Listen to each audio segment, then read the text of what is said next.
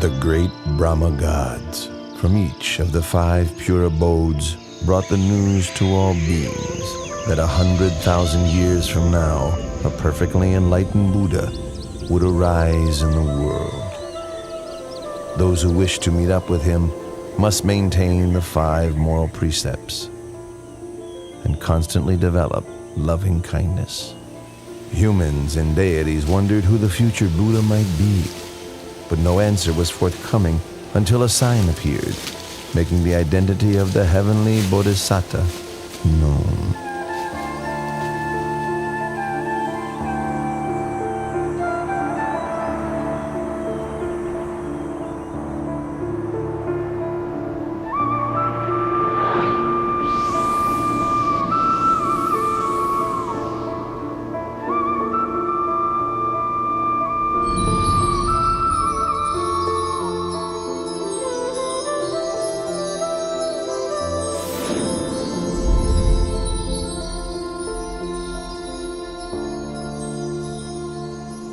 The deities and Brahmas met together for the sake of inquiring who the enlightened one would be.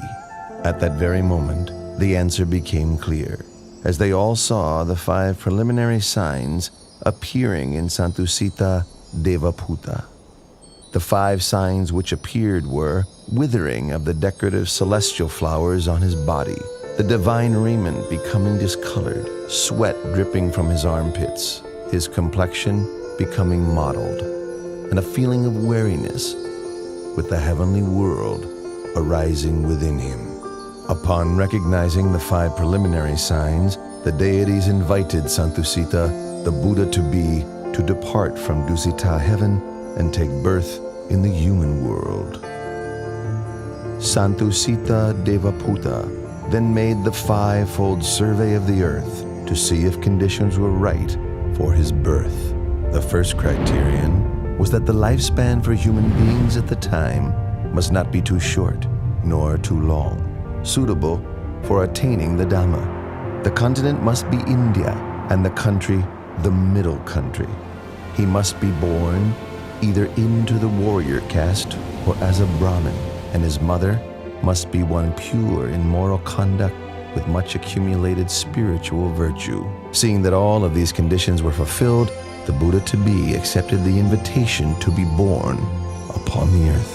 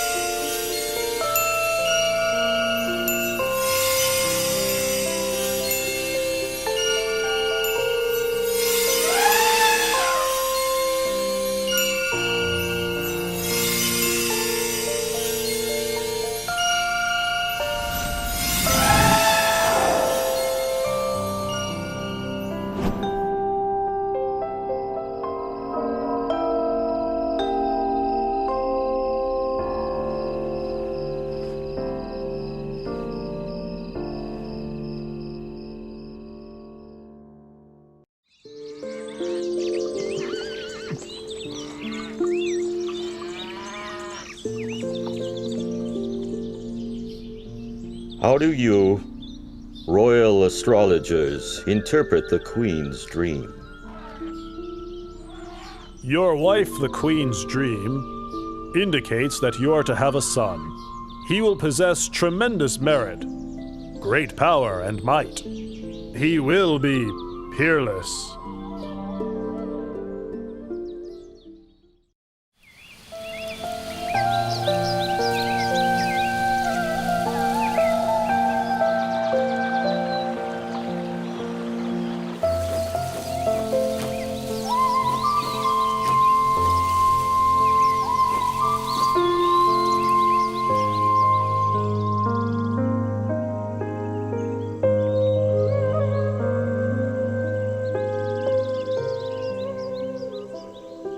My lord, tradition calls for me to return to my family home at Dewataha to give birth. You have my permission.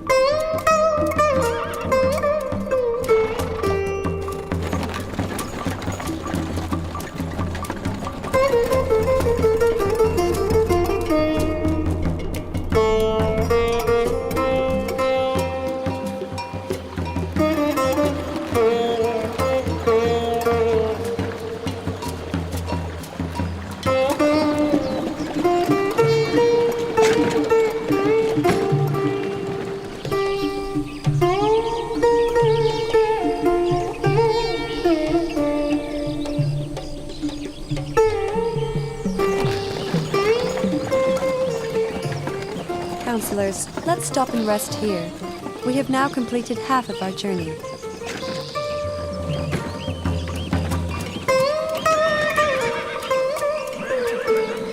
The forest park of Lumpini is so beautiful and shady. We've been traveling half the day. You must all be tired. Let's rest for a while. Your Highness, if that is your wish, then please rest beneath that solid tree over there.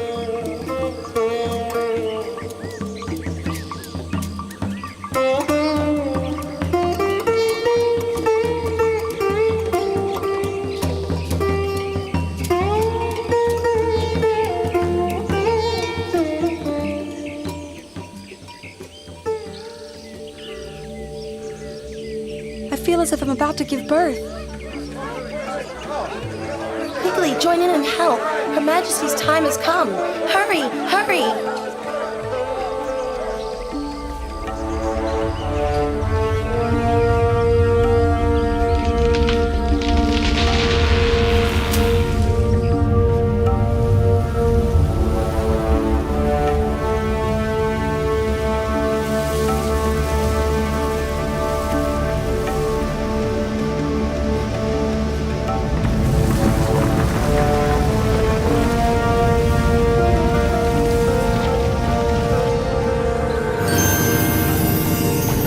As soon as the Bodhisattva was delivered from his mother's womb, and before he could drop to the ground, 4 great Brahma gods from the 5 pure abodes spread a net of gold to receive his body.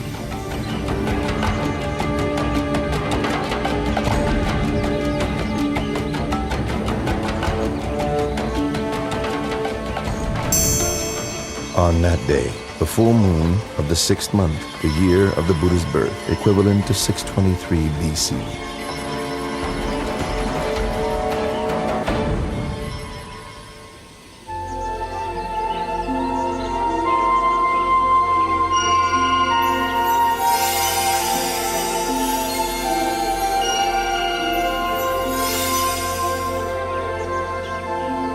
I am supreme in the world, foremost in the world, most excellent in the world.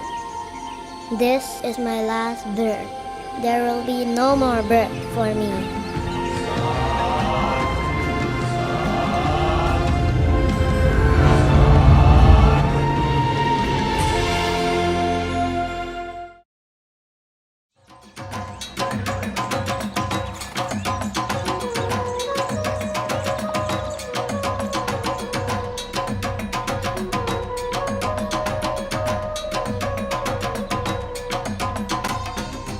I have heard the good news of your son's birth and have come to pay a visit. Venerable Asita, I thank you very much. And as you have been respected by the Sakyan royal family for a long time now, would you be so kind as to examine my child's physical characteristics? The whole family gathered here would be able to hear. Your Majesty, please place your child in the cradle first, so that I can see him well.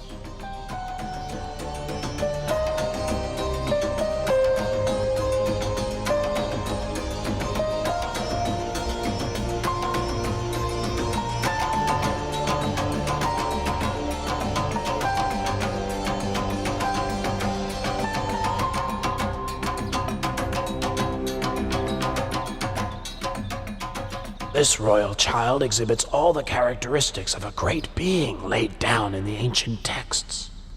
I have never seen any being with the signs expressed to such perfection.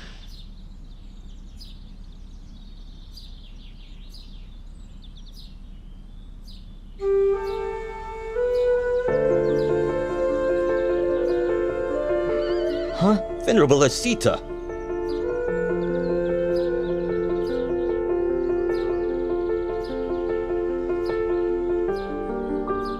I have examined the characteristics of your newborn son. I predict that when your son has grown up, should he lead the household life, he will become a wheel-turning monarch, a great king of the world. But if he should leave, he will become a fully enlightened Buddha, supreme teacher of gods and humans. Oh, but it's such a pity. What's such a pity, Venerable Asita? It's a pity that I am too old to have the chance to live to see this great being grow up.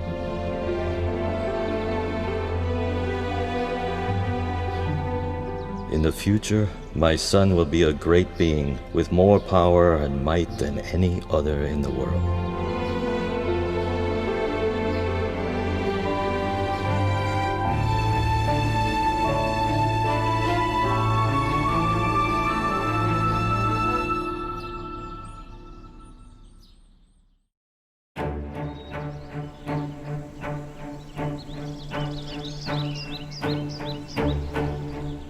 From the 108 Brahmins I invited for the naming ceremony, you 8 have been selected to interpret my baby son's characteristics. You are all proficient. Please give your prediction for my son's future life.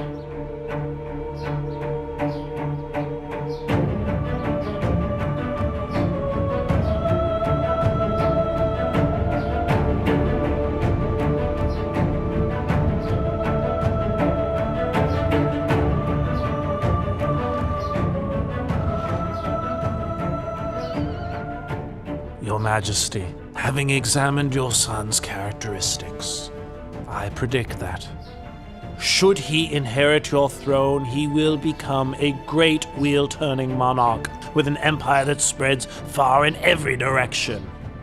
But should he go forth as a monk, he'll become the perfectly enlightened Buddha, the unequaled supreme teacher and guide to the world.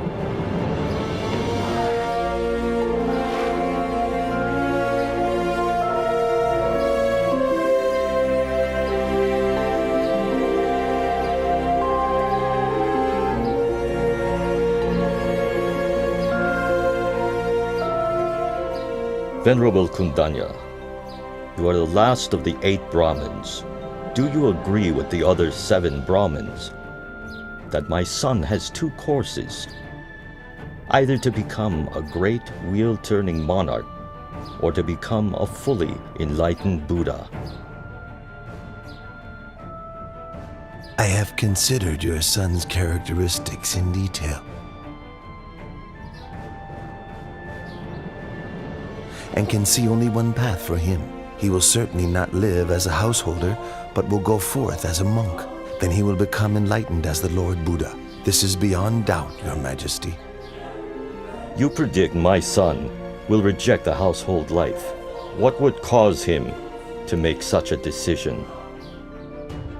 Your son will see 4 signs: an old man, a sick man, a dead man, and a monk.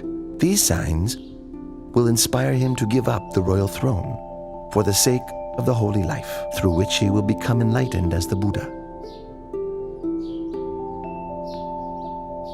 Well, I'd like my son to be a great wheel-turning monarch, ruling the 4 great continents, the greatest prestige for any king.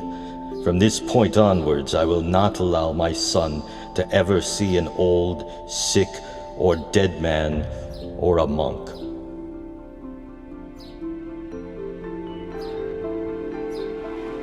Having predicted the prince's future life, the 8 Brahmins gave him the auspicious name Siddhartha, meaning he who will succeed in that which he desires.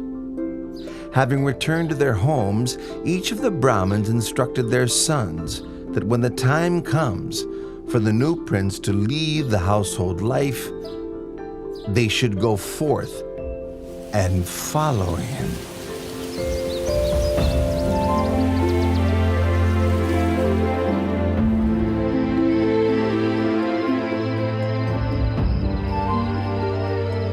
Seven days after Prince Siddhartha's birth, his mother, Queen Siddhi Mahamaya, passed away and became a god in the heaven of Tusida.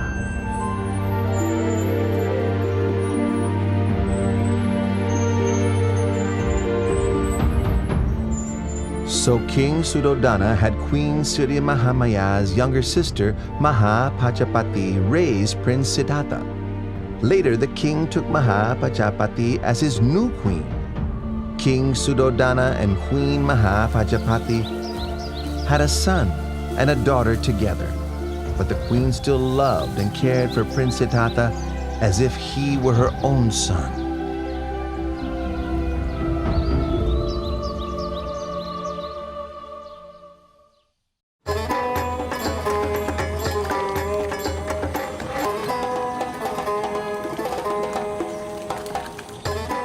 Both of you would like to go and watch the plowing ceremony, wouldn't you?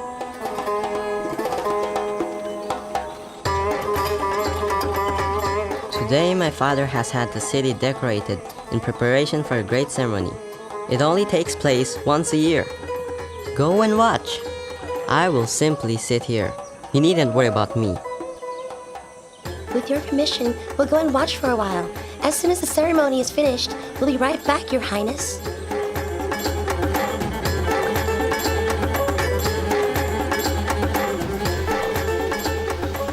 Left alone in a peaceful and shady glade, Prince Siddhartha began to sit in meditation, attaining the tranquility of the first jhana. As the afternoon passed by, the shadows of all the trees moved with the course of the sun, except for the shade of the rose apple tree under which the prince sat. It did not shift position,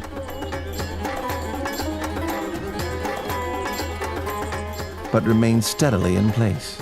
When the companions returned and saw this wonder, they were startled and conveyed the news to the king, who went to see for himself.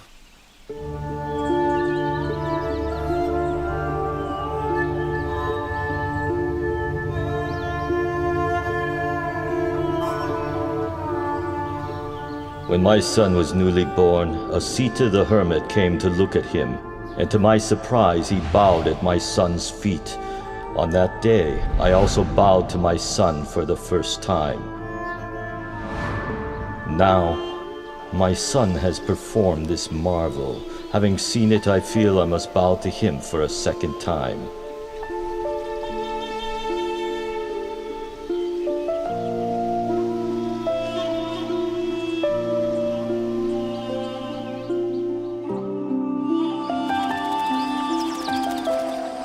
When Prince Siddhartha was 7 years old, King Suddhodana had 3 ponds dug in the grounds of the palace, so that the prince could enjoy himself playing with his friend.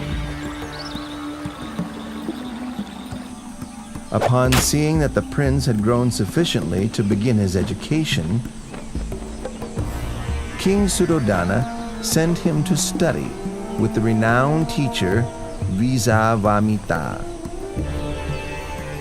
Prince Siddhartha trained in 18 arts and sciences until he was adept.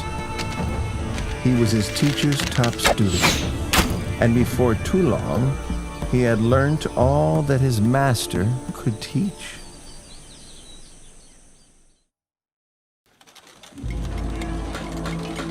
When Prince Siddhartha reached the age of 16, King Suddhodana had 3 palaces built for his son.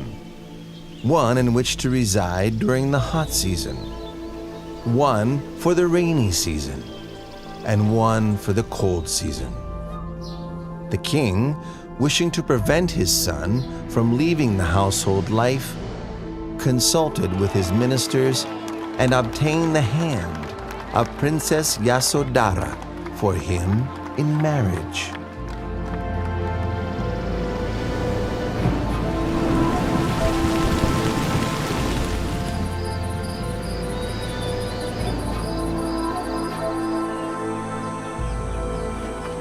Time passed by until Prince Siddhartha reached the age of 29 years.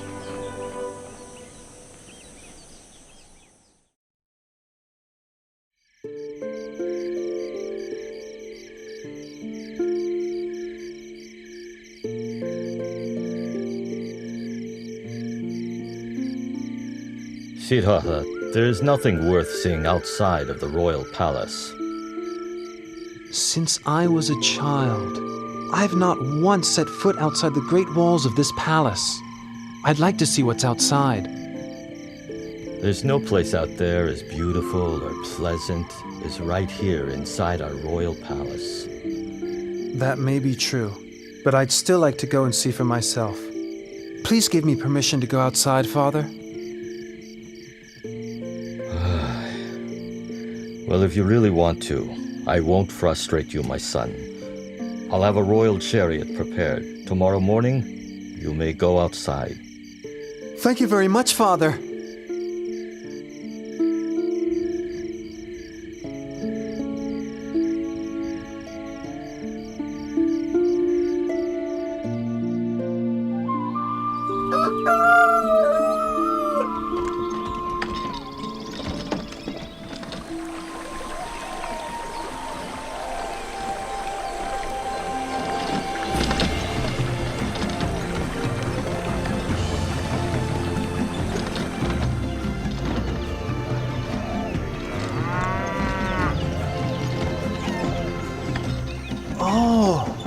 So this is what it's like outside the palace.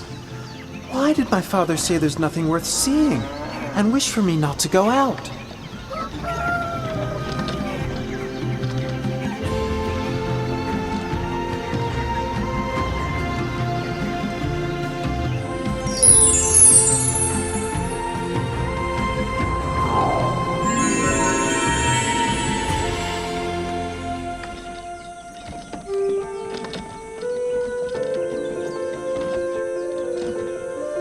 Chana, stop the chariot.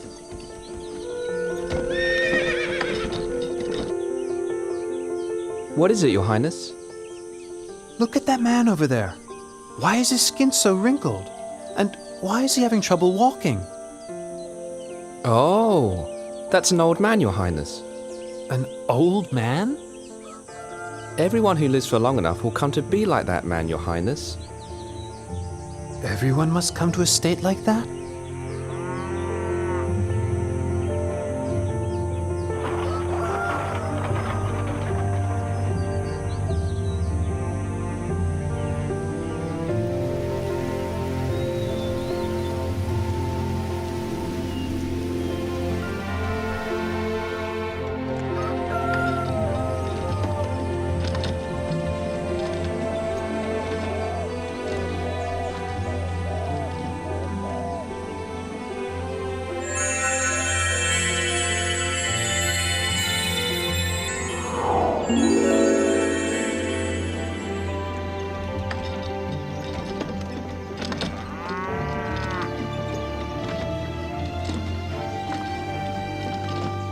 Chana, stop the chariot.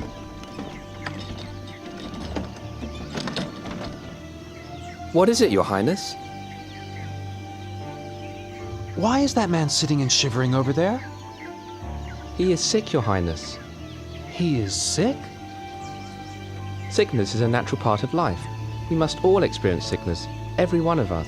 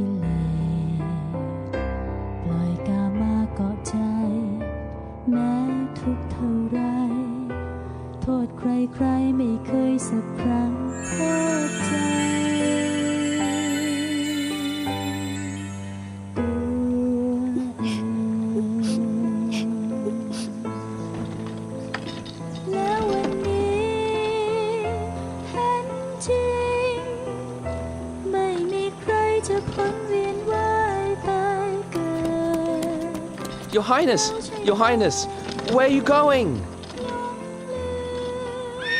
Your Highness, please come back.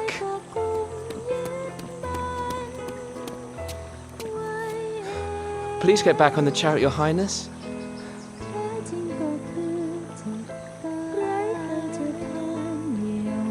There's a man wrapped in that cloth, isn't there? Your Highness, that's a dead man. And must we all die? Yes, Your Highness. There isn't anyone that can escape death. Even me? Yes, Your Highness. Even you are subject to death.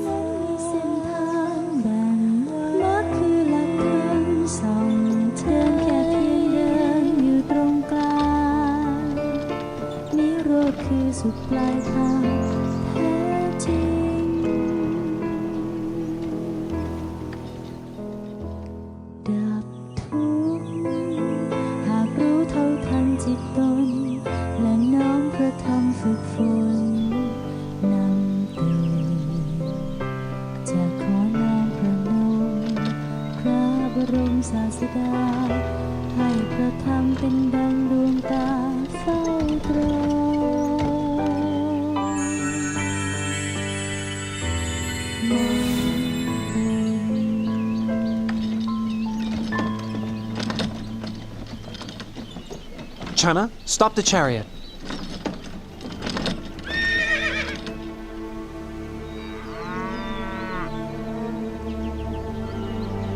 That is a monk, Your Highness.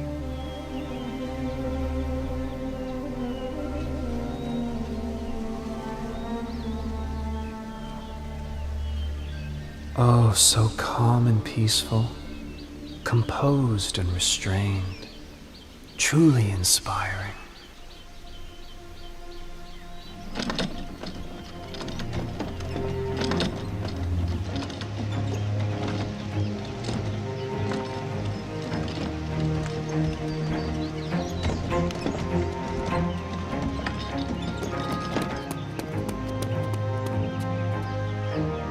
Your Highness, your wife has just given birth to a son. My dear child, I've just begun seeking for a path beyond suffering, and now you are born, like a snare for my heart. I will give you the name Rahula, which means fetter.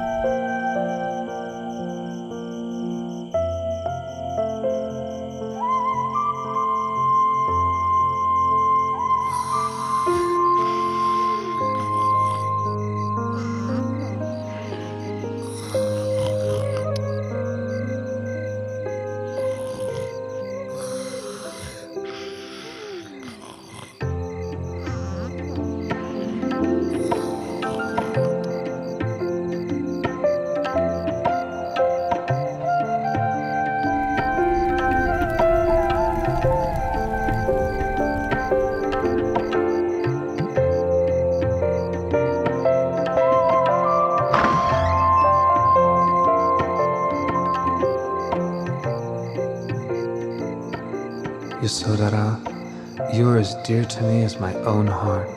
Rahula, you are everything to me. But not one of us can escape old age, sickness, and death. I must find a way for all of us to go beyond suffering, no matter how much trouble or turmoil there is in the search.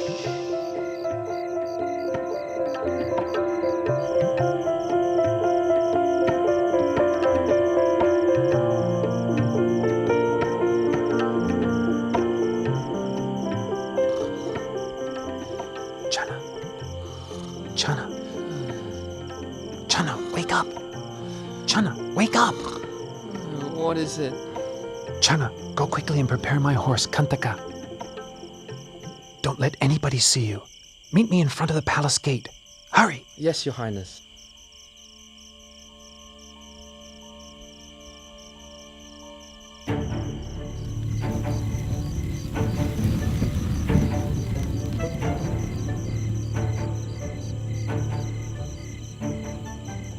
At the moment that Prince Siddhartha was leaving the palace gate, Vasavati Mara, the great deceiver, manifested. He was now worried that he could not use the prince's enjoyment of sensual pleasures to keep him under his control.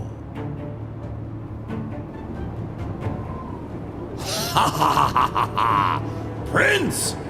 Better go back into the royal palace. In there everything is lovely, pleasant, and comfortable. In just 7 days, you'll become a great wheel-turning monarch. Don't give all of this up. If you leave, you'll get nothing but trouble, torment, suffering, and sorrow. I don't want to become a great wheel-turning monarch. I don't wish for possessions or comfort and happiness, because such things are not likely to free me from suffering, nor are they likely to help me assist my loved ones and my subjects. Step aside and allow me to pass.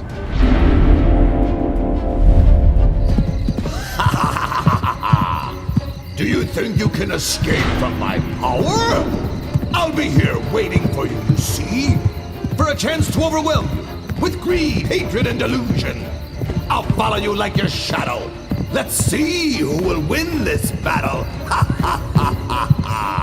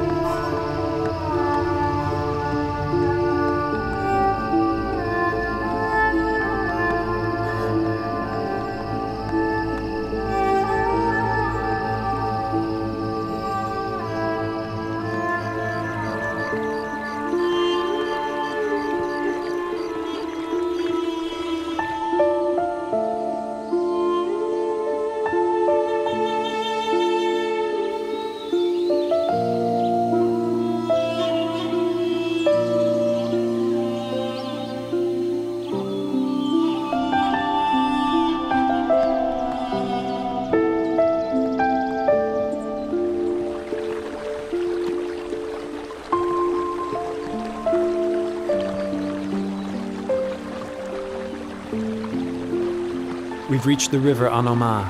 Stop right here, Chana.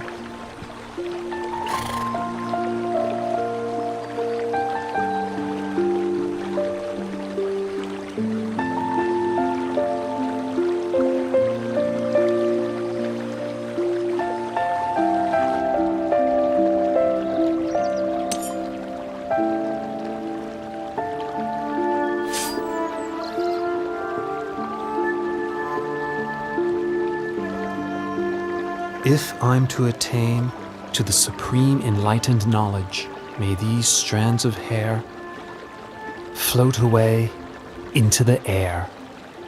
But if I'm not to succeed, may they fall to the ground right here. When the prince threw his hair up into the air, it floated into the sky and didn't fall down. Indra, the king of the gods, caught it in a crystal casket, which he then enshrined in the Kulamani shrine in the Tavatimsa heaven. the Brahma Gatikara offered the prince the 8 requisites of a samana and received in their place the prince's raiment, which he installed in the Dusa shrine in the Brahma world.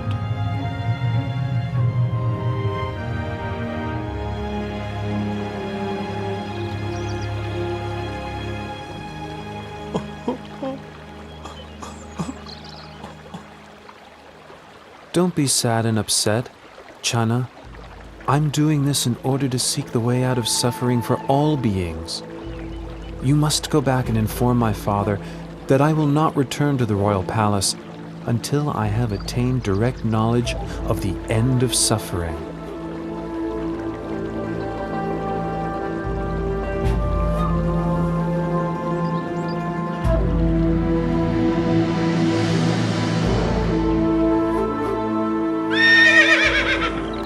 The horse Kantaka was so grieved to be parted from Prince Siddhartha that his heart gave out and he died right there. The power of his appreciation and gratitude to his master carried him to Tavatimsa heaven, where he was reborn as a god.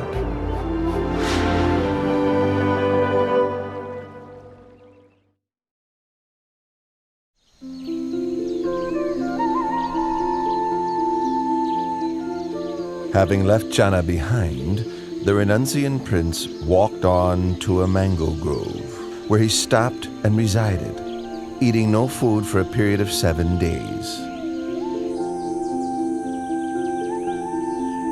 On the 8th day, the renunciant prince left the mango grove to go for alms in the city of Rajagaha.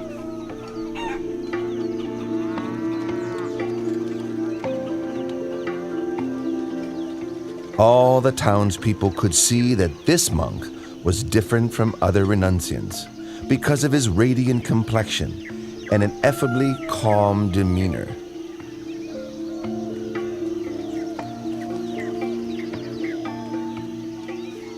Oh, he's so handsome. What's he, a god? Wow, look at that one.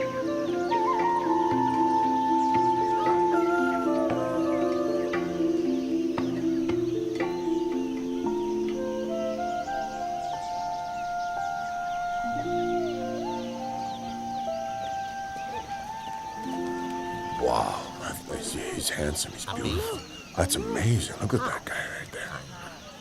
Wow, look at that. Look at him. Delighted, the people spoke to one another, praising the monk's splendor, saying that it was as if a god had descended from heaven for humans to see.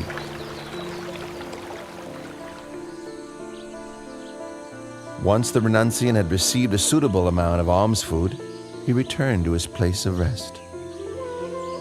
Sitting, the prince contemplated the motley food offerings within his alms bowl, all mixed together. It was an unappetizing sight.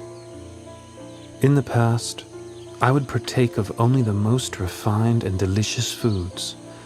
Now leading the holy life for the sake of seeking truth, can there be any point in being fussy over what I eat? This nourishment is merely a necessity for sustaining life. King Bimbisara of Rajagaha sent his men on the trail of this samana, whom the townspeople regarded as splendid, like a god. He then went to see the renunciant prince for himself. When King Bimbisara saw the dignified, peaceful demeanor of the young monk, he felt greatly inspired. Then, exchanging conversation with the samana, the delight in his heart increased all the more. Due to his suspicion that Prince Siddhartha had left the palace due to a dispute with his relatives over the throne, King Bimbisara offered the throne of Rajagaha to the prince. But the prince refused the king's offer, having renounced his own throne, not due to a dispute, but in order to seek the way beyond suffering.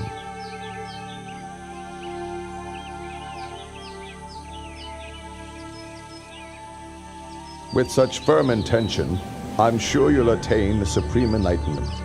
Once you have done so, May I request that you come and teach the Dhamma to myself and to the citizens of Rajagaha.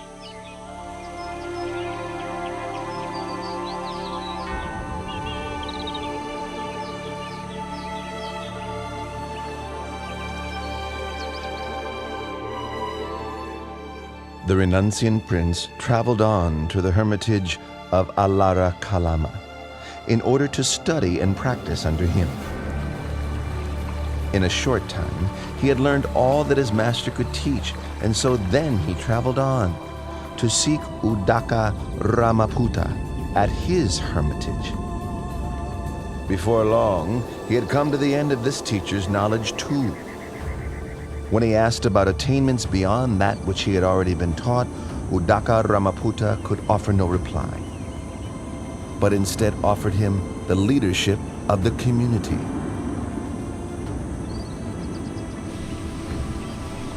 But when the Bodhisattva saw that what he had learned was not the way out of suffering he was seeking, he took his leave and moved on in order to continue his search for higher truth.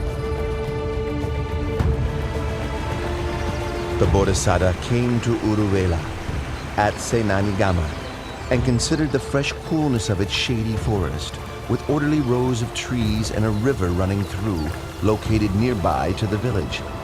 It seemed a suitable place for him to continue striving for liberation, so he ceased his traveling and settled in that spot.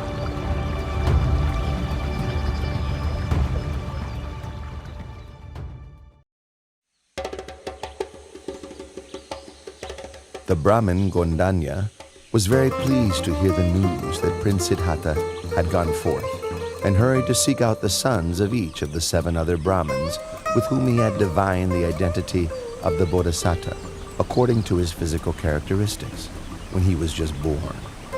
He managed to gather and persuade only 4 of these sons, and then together the 5 Brahmins left the household life and set off in search of the great renunciant.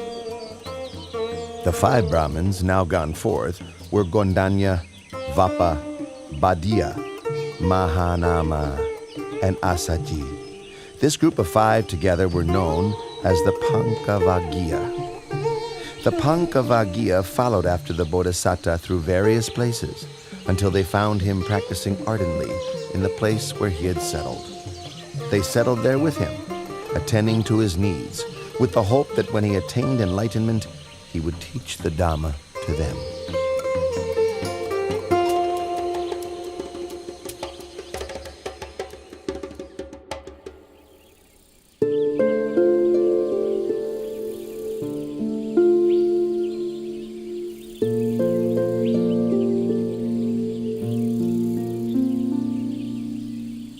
The renunciant prince was intent on seeking the path to enlightenment, so he took up 3 of the extreme ascetic practices that were favored by the practitioners of those days. For the first period, he pressed his teeth against his teeth and his tongue against his palate so firmly that sweat ran from his whole body. The pain was as severe as if someone were gripping his throat tightly, strangling him. When he saw that this was not the way to enlightenment, he gave up on the practice and changed to another method. For the second period, he restricted his in and out breaths, stifling them until both his ears rung loudly, his head ached, and his stomach racked with pain, his body as if on fire. But no matter how great the distress, he did not give up his efforts until he saw that this was not the way to enlightenment. Seeing this, he gave up the practice and changed to another method.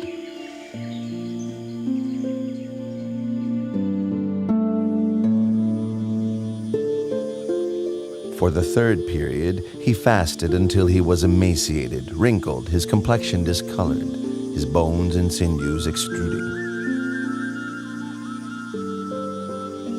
Exhausted of energy and suffering greatly, rubbing his hand over his body, the hairs stuck to his palm.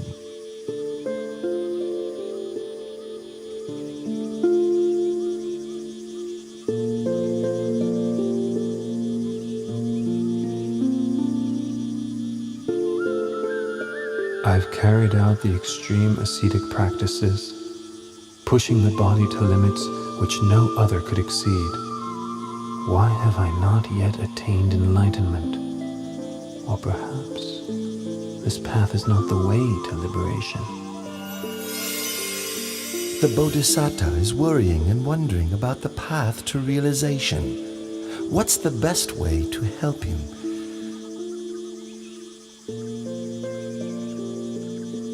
Aha! This is the way.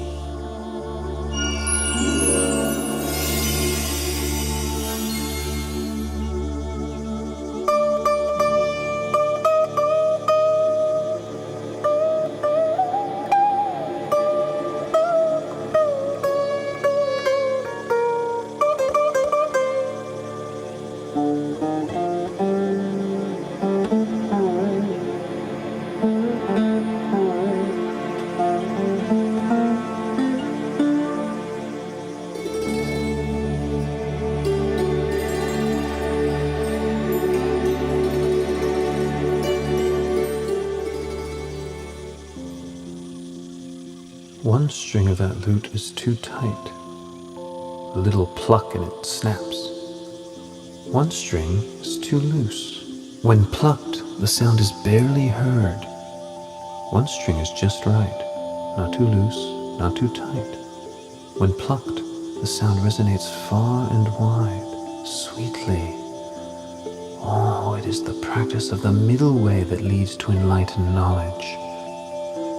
But the current state of my body surely can't support efforts in developing the mind along the middle path of practice.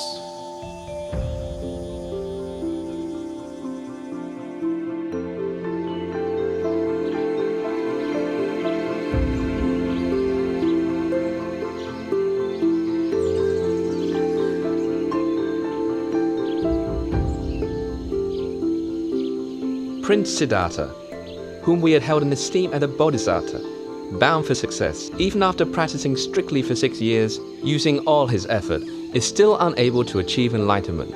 Now he's relaxed his efforts. And eating proper food again. How will he ever succeed? Quite so. Venerable Kondanya, you're the most senior amongst us. What do you think we should do? Under the circumstances, there can be no use in attending to him any longer. The time has come for us to take our leave.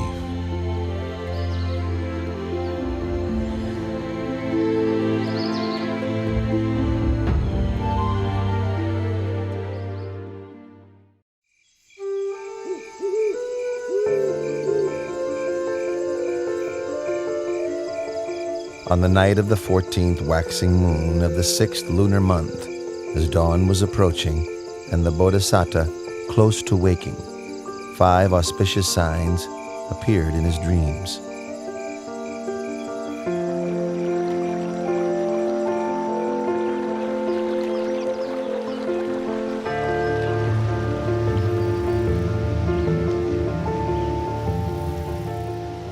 Which he interpreted as follows. 1. He would achieve enlightenment as the Buddha. 2.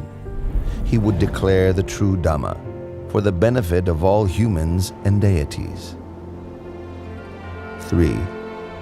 A great number of people would come to train under him, thus establishing the Buddha, the Dhamma, and the Sangha. 4. People of all castes and classes after training under him would come to understand the same pure Dhamma. 5. People from all over the world would bring offerings to him to express their faith and trust, but his heart would remain unstained by even the slightest attachment to such wealth.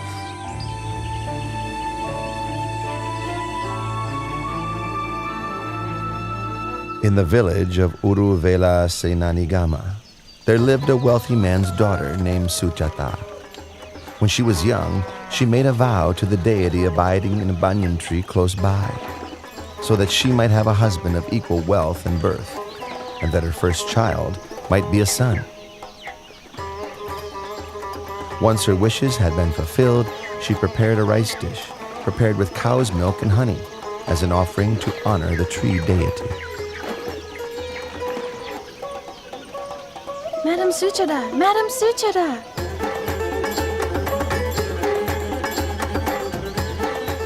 What's the matter, Puna? Why are you rushing in such an excited way? It seems that the tree god has come to receive your offering. I saw him at the banyan tree over there with my own eyes. He's glowing with a beautiful halo all around him. Everyone, quickly, help! Puna, go and fetch a golden tray for the honeyed milk rice. We'll take it out to offer to the tree god. Quickly, go, go!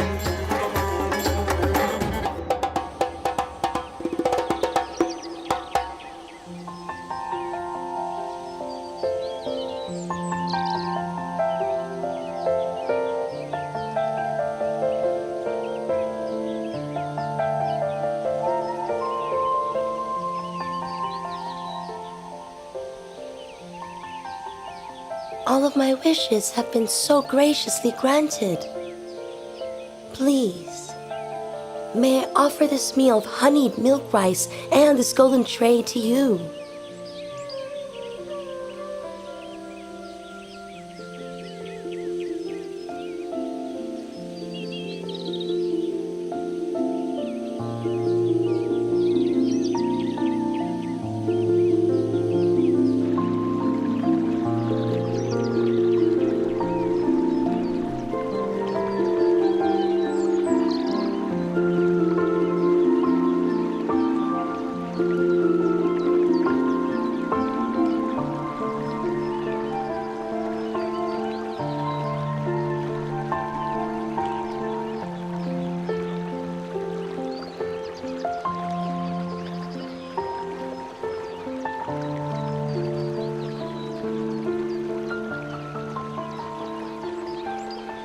I offer this prayer.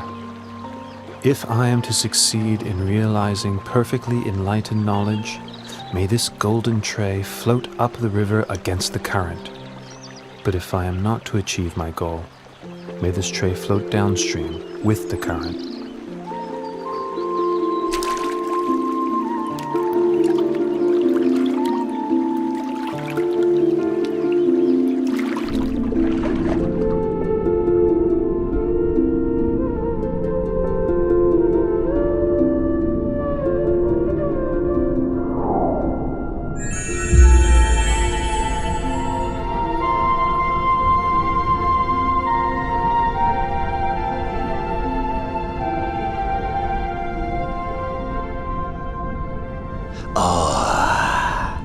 In no long time, 3 Buddhas have become enlightened here, and now one more is about to attain to the Dharma.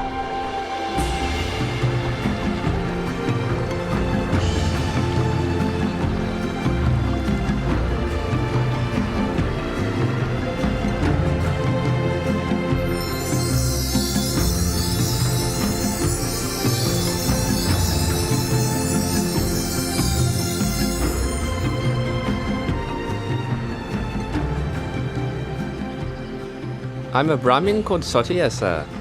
I'm inspired with great faith at the sight of you. Please let me show my respect. May I offer you 8 handfuls of blade grass?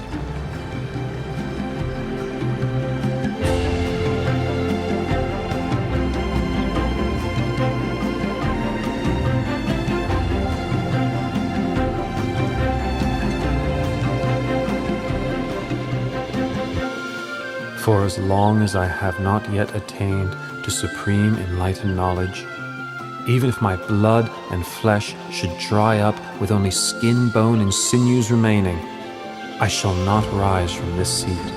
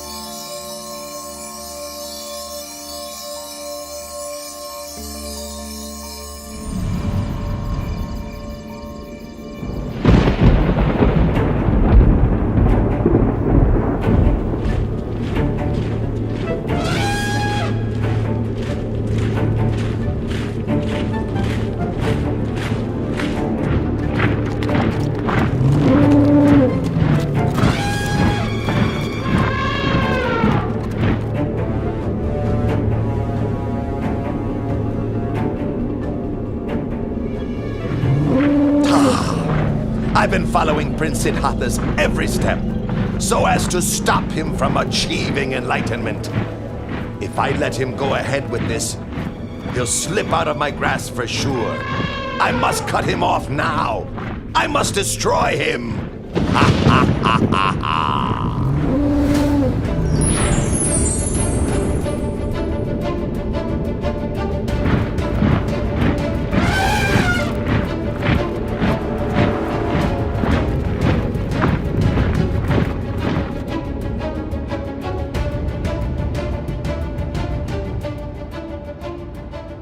The power of the Bodhisattva's spiritual qualities and goodness, accumulated over countless lifetimes, protected him as though in invisible armor, his heart steady and peaceful, unshaken by fear.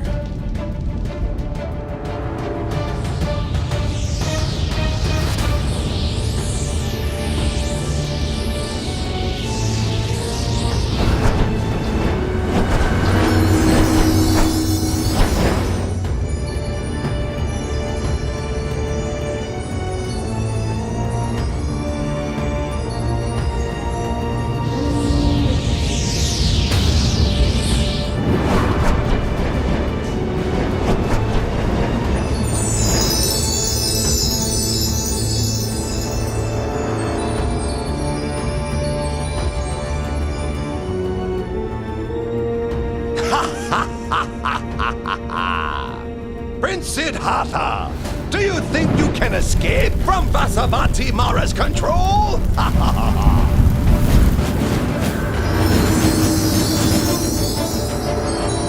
Huh?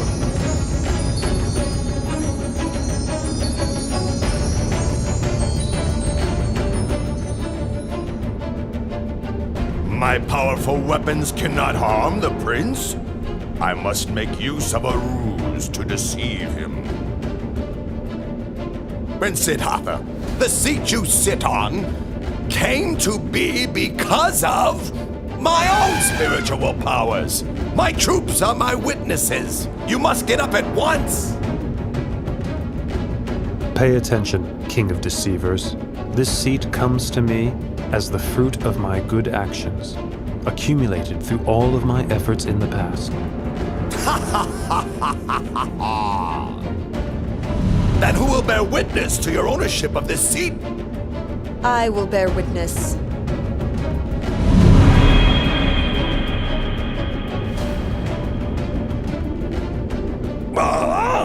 Dharani, goddess of the earth! All the merit made by his good actions in the past, even the water which he has poured on the ground in dedication of merit, soaked up by my hair and kept close to my head, is sufficient to bear witness to his virtues.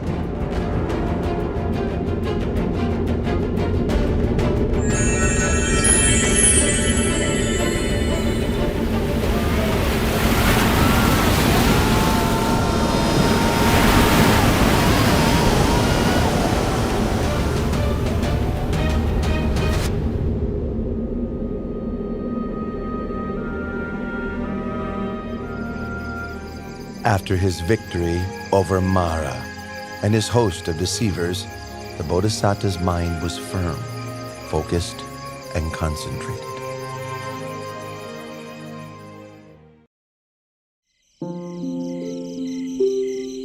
At dusk, the Bodhisattva began to develop meditative insight, attaining to the first knowledge, Pubenivasa Nusatinyana, the ability to recollect his past lives.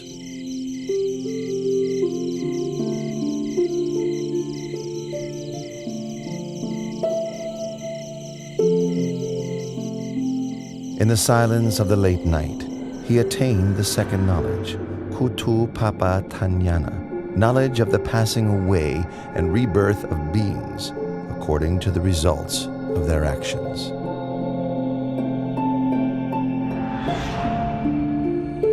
Close to dawn, the Bodhisattva attained to the third knowledge, Asavakayanana, knowledge of the destruction of mental defilements, complete liberation and freedom from suffering. He thus came to be the fully self-awakened Buddha.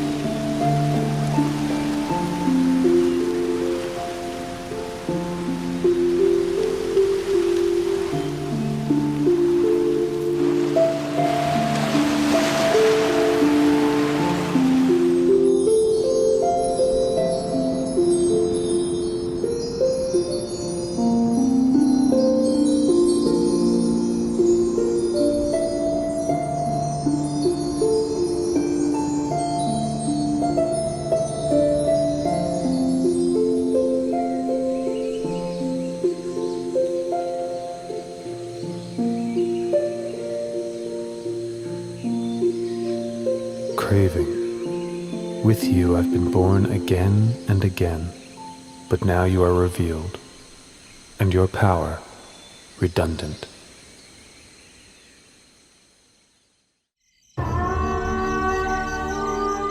After the Bodhisattva had attained to the Dhamma and become the Buddha, he sat under the Maha Bodhi tree, enjoying the bliss of freedom for 7 days.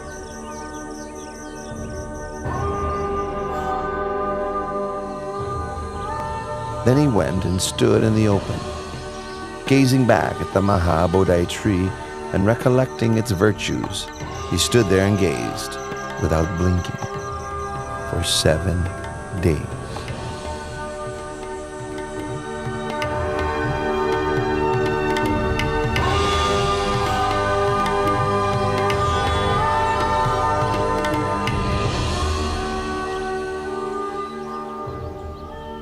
After that, the new Buddha walked back and forth between the Maha Bodhi tree and the place where he had stood for another 7 days. Having walked meditation for 7 days, for the 4th week he sat meditation in a crystal shelter prepared for him by heavenly beings. He sat and contemplated the most profound Dhamma for 7 days.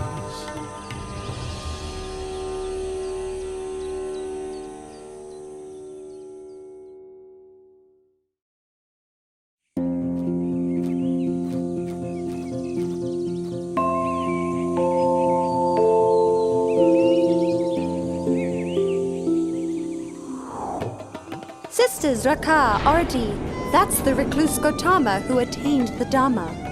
That's right, Sister Tanha. That's him for sure. Our father, Lord Mara, together with all his troops, could not defeat this one and was humiliated. It's up to us to find a way to take revenge. Tanha, Raka, in this world, I've never met a man whose heart could resist the 3 of us. We who embody infatuation and desire. Ardi, you're right. We will use our femininity to ensnare the recluse Gautama in the bonds of sensuality and entangle him for countless time.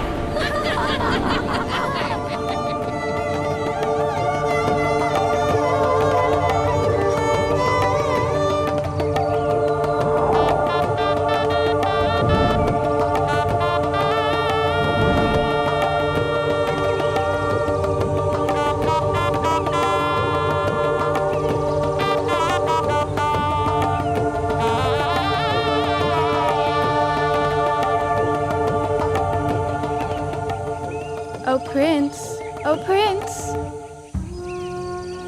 Prince. Ow.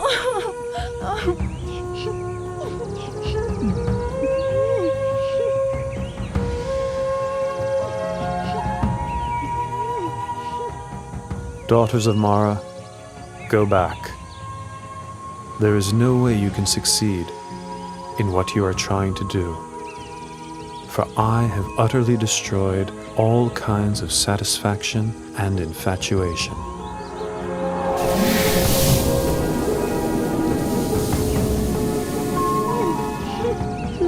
My name is Tanha, and this is Raka and Arti.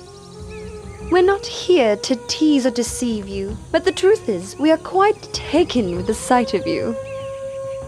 Really and truly, sir, no one has ever made us feel so enamored as you. No one, sir. That's right. The three of us offer our bodies and our hearts to your service, expecting no reward. Our wish is simply that you find satisfaction in us, even if only for a short time. That would make us so very happy. I've told you already. I have utterly destroyed all kinds of satisfaction and infatuation. You will not find what you are looking for. There is nothing for you here. You should go away.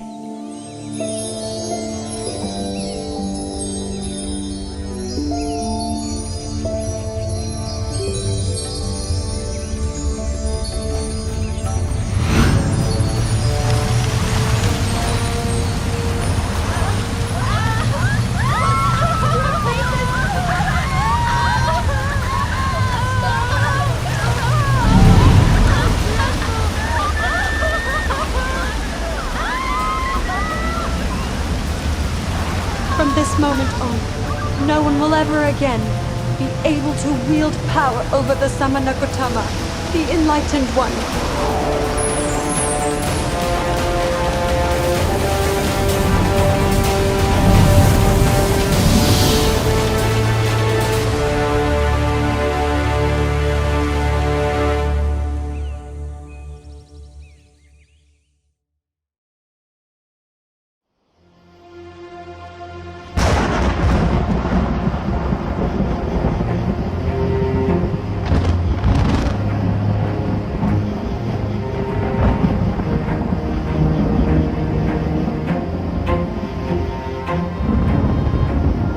In the sixth week, the Buddha sat enjoying the bliss of freedom underneath the Mukalinda tree.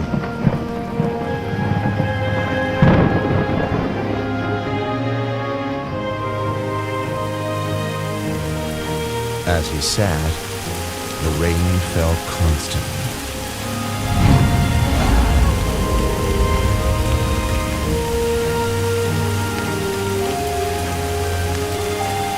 A king of Nagas, called Mukalinda, saw him and was inspired with faith. He coiled his body around the Buddha, then opened his hood over the Blessed One's head to protect him from the wind and rain.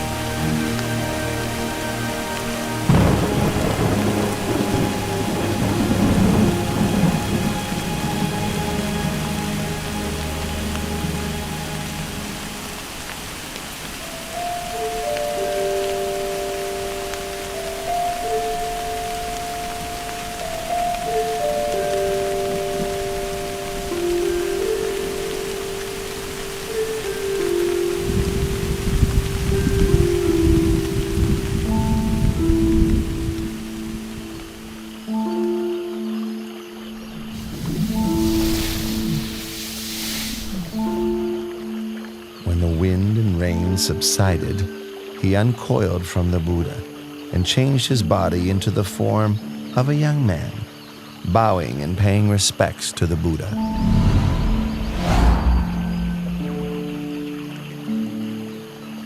I, Naga King Muchalinda, am the Buddha's servant. I pay homage to the Blessed One.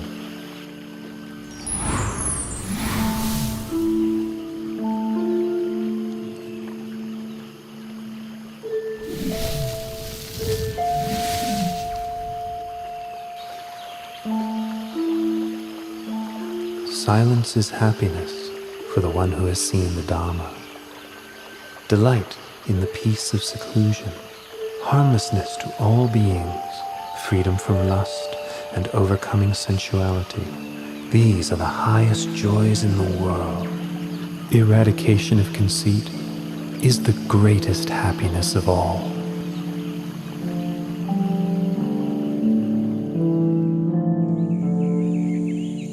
In the seventh week, after his enlightenment, the Buddha sat and enjoyed the bliss of freedom under the tree called Rajayatana for another 7 days.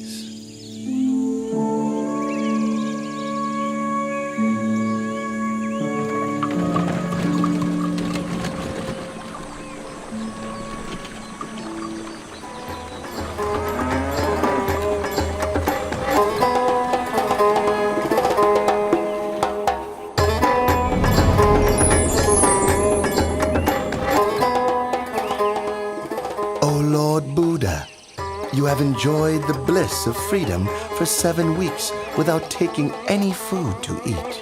Please accept this medicinal fruit I have brought for you from the heavenly world.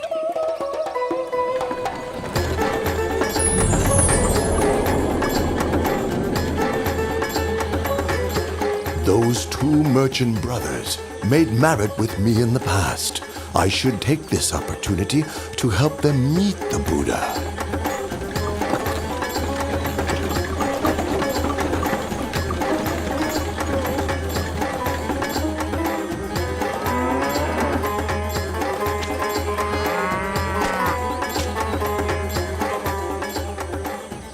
Look, Tapusa, all of our carts have stopped as if fixed to the ground. No matter how much our men work the bullocks to make them pull, the carts still won't budge. They just won't move. It's strange. Why would the... Huh? You 2 merchants, do you know that the just now enlightened, perfectly awakened Buddha is now sitting under the Rajayatana tree over there? You'd better go and pay your respects to him, then offer him the baked and ground grain meal you're carrying with you. It will be a cause for your benefit and happiness for a long time.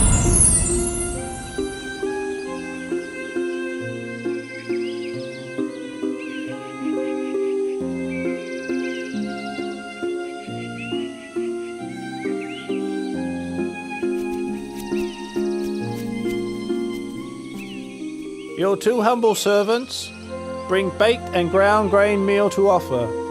Please may the Lord Buddha accept our offering. I lost my alms bowl before my enlightenment. When I accepted the honeyed milk rice from Sujata, I floated the golden tray off in the stream. Now these 2 merchants are offering me a meal.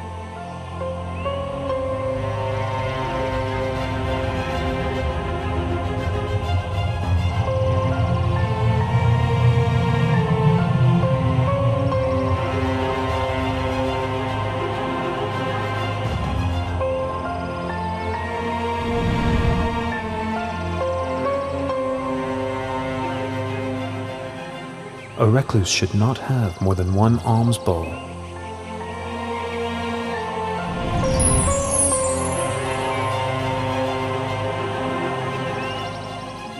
We, Tapusa and Balika, declare ourselves to be lay Buddhists. We take refuge in the Buddha and the Dharma for the rest of our lives. Your 2 humble servants, Balika and Tapusa, would like to ask you for some object that we may keep, to honour and revere.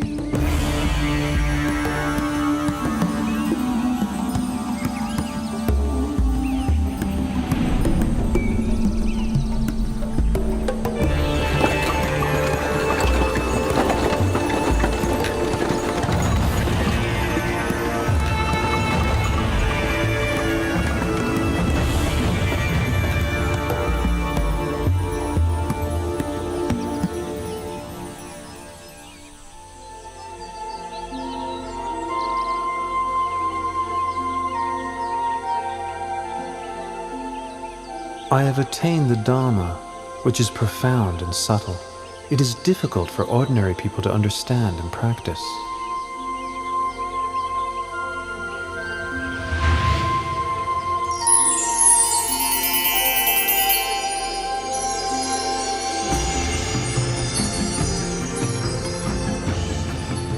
There are several kinds of people in this world.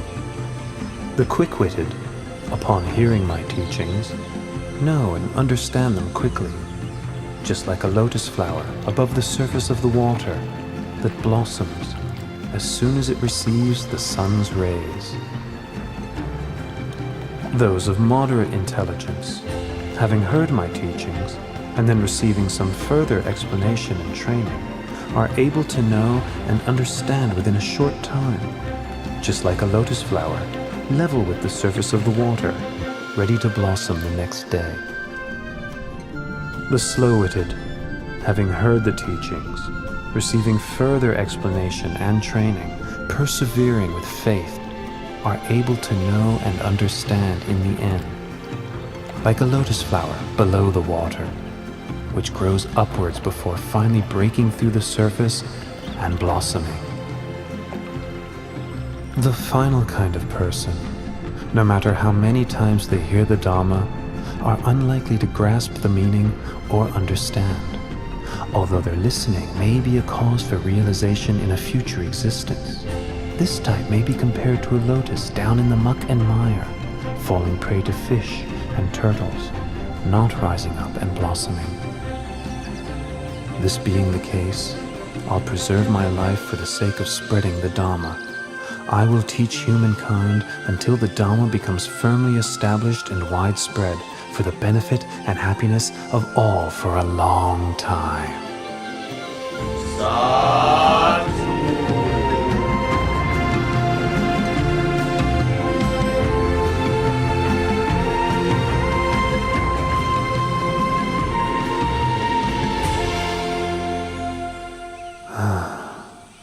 It's a pity that Alara the hermit passed away 7 days ago, and Udaka the hermit passed away just yesterday. If Alara Galama could have lived for another 7 days, and Udaka Ramaputta just one more day, they would both have surely attained enlightenment. The Buddha had known through superhuman knowledge of the passing away of Alara Kalama and Udaka Ramaputta. Then he remembered the Pankavagiya, the 5 monks who had attended him while he was practicing extreme asceticism. Each of the 5 had well-developed faculties. If they could hear the teaching, they would surely soon attain to the Dhamma.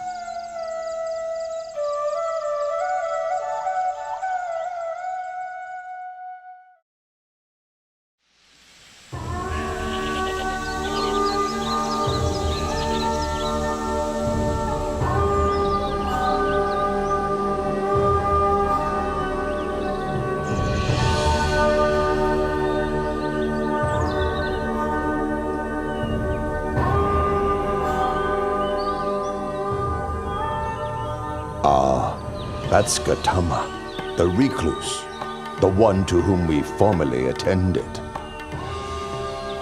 So it is. The one who gave up his austerities. All right. If he comes here, we won't bother to get up and welcome him. We'll just put out a seat. If he wants to sit down, then let him sit.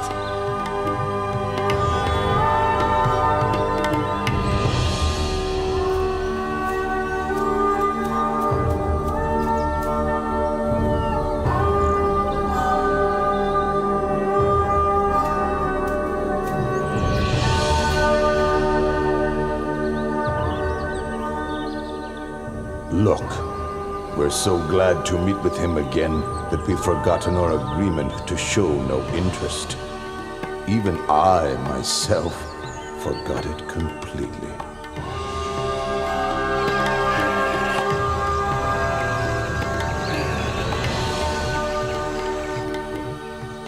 Recluse Gautama, what leads you to visit us here in this forest? Do not address me in that way. I have now attained to the Dhamma. Pay attention to my words. If you follow my instructions, before very long, you will realize the Dhamma.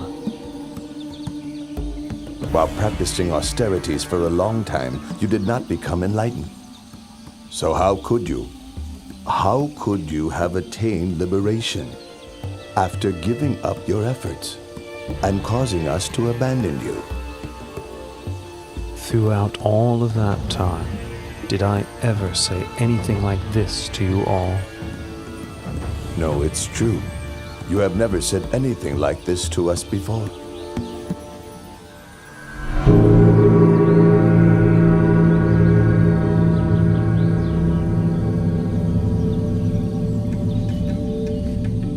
Entangling oneself in sensual indulgence, tormenting one's body with hardship and pain, these are ways a renunciant should not undertake, for they stray from the path of enlightenment. The middle way, that is, the noble eightfold path, is the practice that leads to Nibbana.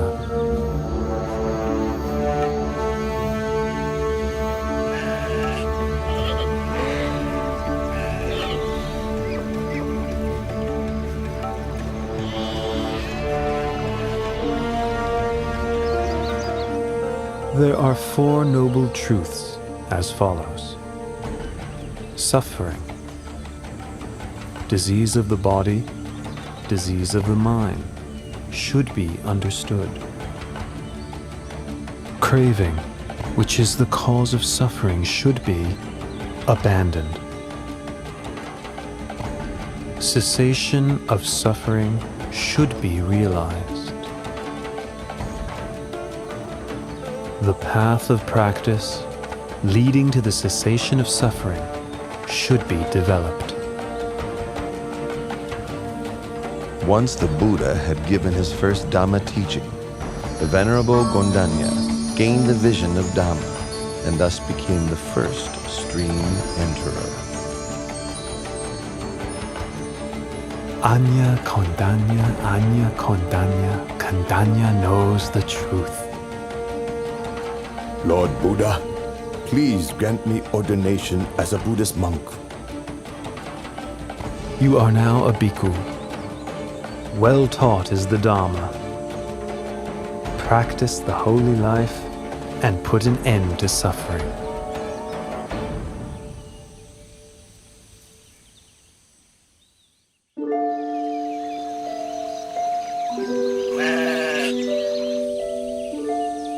The Buddha gave ordination to Venerable Vappa on the first day of the waning moon, Venerable Badiya on the second day, Venerable Mahanama on the third, and Venerable Asachi on the fourth. On the fifth day of the waning moon of the 8th lunar month, the Buddha gave the teaching known as the Anattalakkhana Sutta. The five groups that we take as a self are as follows: body, feeling, pleasant, unpleasant, and neutral, perception and memory, mental formations, sense consciousness, awareness of mental impressions. These five aggregates are not me, not him or her, not mine, not his or hers, not myself, not his or herself.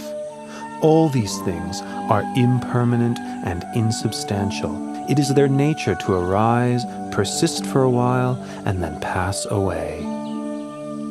After listening to the teaching, each of the Pankavaggiya attained to arahantship.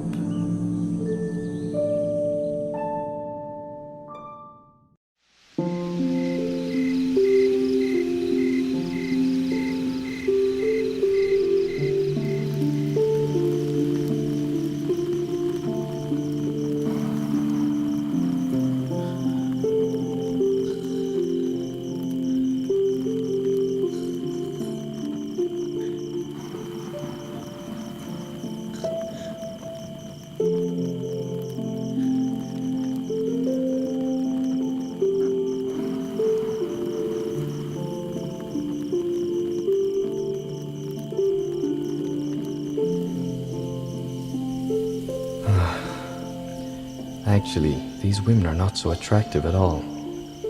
My father built me 3 mansions, one for each season of the year. He hired beautiful maidens to play music and entertain me. I thought I was living a happy life, but now I feel tired of this way of life. Is this all I came into this world for? Are these the only things that can give one happiness in life? Then why do I feel so bored and fed up?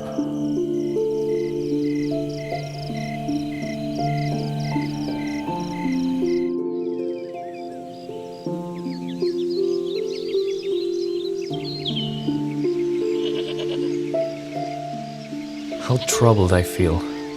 How frustrated. How troubled I feel. How frustrated. It is not troubling here. It is not frustrating. Come this way, Yasa, and I will teach you the Dharma.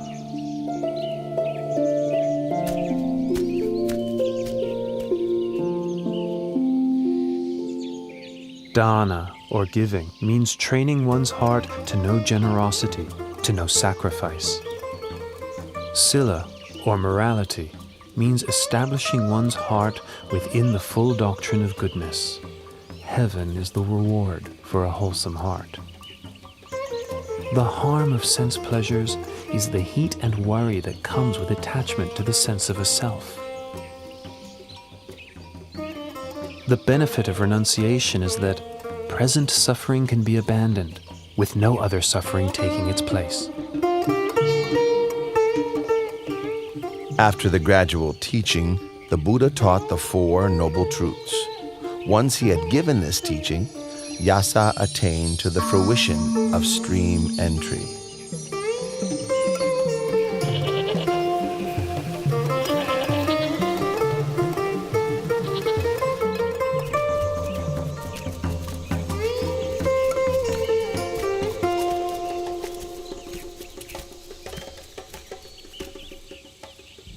Hey, these are my son Yasa's shoes. Wait here, all of you. I'll go after him myself. Here comes the father. If he meets with his son now, it may prevent him from realizing the Dharma.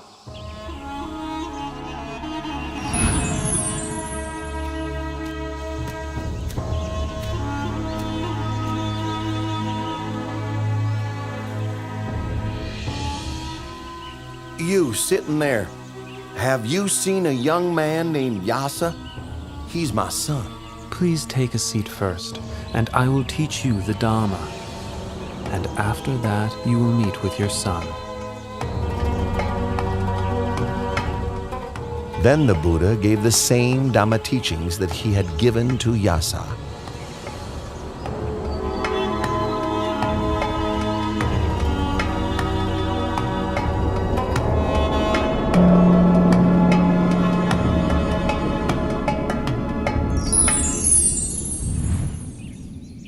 Oh, the Buddha has helped gain the vision of Dhamma.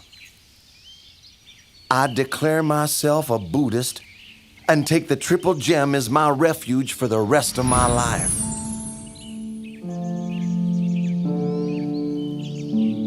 Yasa, hurry back home. Your mother doesn't stop crying out of worry for you. Let's go back now, my son.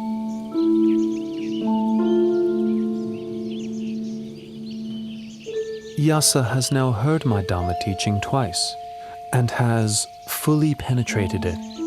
He is now an Arahant with no thoughts of returning to the household life.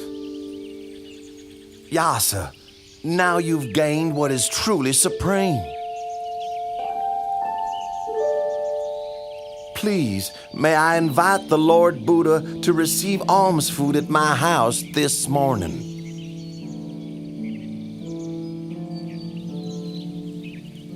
Once the wealthy man had left, Yasa requested ordination as a bhikkhu.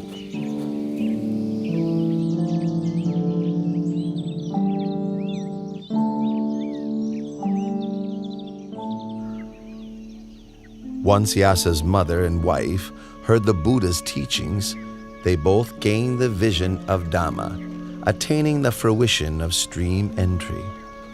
They declared themselves as Buddhists and took refuge in the Triple Gem, becoming the first female followers of Buddhism.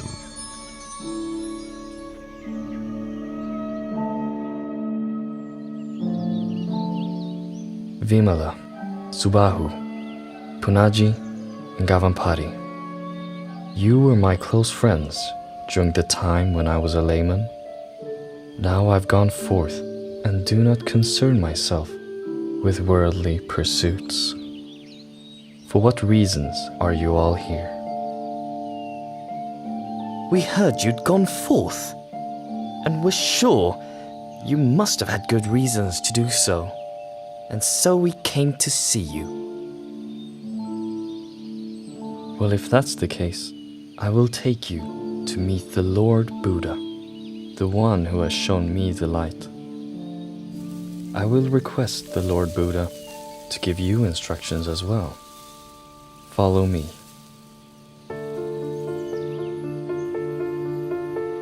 Listen, all of you.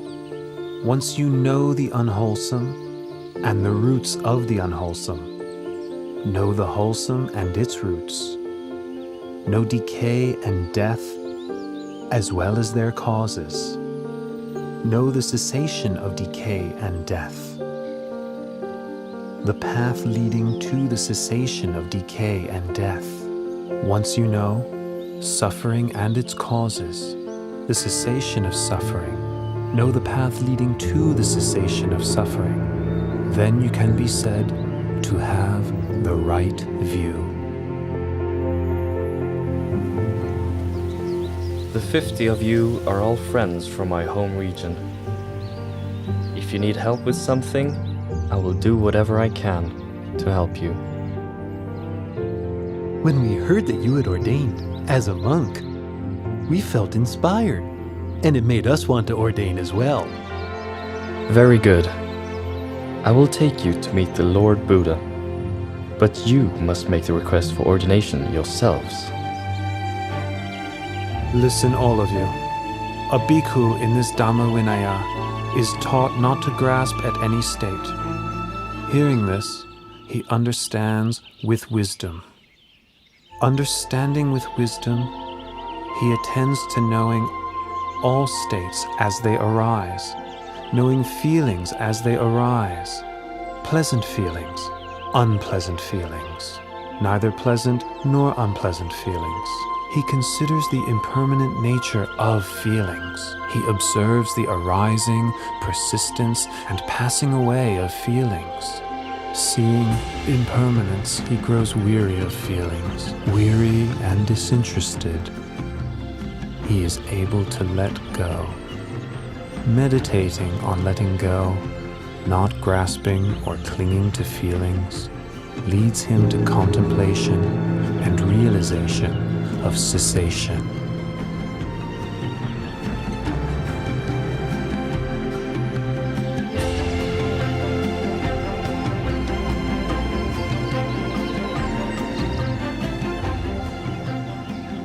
Bhikkhus, you have now attained the sublime Dhamma. So go forth and travel from place to place, spreading the Dhamma. Proclaim Buddhism for the benefit of the many, but let no two travel on the same route. As for myself, I will go to Uruwela Senanigama to spread the teachings there.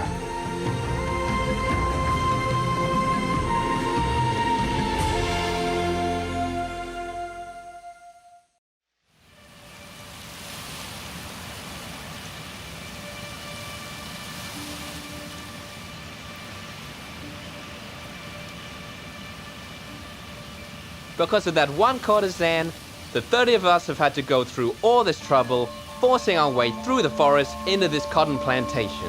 That's right. She stole our clothes and our jewelry. We catch up with her, then... Whoa, wait. Look, there's an ascetic sitting under that tree over there. Let's ask him if he saw her pass by.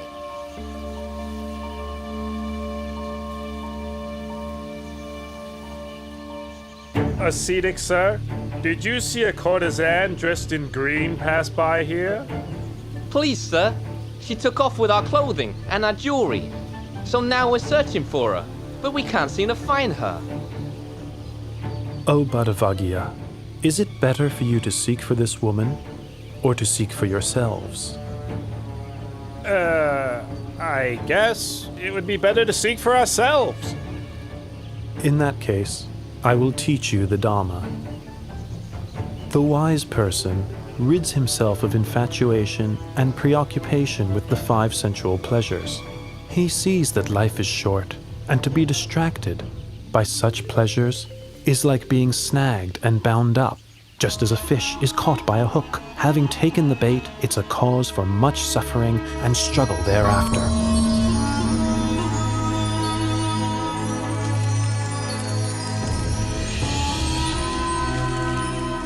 Badavagya, you have now all been ordained as Buddhist monks. So go forth and proclaim Buddhism by spreading the Dhamma for the benefit and happiness of all.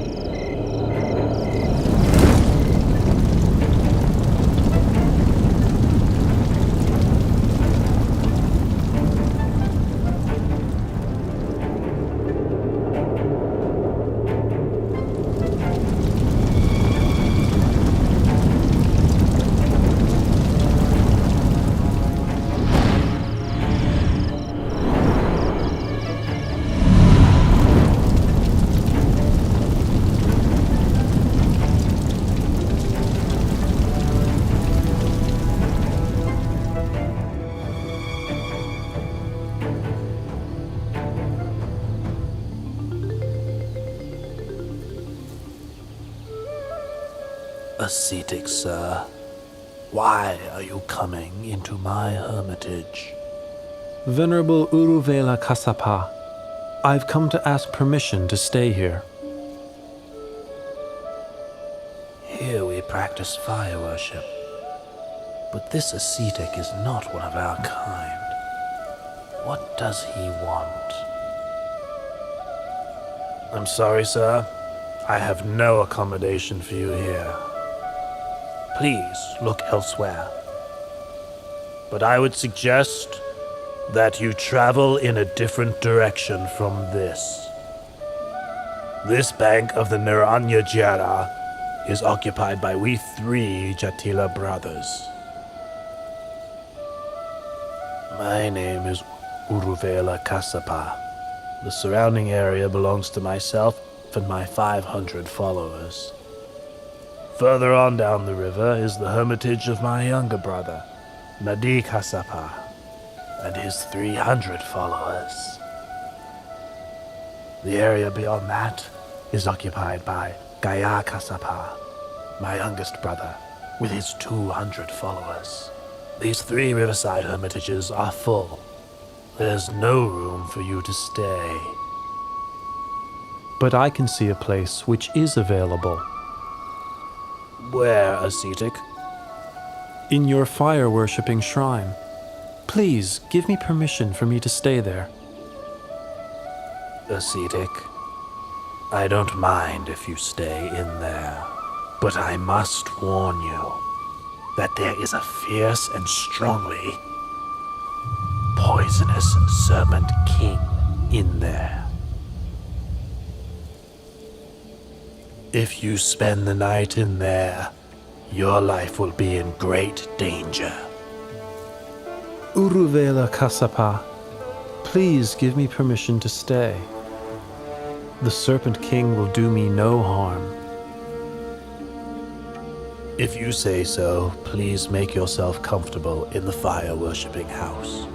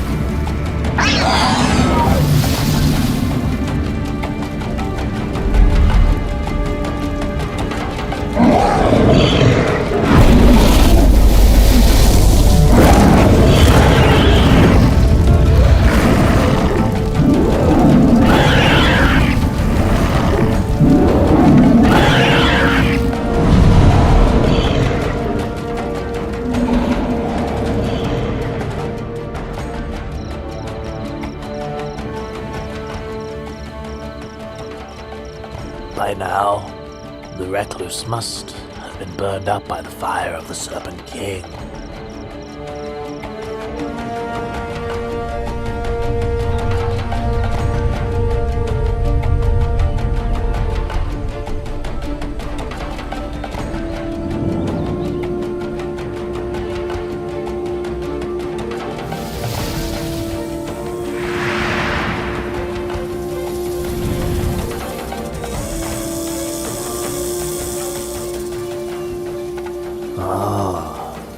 This recluse is of great might.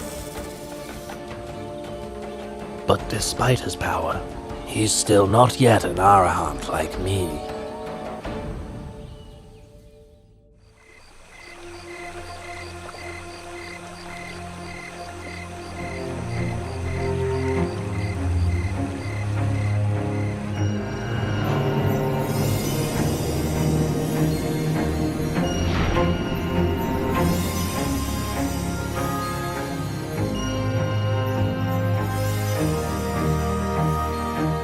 This ascetic is indeed of great might.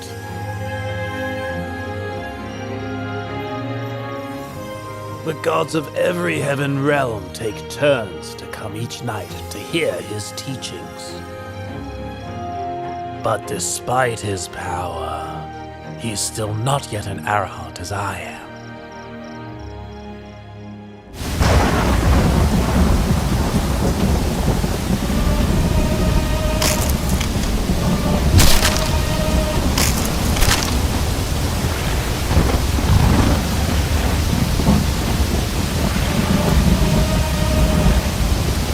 There's been a tumultuous rain, and it has flooded the whole area. Surely the ascetic has been washed away or drowned. Master, sir! Master, look over there!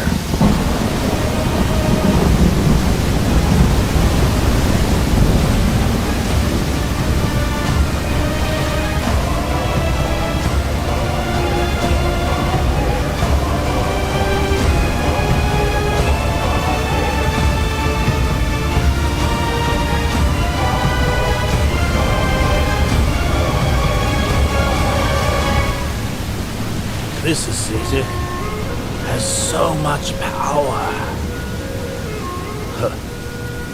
But despite all of this, he's still not yet an arahant as I am.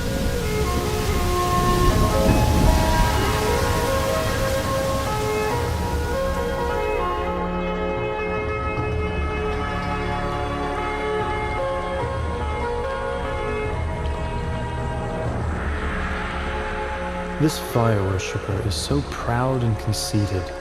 He insists he's an arahant. How stubborn he is. Uruela Kasapa, your way of practice does not lead you to the path and fruit. So why do you consider yourself an arahant?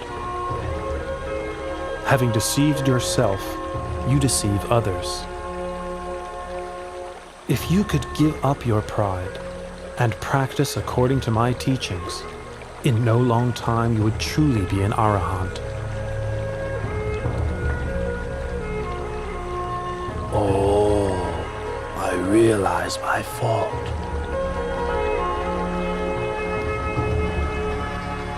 Please may the Buddha allow me to take ordination and teach me the Dharma.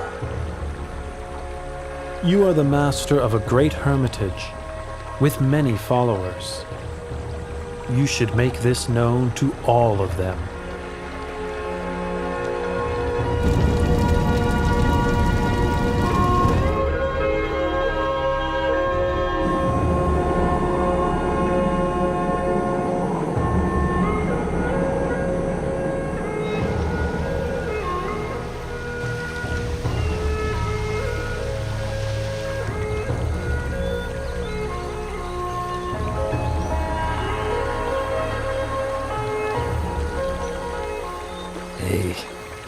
These robes and fire-worshipping implements must have washed down the river from where my two elder brothers live.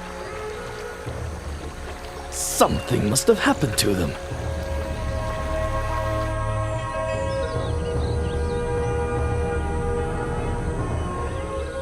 Brother Urvela, Brother Nati!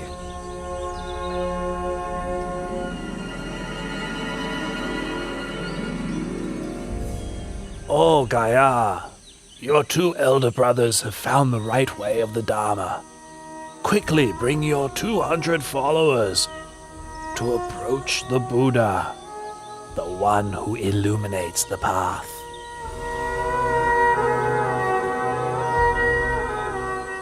O bhikkhus, all things are burning. Contact with the eyes, ears, nose, tongue, body, and mind are burning. Feelings, mental formations, and consciousness, whether pleasant, painful, or neither pleasant nor painful, are burning. Burning with lust, hatred, and delusion. Burning with birth, aging, and death.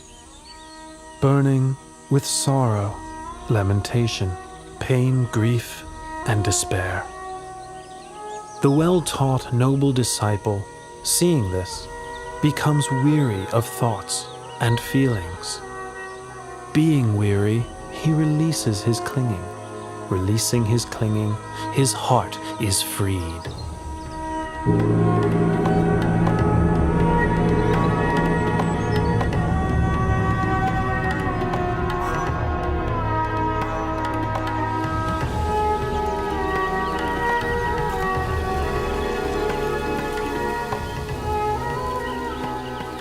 Oh, the Buddha has come to stay right here. When I was a young prince, I made 5 wishes. 1. May I be crowned king of the Magadha state. 2. May the Buddha come to my land. 3. May I have an audience with the Buddha. 4. May the Buddha teach me the Dhamma. And 5. May I realize his teachings. It seems that all of my wishes are about to be fulfilled. Follow me. We're going to seek out the Buddha and ask for his teaching.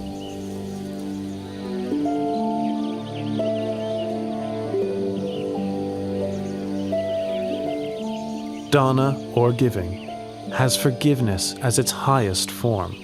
If one develops giving along with forgiveness, one becomes gentle and restrained, and one's heart becomes cool.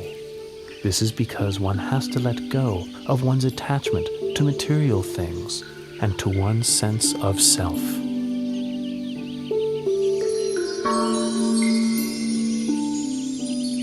And now, all of my wishes have been fulfilled.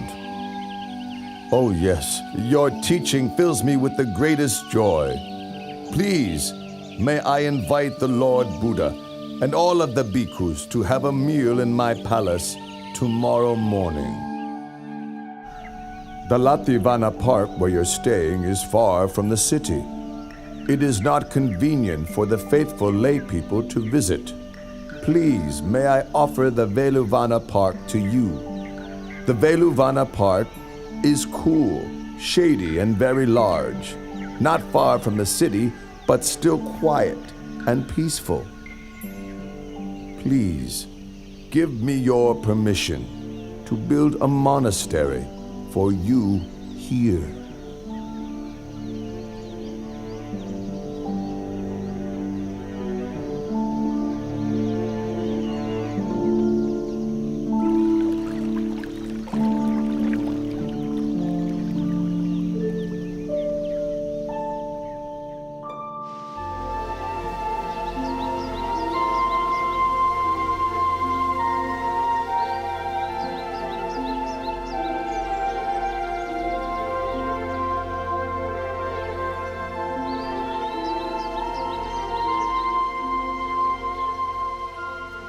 Oh, this is the great Velvana Monastery.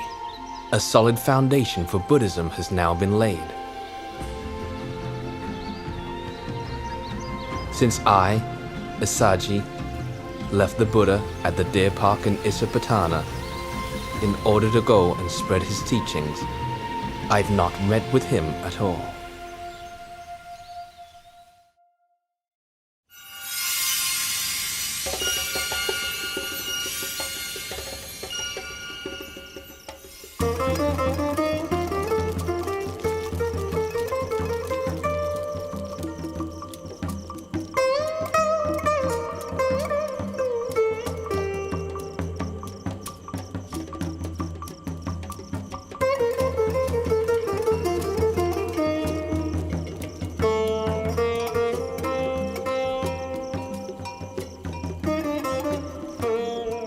Upatissa, you're not enjoying the play, are you?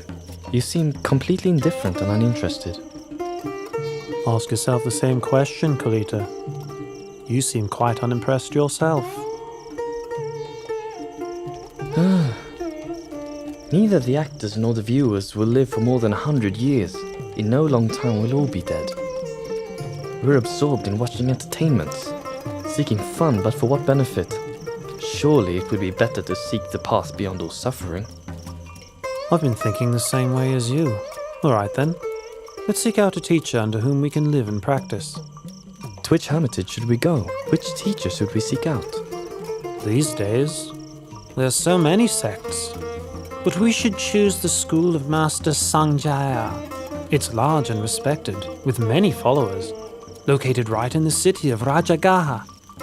Besides ourselves, we'll have to persuade our followers to go with us. All right, we'll leave tomorrow.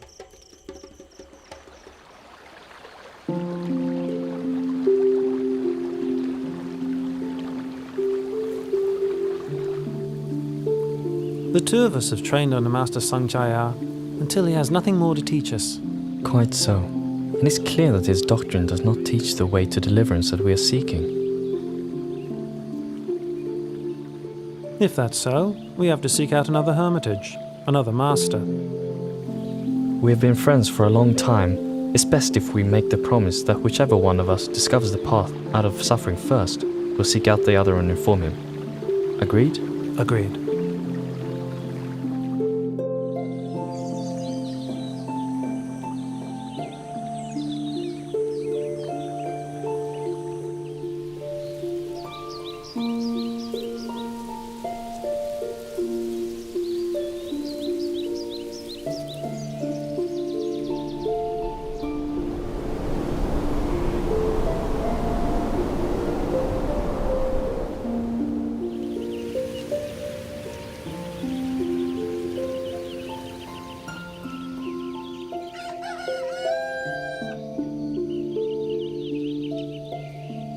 This renunciant walks with such inspiring mindfulness and composure. I've never seen any recluse like him before. I must take this opportunity to prepare him a seat and attend to his needs.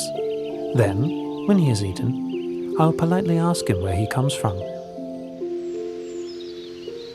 Venerable Sir, my name is Upatissa, but some people call me Sariputta after my mother's name, Sari. Please, may I be permitted to ask you, where did you ordain? Who is your teacher?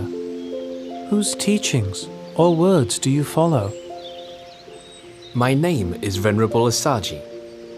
My master is the Lord Buddha from the Sakyan clan. I'm his disciple and follow his teachings. And what exactly did your master teach you? I've just been ordained and thus cannot give you all of the profound teachings, but I can give you a brief version.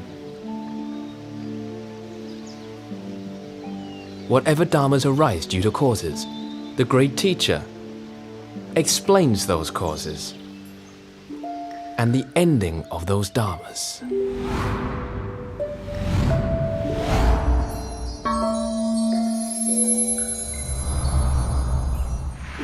Oh, Upatissa, you repeat to me such short teachings that you heard, and it's enough for me to see the Dharma. Quickly, let's go and persuade Master Sanjaya to seek out Venerable Asaji's teacher.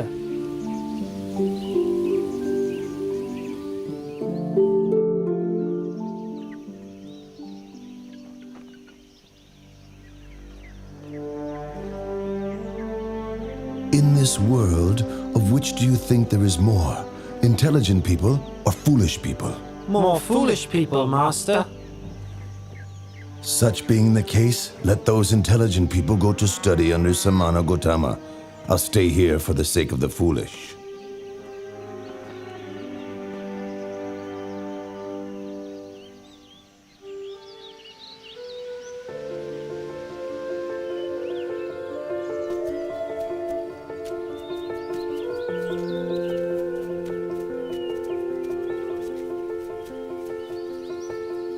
Bhikkhus, those two friends walking in here together are to be my pair of foremost disciples.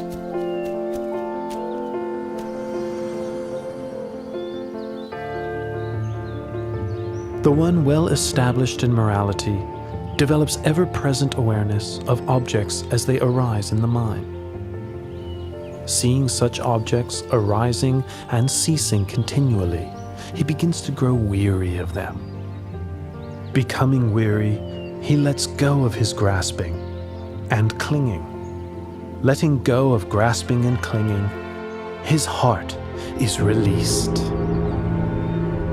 Having heard the Buddha's teaching, all of the two friends' followers attained arahantship. But Upatissa and Kolita themselves, with their great accumulation of spiritual qualities and wisdom, were disposed to a slower but more profound realization of the Dhamma, and therefore did not yet become fully enlightened. The two of you are now ordained as monks. I give you the names which will be an honor to your mothers as follows: Venerable Sariputta and Venerable Moggallana.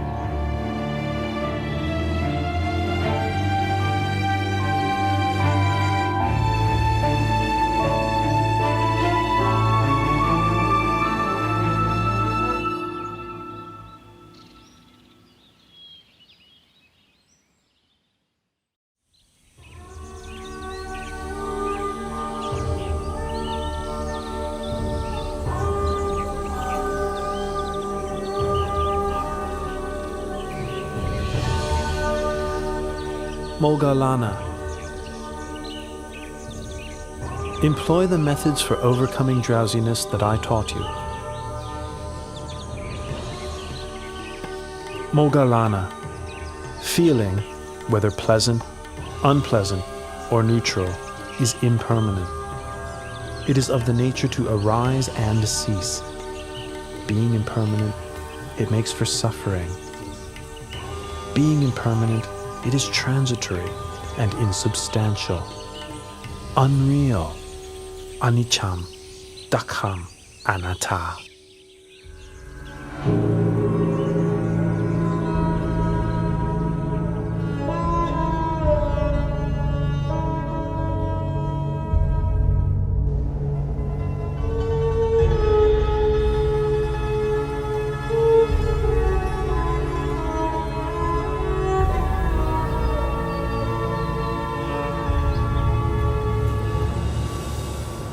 Venerable Buddha, sir, I take the view that all things are disagreeable to me. I do not delight in anything. That being the case, you should not delight in your view, should you? Diganaka. Some people have the view that all things are disagreeable to them. Some have the view that all things are agreeable to them. And others have the view that some things are agreeable and some things disagreeable to them. Each of these views are based on grasping and clinging to the notion of a self. Remaining attached, one continues to grasp at feelings as they arise. Whoever should reflect on such feelings as impermanent phenomena, conditionally arising, existing, and passing away, will come to grow weary of conditioned phenomena. This weariness leads to the fading of lust. With the fading of lust comes freedom from attachment. When the heart is freed from attachment, one knows the heart has been freed.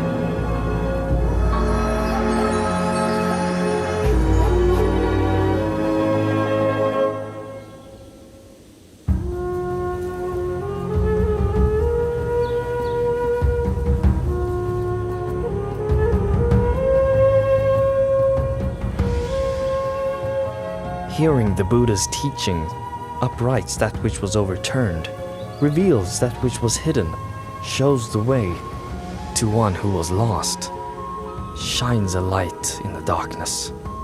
I take the Buddha, Dhamma, and Sangha as refuge for the rest of my life.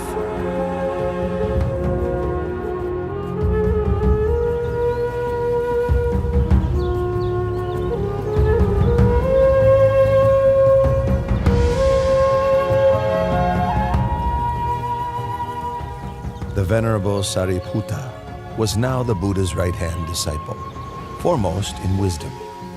Venerable Moggallana was the Buddha's left-hand disciple, foremost in psychic powers.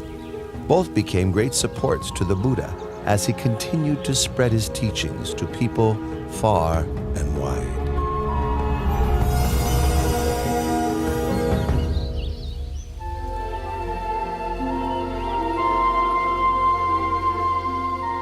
Oh, Venerable Asaji, today has brought such a wonder.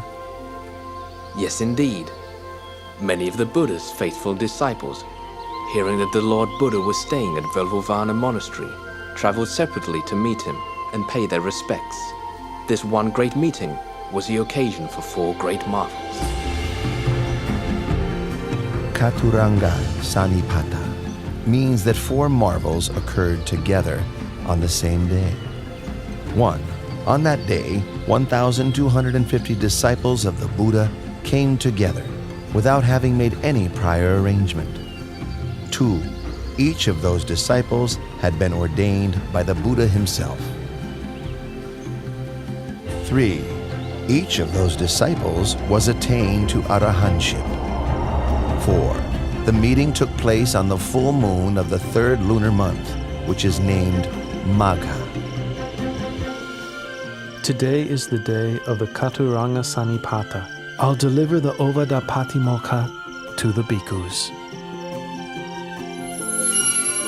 To refrain from all evil, to do good to one's utmost, and to purify one's mind. This practice is the fundamental principle of Buddhism.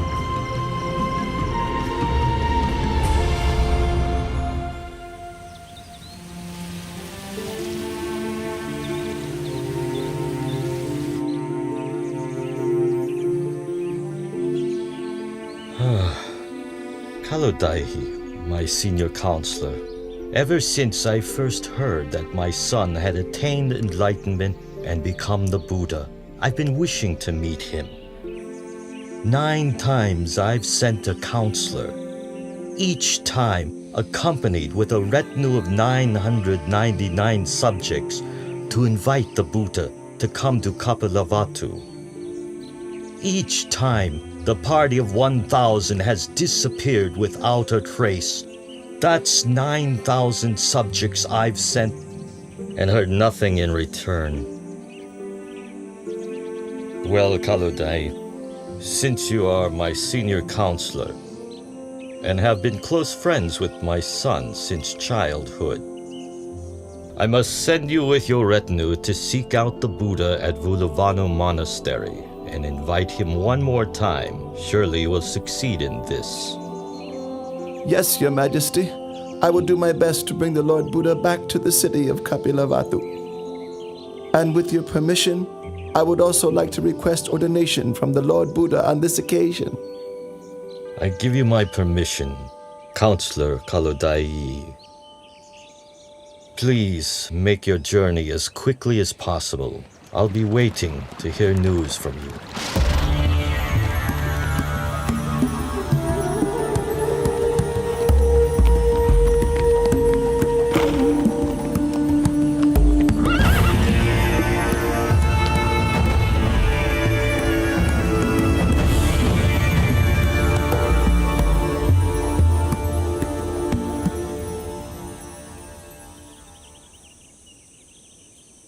Each of you should diligently train yourselves thus. I will not grasp at the internal sense fields of the eyes, ears, nose, tongue, body, and mind. I will not grasp at the external sense fields of form, sound, smell, taste, bodily contact, and mental objects. I will not grasp at contact between the internal and external sense fields. I will not grasp at feelings. I will not cling to the 5 aggregates of the body: feeling, perception, thoughts, and consciousness. I will not cling to this world or the next. when I cease clinging to all that I've seen, heard, known, felt, sought, and imagined, all feelings of attachment to these will also cease. Listen, all of you. A person's heart may be purified through consistently applied efforts in practice, through wisdom, through Dharma, and through morality, not by means of one's class, family, or property. Lord Buddha, summer begins tomorrow. All the farmers have harvested their crops. The path to the city of Kapilavatthu is open and suitable for travel. Your father has a strong wish to meet with you and your disciples. Please, out of compassion, travel to the city of Kapilavatthu and teach Dharma to your father. Please teach Dharma to your relatives there. I accept your invitation. Kalu Dai. Please inform the bhikkhus so that they can prepare themselves for travel. The road from Rajagaha to Kapilavatthu is 60 leagues. The Lord Buddha, along with 20,000 disciples, will travel 1 league per day. In 60 days, they will arrive at Kapilavatthu city.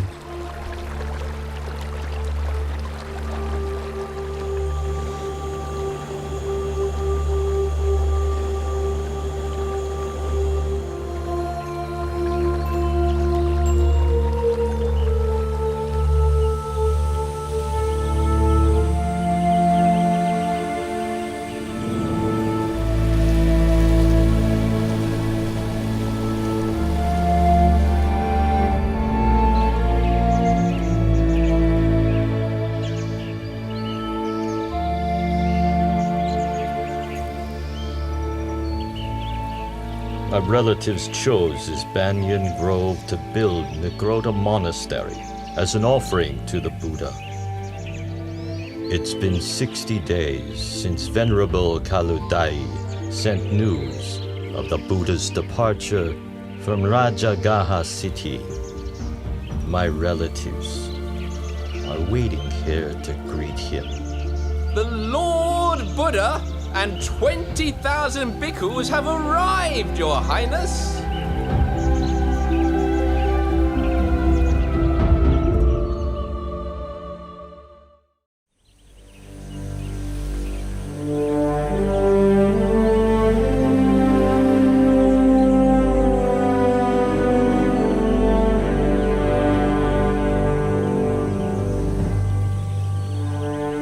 The Lord Buddha's relatives are clinging to the view that the Buddha is junior to them because he is younger in age. They've positioned their young princes in front of themselves so that they won't have to pay their respects.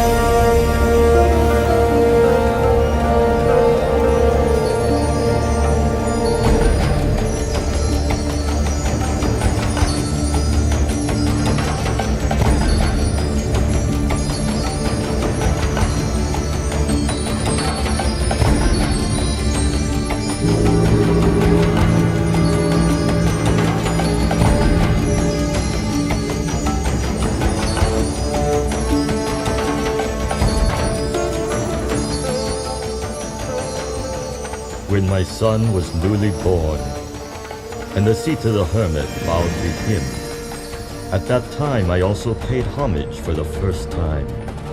7 years later, during the royal plowing ceremony, my son sat in meditation, and the rose apple tree shaded him throughout the afternoon, its shadow not shifting with the course of the sun. Witnessing this, I paid respects to my son for the second time. Now on this occasion, a truly wonderful marvel has appeared. May I take this opportunity to express my veneration for the third time.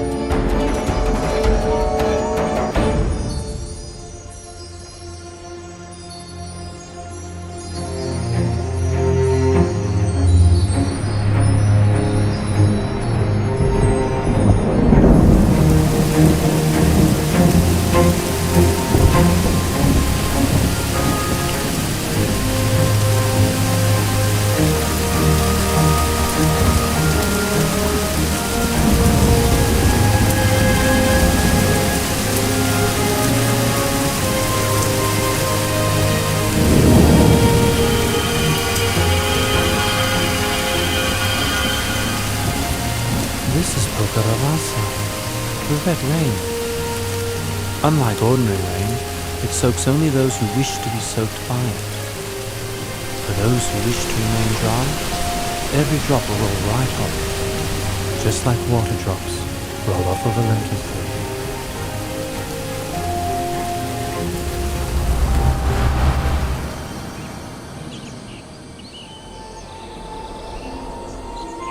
My father and relatives, this is not the first time this red rain has fallen upon such an assembly of relations. In the past, when I was born as Vesantara, Pokaravasa also rained down on a congregation of myself and my relatives. Listen, all of you. Whoever upholds morality will have happiness in this world and the next. Whoever upholds morality will be blessed with riches and good fortune. Whoever upholds morality has an unobstructed path to nirvana. Therefore, may you all uphold the purity of morality.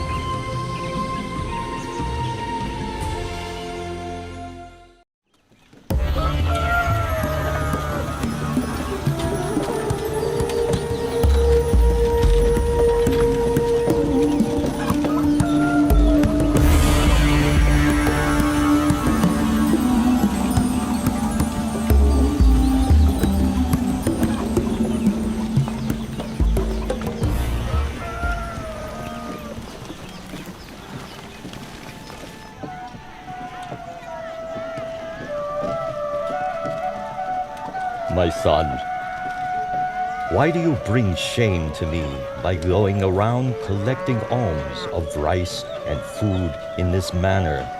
You are of royal lineage, an heir to my throne. Or are you of the opinion that I cannot afford to provide you or your disciples with enough food myself?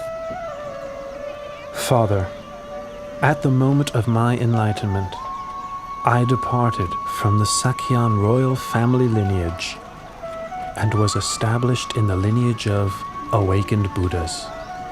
My going for alms round is in accordance with the tradition of all Buddhas. The Venerable Sangha also practiced this Buddhist convention. Father, please pay attention to this teaching.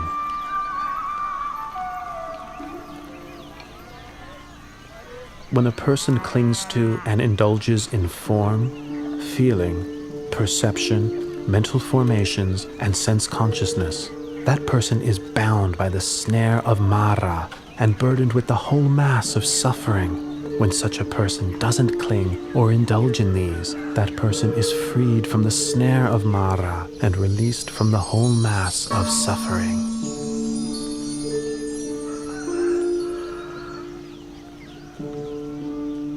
Please, may I invite you and all your disciples to receive alms food in the royal palace tomorrow morning.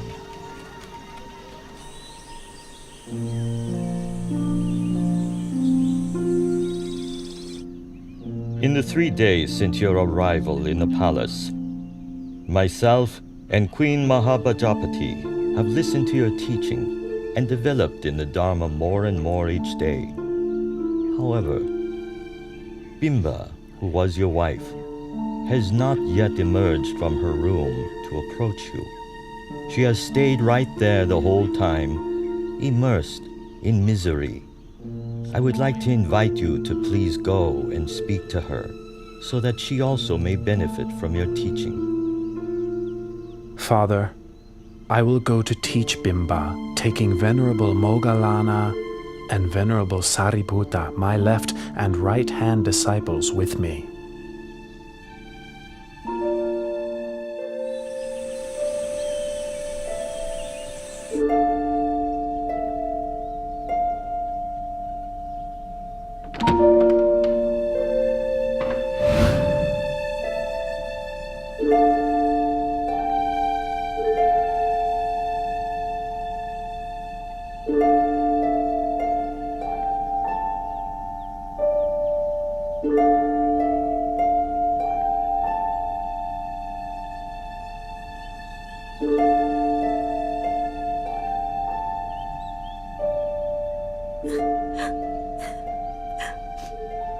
Why have you been so unkind to me, your wife? When you left for the holy life, you left in silence. Did I do something wrong to make you leave that way? If I did something wrong, then what was the fault of Rahula, born that very day, that you had to leave him bereft of a father? Bimba, don't be so melancholy. What I did was to help you and all beings, that you might have a chance to know the way out of suffering. Bimba, we were born in this world for making merit together, as we have for many lifetimes. Now is the time to reflect on those births and lifetimes according to the truth as follows. I am of the nature to age. I have not gone beyond aging. I am of the nature to sicken. I have not gone beyond sickness. I am of the nature to die. I have not gone beyond dying. All that is mine, beloved and pleasing, will become otherwise, will become separated from me. I am the owner of my karma, heir to my karma, born of my karma, abide supported by my karma. Whatever karma I shall do, for good or for ill, of that I will be the heir.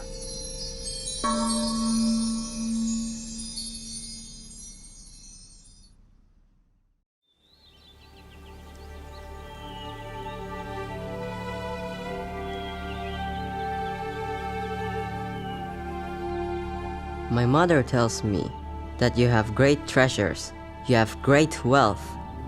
But since ordaining, you have no desire for royal wealth. As your royal successor, I wish to request my inheritance, which is mine by right. External treasures bind one to the round of death and rebirth on the wheel of samsara. Better to give the noble treasure, that is, the most excellent internal treasure, instead of worldly wealth. Rahula, I have the most excellent noble treasure to offer you. Sariputta, release Rahula from worldly suffering and bestow him with noble treasure by ordaining him a samanera.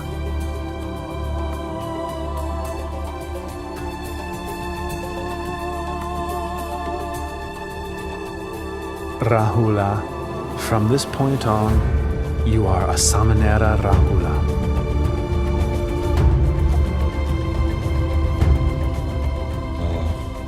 When Siddhartha left the palace and sought Buddhahood, I expected that Nanda would remain to inherit the throne. But then the Buddha took Nanda off to ordain. That left only my grandson, Rahula, who might succeed me. Then the Buddha ordained Rahula as well. If I don't do something, soon the whole Sakyan clan may go forth.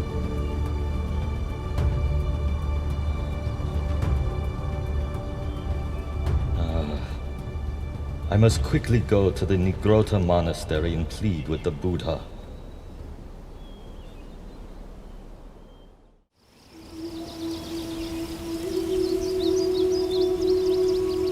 Please, Lord Buddha,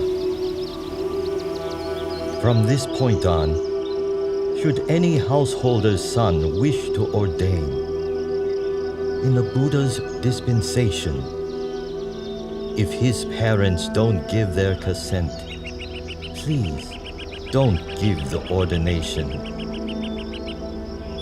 Father, I agree to your request.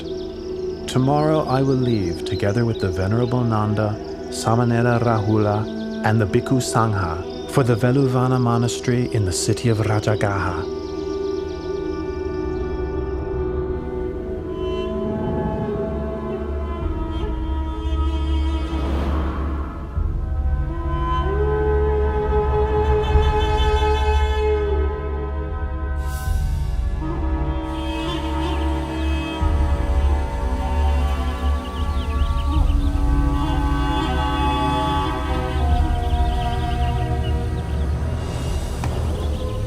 Nanda.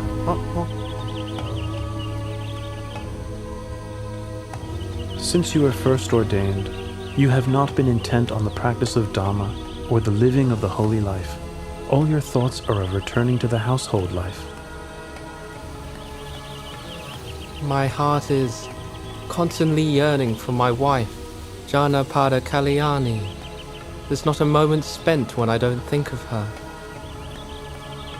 Nanda, come with me, and I'll show you things that you've never seen before.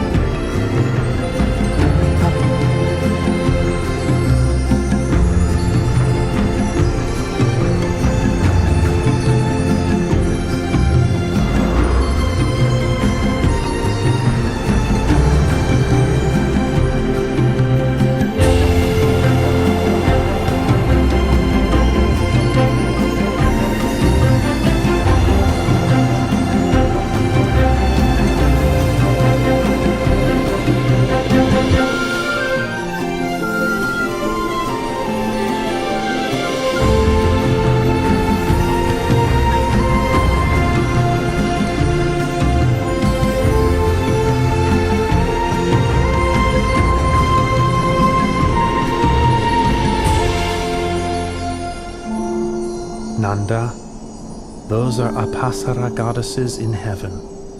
What do you think about them? Every one of those Apsara goddesses is beautiful in face and form. I can think of nothing to compare them with. Even my wife, Janapada Kalyani, has not half their beauty. Nanda, can you see that what you thought before to be exceedingly beautiful now pales in comparison to greater beauty? Yes, Lord Buddha, I can see.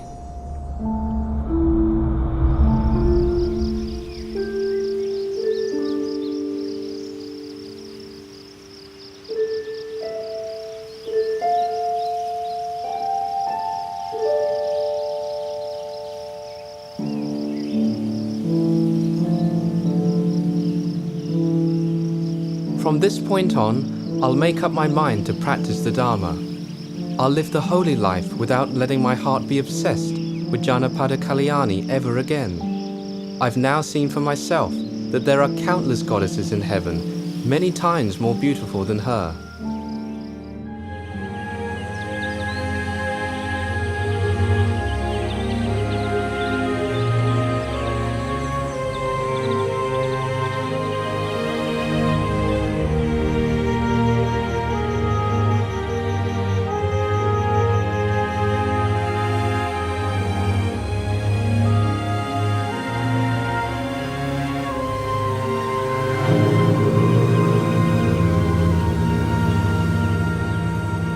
Nothing can ensnare a man's heart more tightly than a woman. Nothing can ensnare a woman's heart more tightly than a man. In truth, love is like a noose which binds one to obsession and infatuation. It brings one to birth and death in the world again and again, dragging one down into a mass of suffering. That's right, Nanda.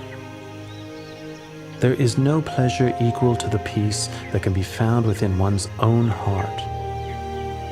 For as long as humans rush around seeking external distractions, they will never meet with genuine happiness. Nanda, when you release your clinging and view the whole world as empty, your heart will be free, open, expansive, radiant, and joyful.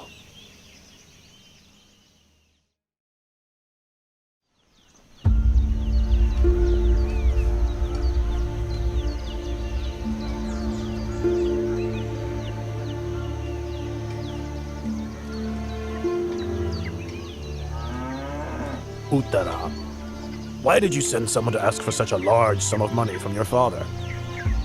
I am your husband. I would have given it to you myself. There was no need to bother your father. Dear husband, since our marriage, I have had little opportunity to make merit.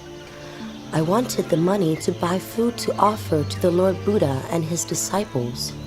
I asked my father for the money because he shares my faith in the Lord Buddha.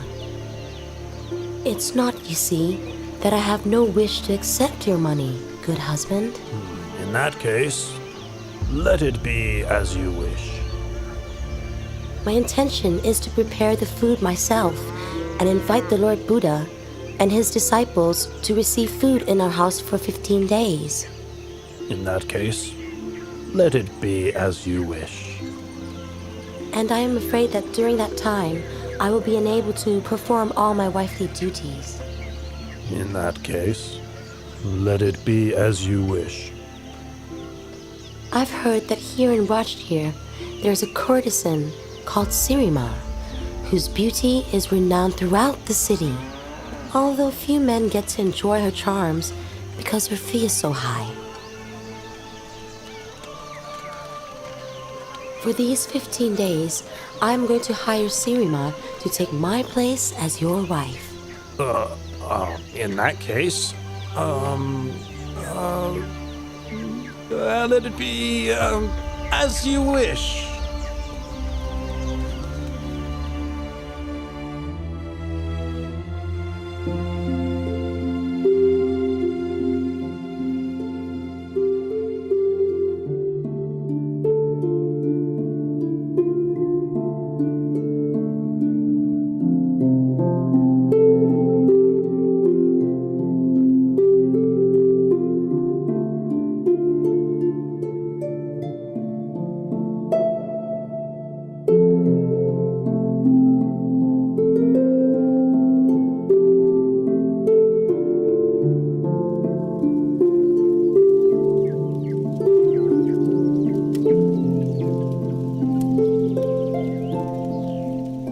Uttara, are you exhausted? Oh, dear husband, Miss Sirima. Look at her. Instead of letting others do the work, she's doing it all herself. Her face is dirty, her clothes are all soiled. She should be relaxing in a way fitting of her station, and instead she's finding ways of tiring herself out. Look at him. How heedless and indulgent he is. He thinks he's so rich that he has no need to make merit? Ah, how very foolish he is.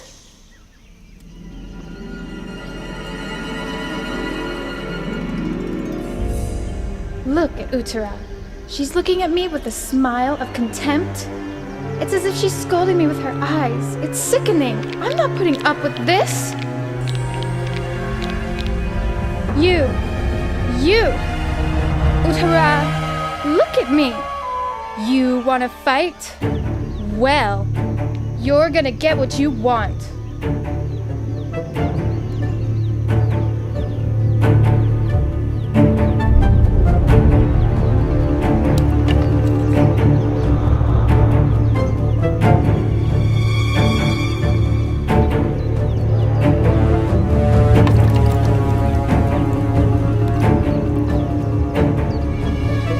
Sirima, I owe you a debt of gratitude because you agreed to take over my place as wife temporarily, allowing me to fulfill my wish to make merit. No matter how you treat me, I will not become angry or vindictive.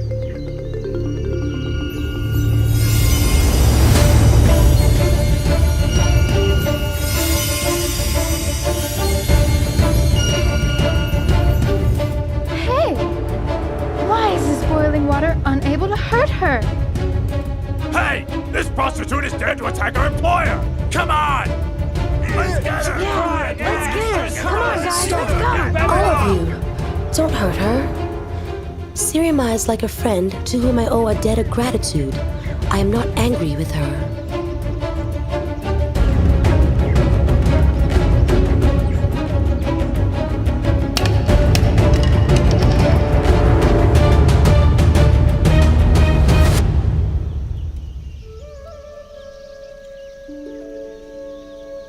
Uttara, I am a courtesan who you employed. I forgot myself and started imagining myself as your husband's wife, and so attacked you. But your heart is so noble. It is filled with loving kindness, and you have not shown me even the slightest amount of anger. I have wronged you. Please, forgive me. Oh, get up, Sirima. If you want to ask for forgiveness, then you should ask it from the Lord Buddha, whom I revere above all others. Tomorrow, I will have completed 15 days of offerings. Please, come and offer food and listen to the Dhamma with me.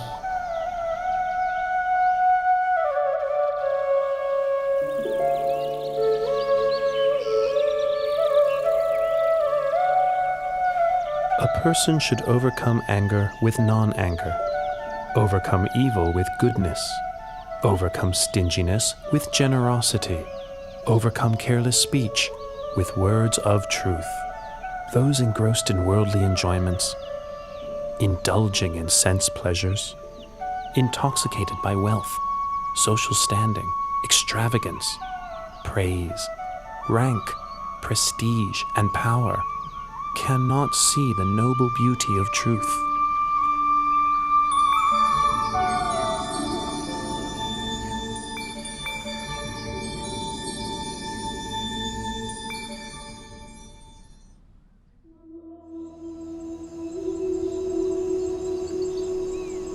Oh, she's still so young and beautiful, too young to die. The day this woman listened to a talk from the Buddha, she gave up her life as a courtesan and turned to making merit every day. But life is uncertain, and now, not much later on, she's dead. Let's get down to work. It's already time to cremate the body. Hey, wait a minute. We can't cremate her yet. Well, why not? The Buddha has requested King Bimbisara to order us to keep the body for 3 days. For 3 days! Oh, whatever for?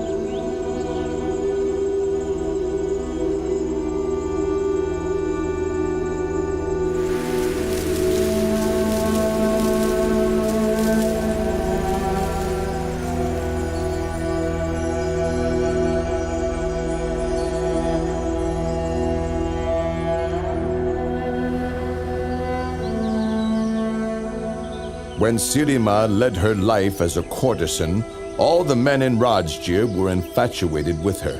Everyone wanted to sleep with her. Now she is dead. I would like to sell her to the highest price. I will start at the price she charged for her body during her lifetime. 1,000 kahapanas. Who wants to start the bidding? How? Sirima's been dead for 3 days. Her corpse is starting to decay. The fluids are flowing out of her body. The smell of the corpse fills the whole cemetery. Somebody would have to be crazy to buy the body. Hey! King Bimasar is reducing the price to 900 kahapanas. 800! Ha ha! 800 kapanas for a rotten 700! Half the original price, and still no one is making a move?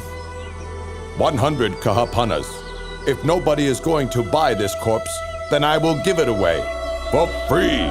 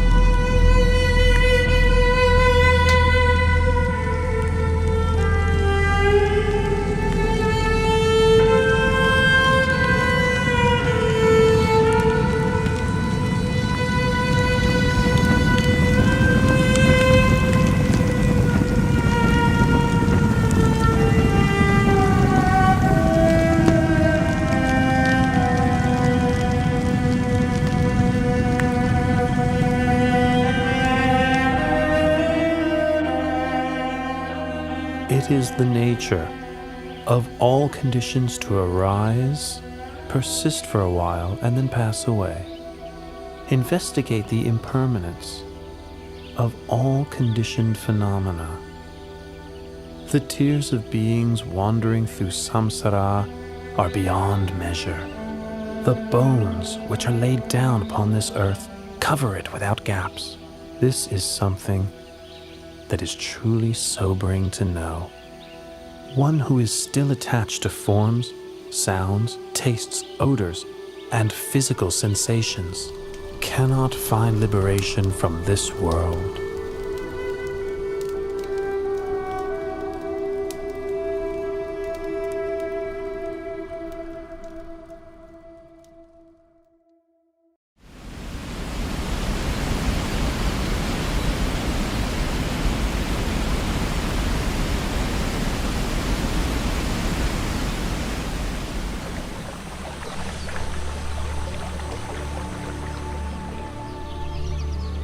Sometime later, the Buddha went to stay in the Anupiya mango grove, the place where he had stayed overnight when he first went forth.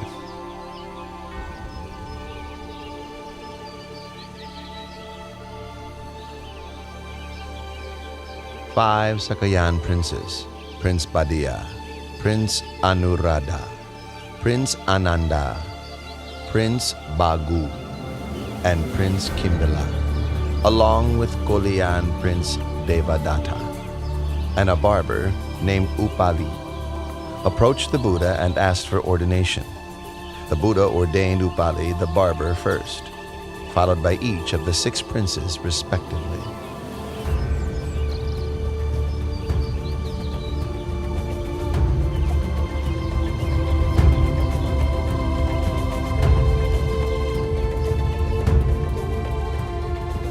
Not long after their ordination, Venerables Upali, Badiya, Anuruddha, Bagu, and Kimbila attained arahantship.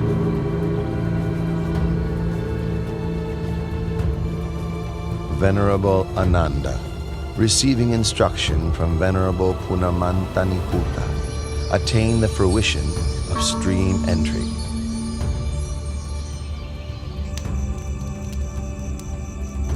Venerable Devadatta achieved only the mundane attainments of various psychic powers.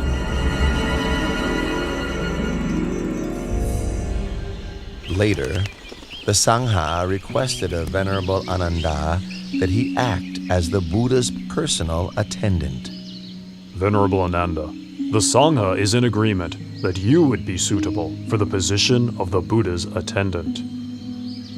What are your feelings toward this?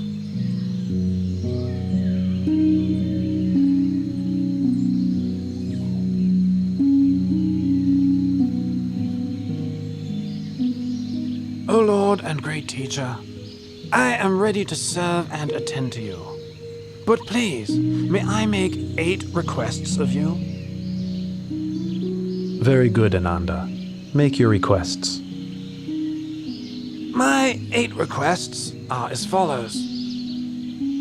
1. May the Lord Buddha not give me good quality robe cloth. 2. May the Lord Buddha not give me good quality alms food. 3. May the Lord Buddha not have me stay in the same dwelling as himself. 4. May the Lord Buddha not have me accompany him on meal invitations. 5. May the Lord Buddha attend all invitations that I accept on his behalf. 6. When visitors come a long way to seek an invitation, may I have permission to take them to see the Buddha straight away. 7. May I be granted permission to ask questions of the Lord Buddha whenever I am in doubt. 8. On whatever occasion the Buddha gives a teaching of the Dharma, with myself not present, may he repeat it to me afterwards. Very good, Ananda. I consent to your requests.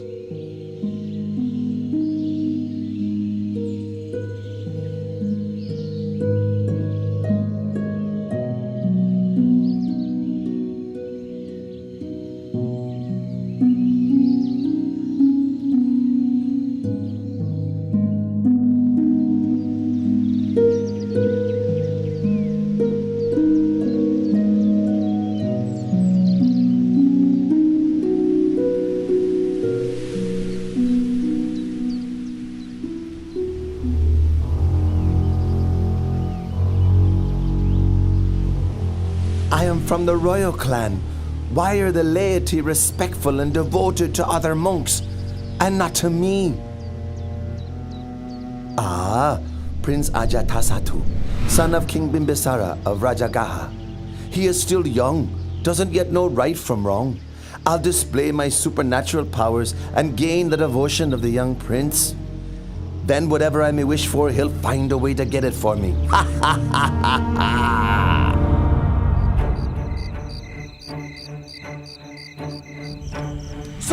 Sir! Who are you? What do you want with me? Don't harm me! Soldiers! Wait! Prince Ajatasattu, don't be frightened. Venerable sir, how do you know me? Oh, Prince, look at me!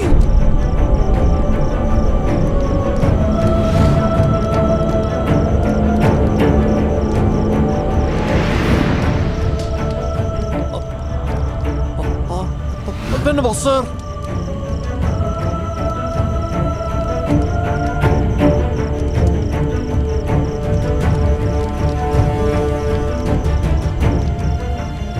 My name is Venerable Devadatta. I wish you no harm. I am here to help you. To help me? To help me with what? You will know when that time comes. Farewell for now. Just a moment.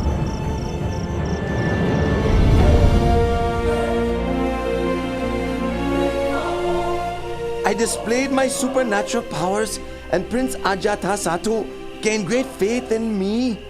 Now, whatever I may wish for, he gives to me. What a suitable leader I would be for the Sangha.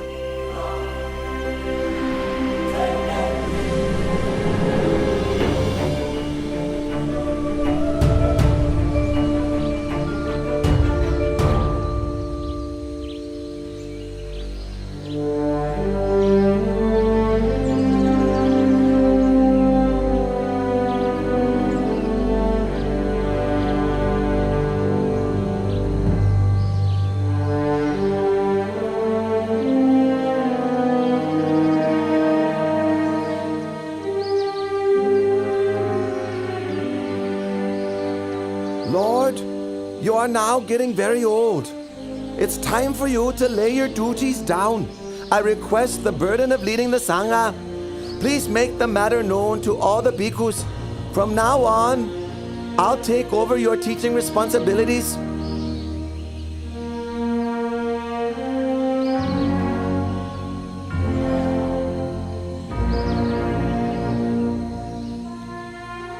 Absolutely not, Devata. But Lord! Lord!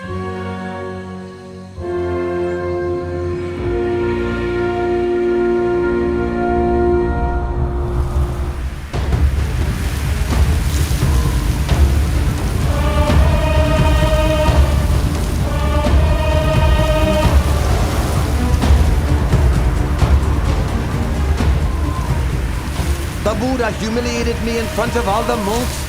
Then he enacted the Pakasaniya Kama, preventing the other monks from speaking to me or meeting with me. From this point on, I'll set my mind on bringing him to destruction. He can't do this. He can't do this to me. Your Royal Highness, please think it over. Even though you have now inherited the throne as you wished, you must still execute your royal father. Should he change his mind and wish to take his throne back, he will be sure to kill you. Therefore, you must act first without warning.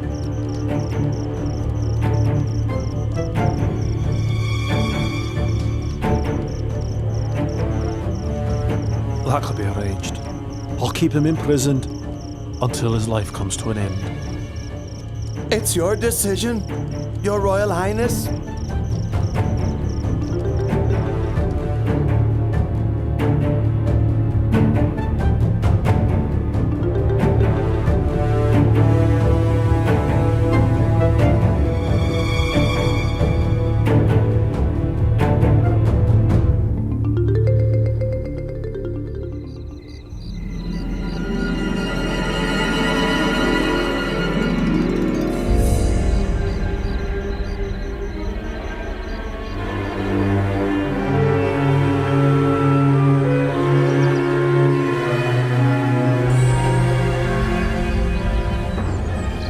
I've tried to take his life 3 times, but in vain.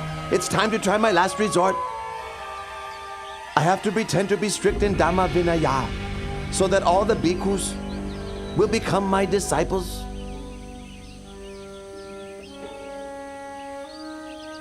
In order that the bhikkhus in the Buddha's dispensation may inspire greater faith of the lay people, may I request that the Buddha approve the following 5 rules to establish strict practice guidelines for all monks. Number 1. A bhikkhu must live only in the forest, not in a town or village. Number 2. A bhikkhu must live only on food given on alms round. Meal invitations are not to be accepted. Number 3. A bhikkhu must wear only rag robes. He must not accept an offering of new robes. Number 4. A bhikkhu must live only at the foot of a tree, not in a man-made construction. Number 5. A bhikkhu must not eat any kind of meat. Should any bhikkhu break any of these rules, he must face punishment. What does the Lord think about these rules? Devata, I deny my permission. This Dhamma Vinaya is not slack in its rules. What you are asking for would create inconvenience for all bhikkhus in terms of maintaining their livelihood. Let all these observances be voluntary. As for the rule against eating meat, I allow meat which is pure in 3 aspects, not seen, heard, or suspected to have been killed specifically for the sake of oneself. My bhikkhus, who do you think is superior? My rules are stricter, aren't they? Whoever agrees should come and live with me. Devata, don't do this. Breaking up the Bhikkhu Sangha is a very heavy, evil karma. From this day on, I am no longer your disciple. I'll be carrying out formal acts of the community only with my own monks. Whoever agrees, follow me.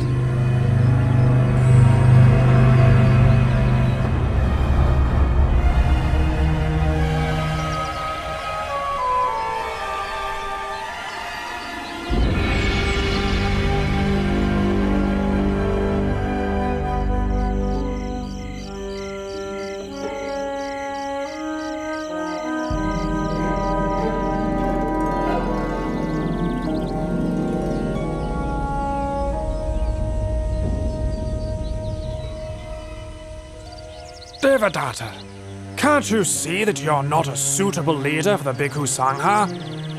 Go Kalika, what are you saying? What am I saying? What am I saying? Just now, Buddha's left and right-hand disciples, Venerables Moggallana and Sariputta, came to give teachings and instruction to your disciples. Having listened, almost all of your disciples followed the two Venerables back to Jetavana Monastery. Only a few of your most foolish and ignorant followers remain. Gokalika, it's impossible! It's impossible! Impossible. Impossible. Is that all the strict forest monk can say? Gokalika, you! You're a fake. You're wearing the yellow robe only for the sake of gain and honor. You are boastful and conceited even to the point of competing with the Lord Buddha. I have no wish to stay with you any longer. Gokalika! Come back here now! Gokalika!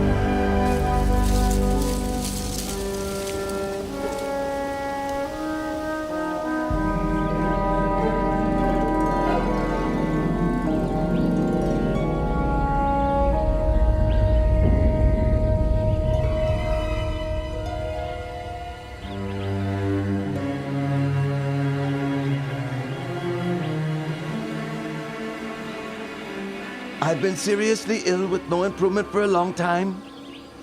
It must be because of my offensive and injurious behavior towards the Buddha. But in return, the Buddha has nothing but loving kindness toward me, expressing not even the slightest ill will or resentment. Now, coming to the end of my life, I'd like to seek out the Lord Buddha in order to ask for his forgiveness. Monks, be quick and take me to Jetavana Monastery.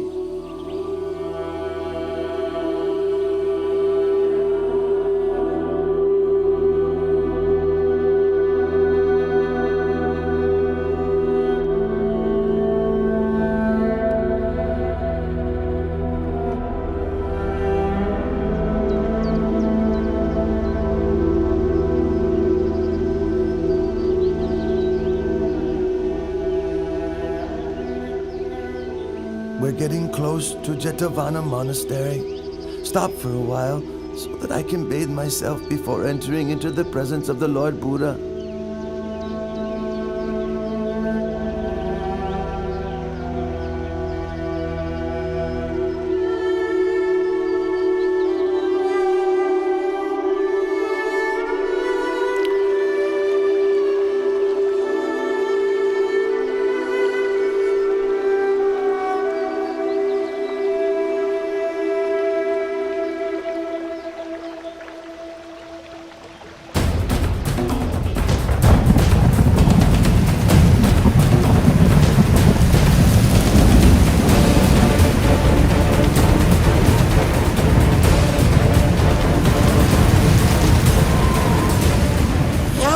Please! Oh Lord, help me, please!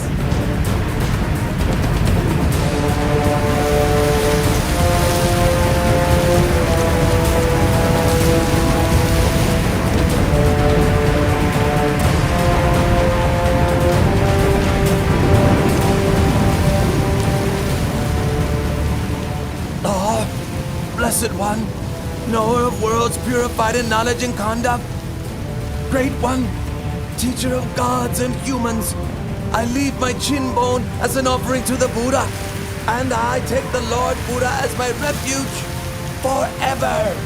I take the Lord Buddha as my refuge forever.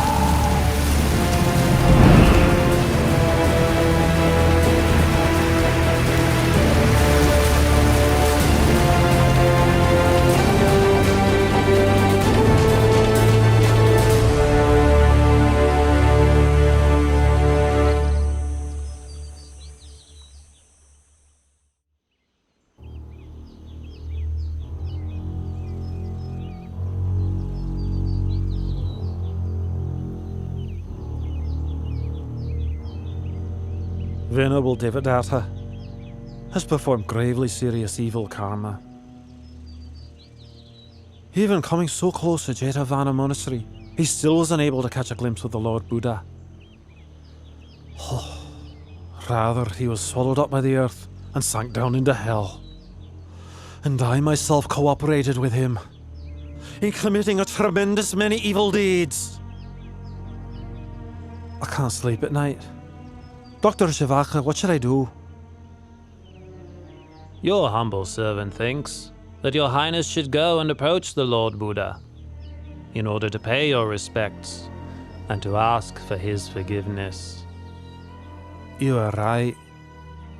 Let us go together to pay our respects to the Buddha.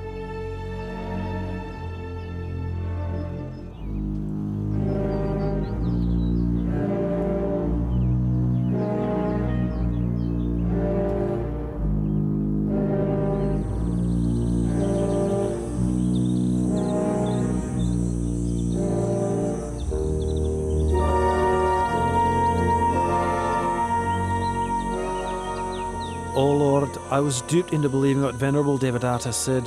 I thereby committed gravely serious wrong actions which affected the Buddha. I now realize my mistake. Please, may I beg your pardon? Please forgive me. I promise I will never do unwholesome deeds like that again. Your Majesty, it is a timeless law that in this world, hatred can only ever be appeased by non-hatred. One who associates with fools is doomed to sorrow for a long time. One who is perfect in morality shines like a bright flame. One with mindfulness is happy and grows in the Dhamma at every moment. If a king rules with Dhamma, all his citizens will be happy. Bhikkhus, all conditioned things are of the nature to arise, persist for a while, and then pass away. Therefore, we should consider such things as impermanent, uncertain, unreliable. The tears of beings who wander from birth to death on the wheel of samsara are countless. Their corpses pile up to cover every inch of the earth. It's such an enormous pity and worthy of sadness. Those who cling to attachment to the forms, sounds, smells, tastes, and touches of this world have not the slightest chance of ever going beyond it. I declare myself as a Buddhist lay practitioner and take the Triple Gem as my refuge for the rest of my life.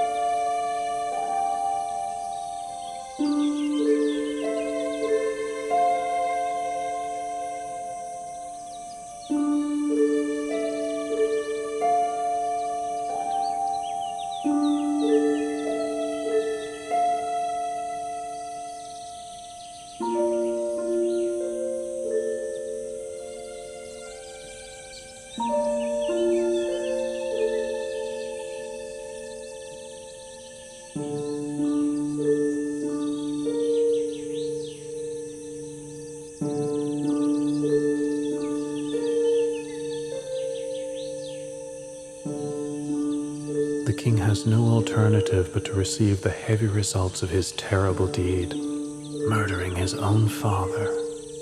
The perfect vision of the Dhamma, therefore, does not arise in him here.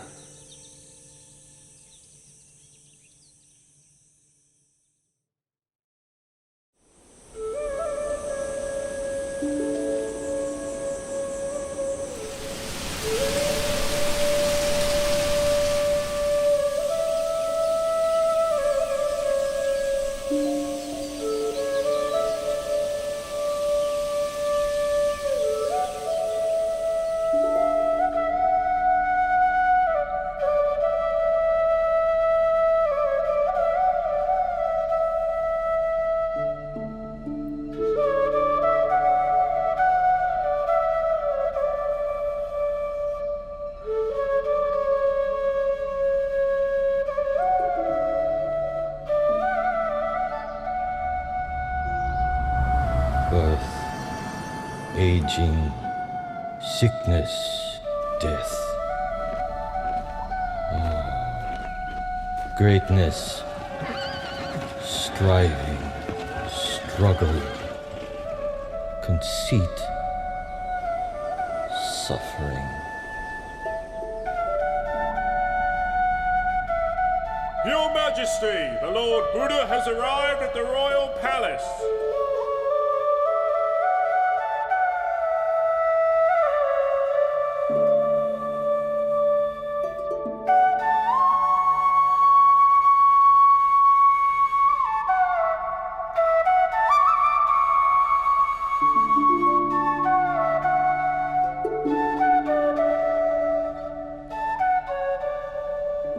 Oh Lord, I think my life is ending.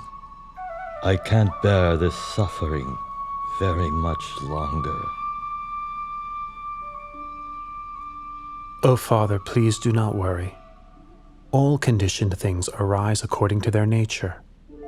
Having come into being, they persist for a while. Having persisted, it is their nature to pass away. It is only suffering arising, existing and ceasing, nothing other than suffering. There's no woman, no man, no us, no them.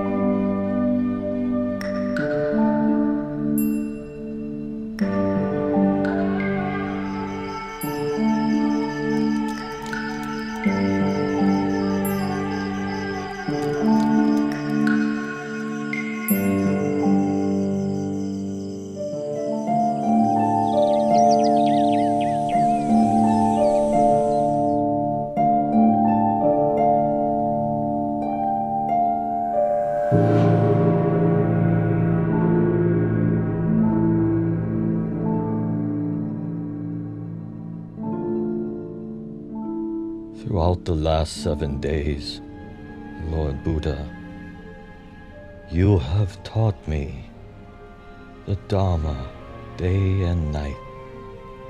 I have been liberated from the round of rebirth and attained to Nibbana.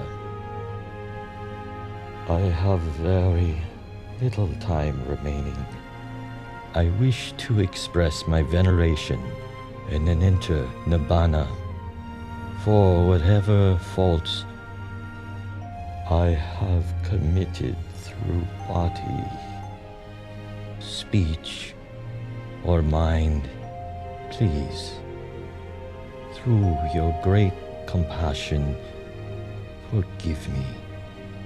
Now, I ask your permission to take my final leave and let me pass into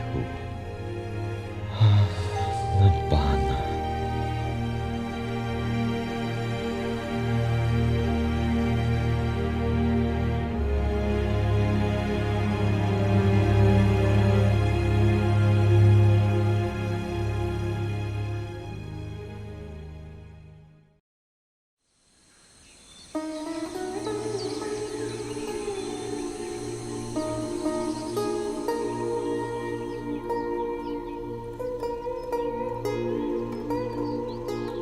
asked for ordination from the Lord Buddha 3 times, but he has not yet given his permission. However, we won't give up our efforts. Let us shave our heads, put on the yellow robe, and follow the Lord Buddha wherever he goes.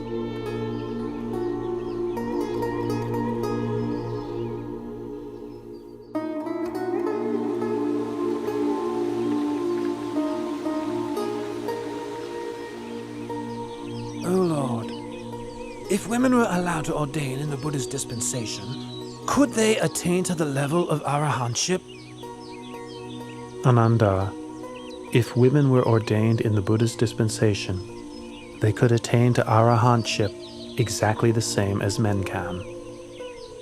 If that is the case, in your kindness, please give ordination to Queen Mahapajapati, who raised and looked after you when you were a child, and thus fulfill her wishes, Lord. Ananda, if Pajapati will practice according to the 8 strict conditions, I'll give her my permission. The 8 strict conditions are: 1. A bhikkhuni who has been ordained for even 100 years must bow to a bhikkhu ordained that very day. 2. A bhikkhuni may not spend the rains retreat in a monastery where there are no bhikkhus in residence.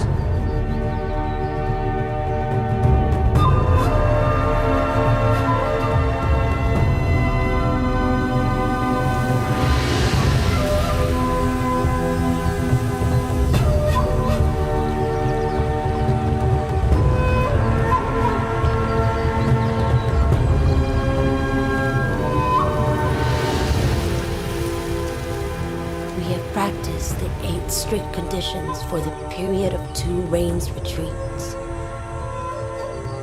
Please, may the Buddha consider our ordination. I permit your ordination.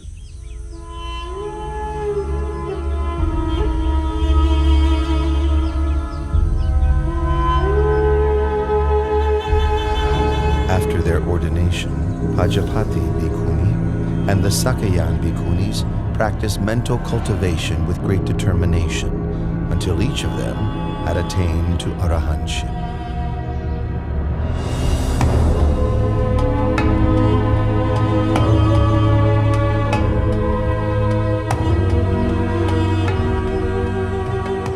Now King Mahanama of the Sakyan clan has inherited the throne of Kapilavatthu. It goes to show how unstable and impermanent even kingship is in this world. Prince Siddhartha, my husband, relinquished the royal throne without a second thought when he went forth.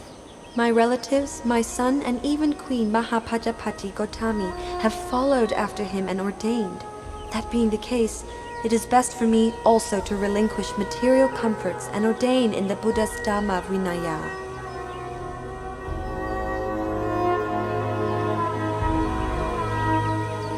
Princess Yasodhara and a great number of her ladies of the court traveled to Jetavana Monastery in Savatthi. After practicing the 8 strict conditions for 2 rains retreats, Princess Yasodhara was ordained as a bhikkhuni.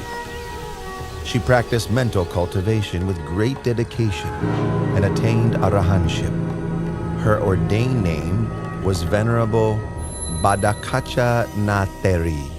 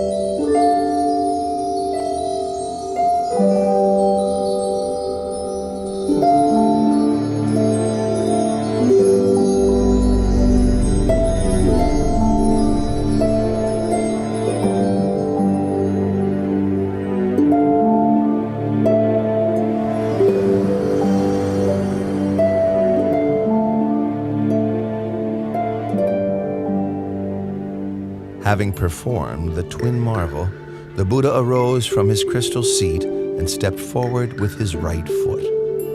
He placed it on the summit of Mount Yugandhara. Then he stepped forward with his left foot, placing it on the summit of Mount Sumeru, upon which Tavatimsa heaven is located.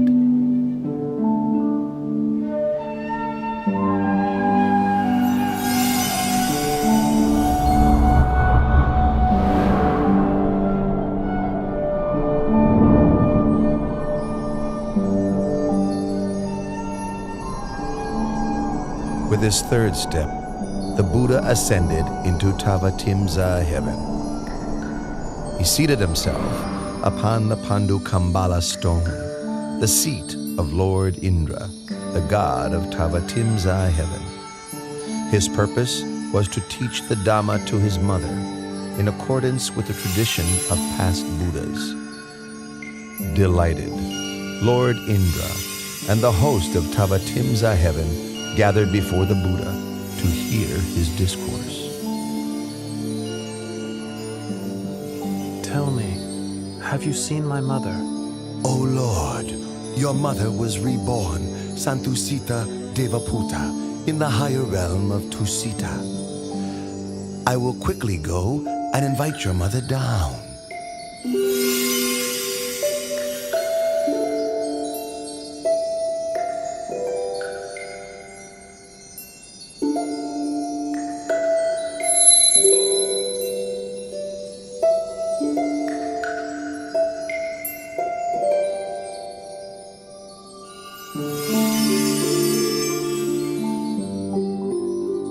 Mother, please come and sit close by. The kindness you showed me in your past life was great beyond measure. As an expression of my gratitude, may I take this opportunity of teaching you the Dhamma during the 3-month range retreat here in Tavatimsa, so that you may attain the path, fruit, and nirvana.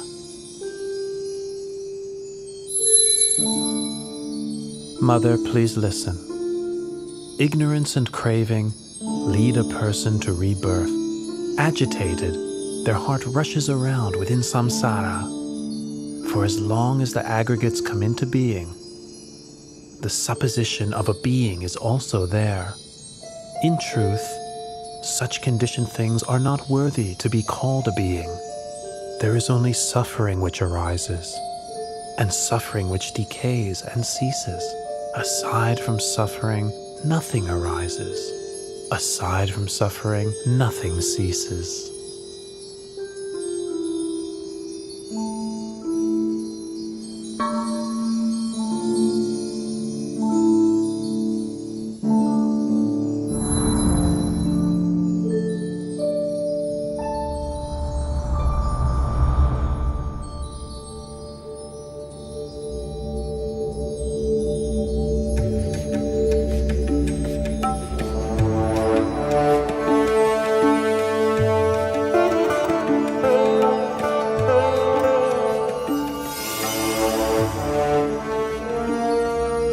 Lord Buddha, you have ascended to Tavatimsa heaven and taught the Abhidhamma to your mother for the full 3 months duration of the range retreat.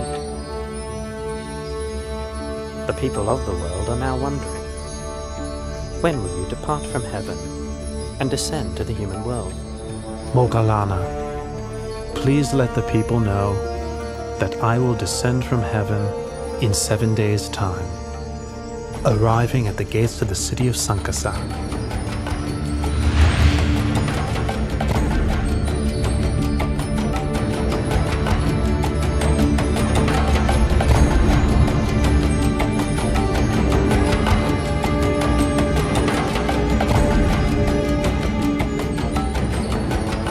This is the last day of the rains retreat. I will create 3 heavenly staircases for the Lord Buddha's descent from the heavenly world.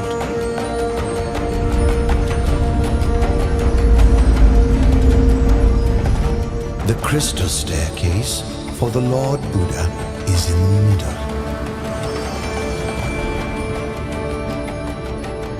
The golden staircase on the right is for myself and the other deities.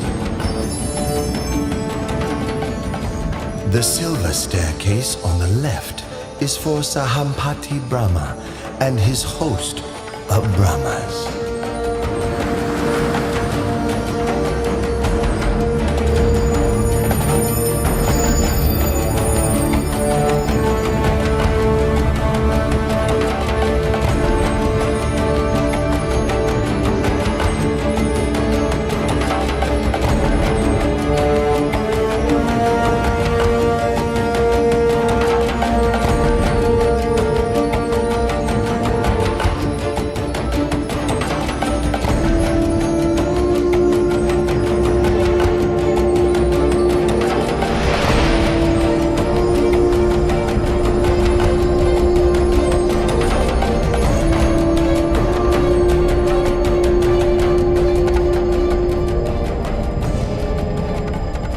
As he descended from heaven, the Buddha performed the marvel called Loka Vivarana, making the realms of heaven, earth, and hell visible to all.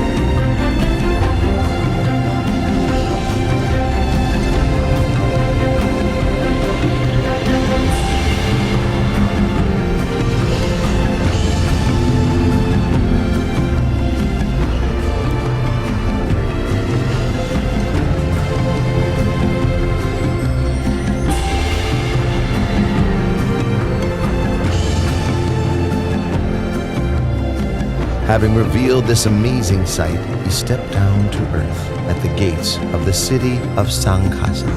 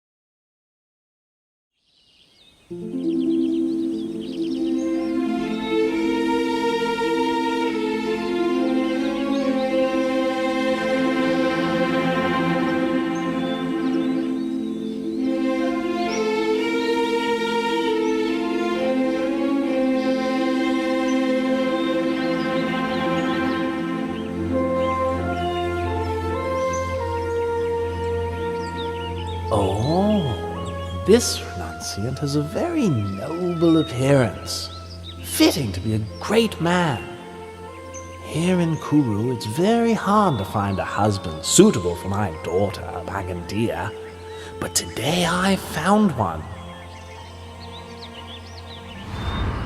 Venerable Sir, my name is Magandia. I have a daughter who I would like to get married. But here in Kuru, I can find no suitable husband. And then I saw you today. I am very pleased by your appearance. Please accept my daughter as your wife. Oh, and don't worry that she's ugly or unattractive. There's nobody in this whole country more beautiful than Magandia. Please wait here.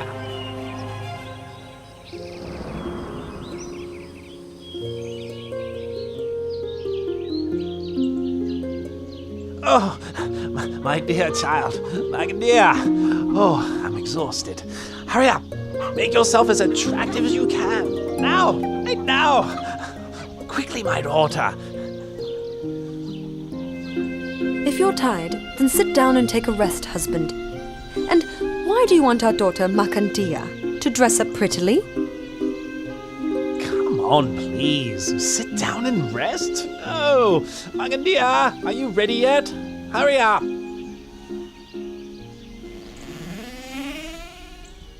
I'm ready, Father.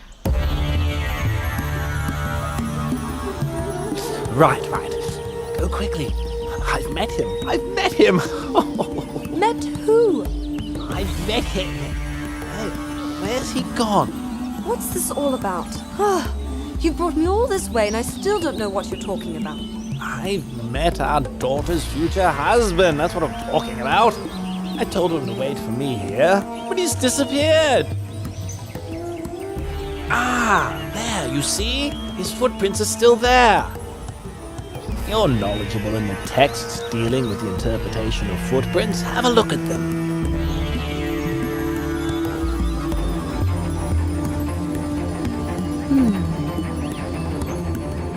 2 footprints that exactly match in this way are the footprints of a great being. They show that he is beyond craving, beyond anger, beyond delusion, without defilement.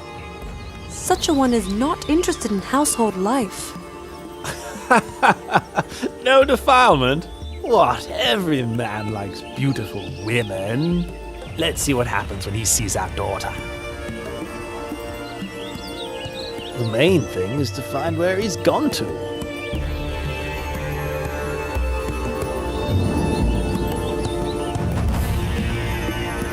Oh, over there! I found him!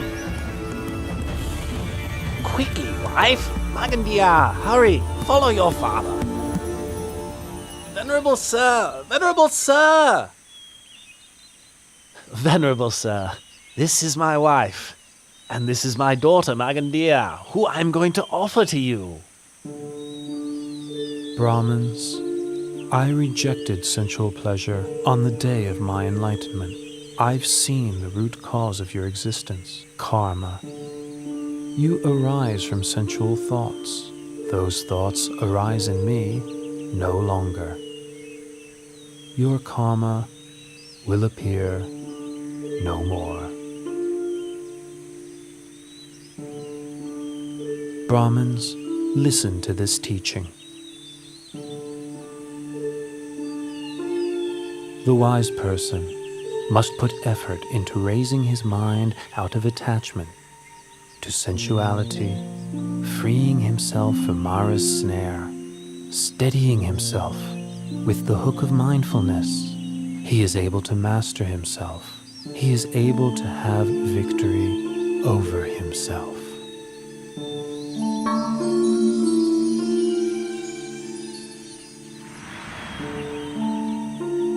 Your teachings have illuminated the path ahead for us both.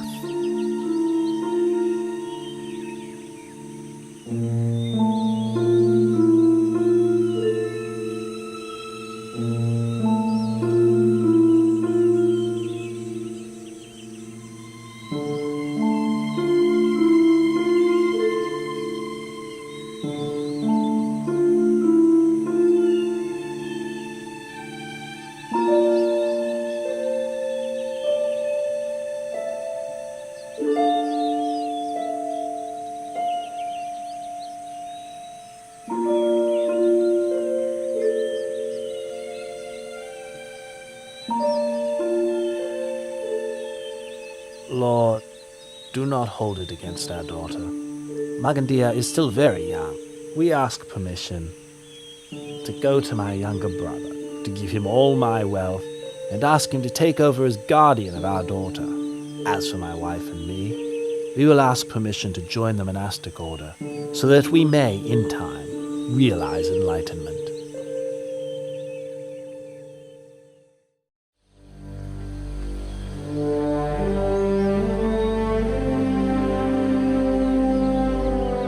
My name is Varanja Brahman. I am the ruler of this town of Varanja. Hearing of your reputation as a perfectly enlightened Buddha, I wish to have a Dhamma discussion with you. But why is it that when I, your senior in years, arrive here, you make no gesture of respect?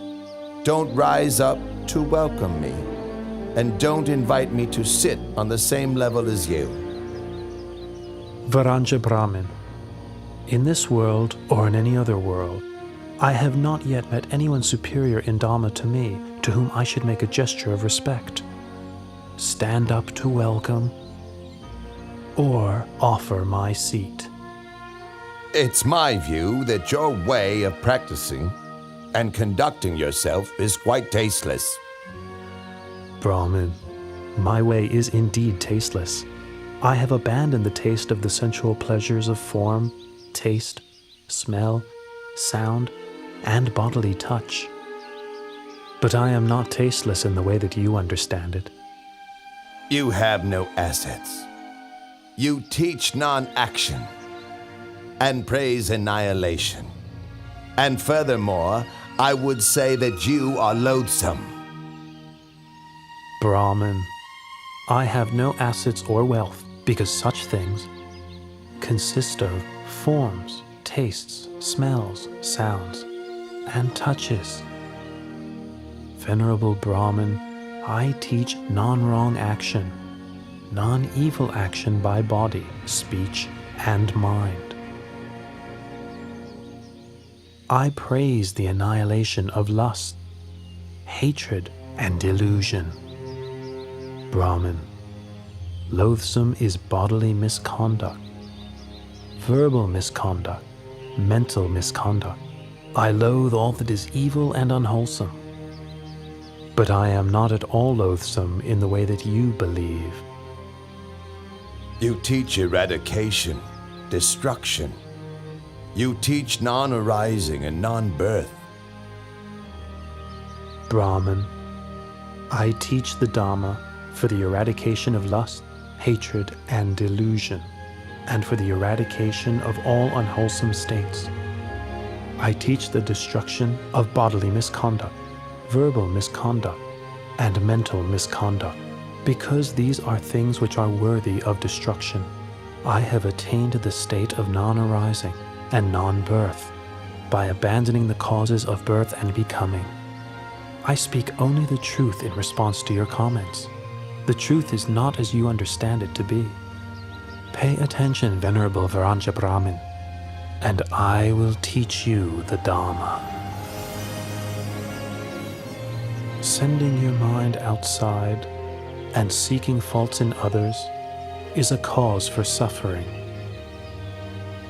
Reflecting internally, developing awareness of one's own mind, is the path. Nirodha, the end of suffering, is its fruit.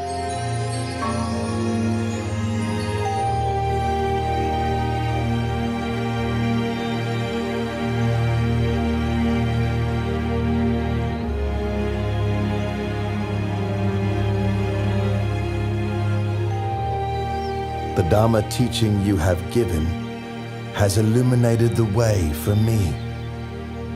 For the rest of my life, I take the Triple Gem as my refuge, and please may I invite you to spend the Rains Retreat here in order to teach the Dhamma to the citizens of Varanja.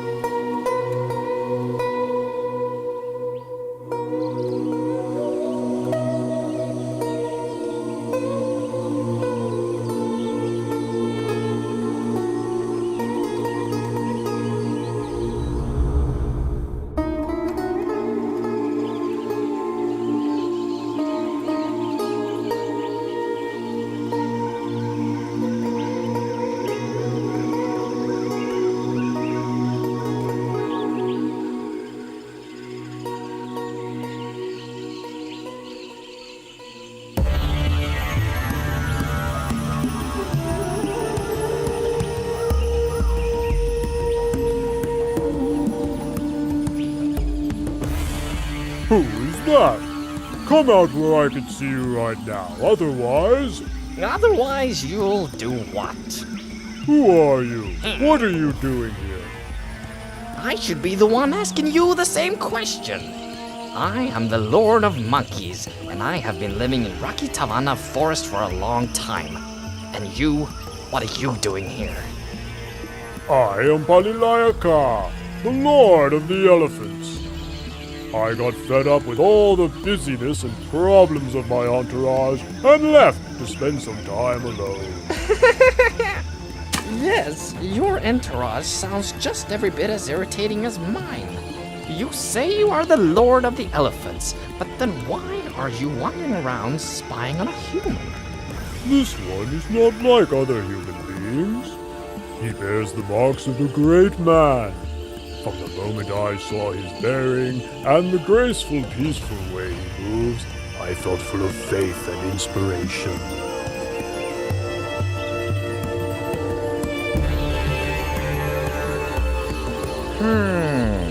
Well, if that's the case, let's go and ask him some questions.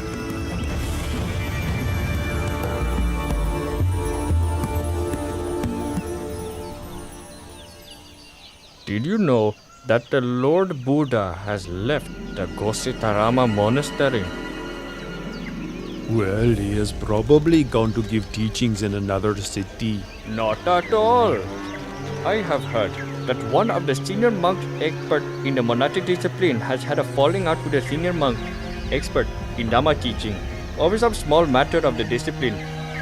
Not only that, but students of the two senior monks have sided with the teachers so that the quarrel has spread, and now there is a major conflict. It got so bad that even when Lord Buddha himself admonished the monks and urged them to give up their conflict, they wouldn't listen, and so he left the monastery alone. That's terrible. Those monks are really stubborn and intractable. How long will it be before we will be able to hear the teachings from the Lord Buddha again? That's the point. The monks' dispute means that all the rest of us aren't able to listen to the Lord Buddha teach. The Lord Buddha must be fed up with the disobedient monk. From now on, we shouldn't make any more food offerings to them. Oh, good idea. Let's encourage all the other lay supporters to do the same.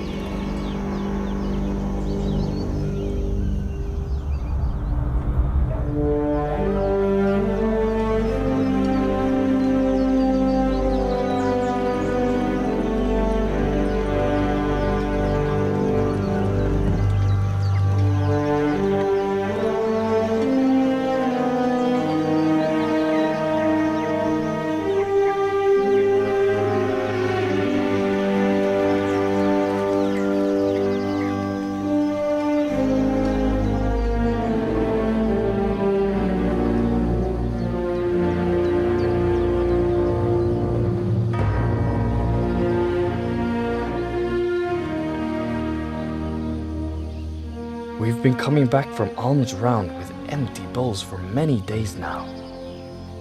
Nobody in Kosambi is filling our bowls with any food offerings anymore. If this continues, how will we survive? What will we eat? The lay people are unhappy that we are continually arguing and in conflict, and that by ignoring the Lord Buddha's admonition, we made him leave. And where has the Lord Buddha gone to reside now? Even though we've come to our senses, we have entered the rain's retreat period, and it's not possible to go off in search of him.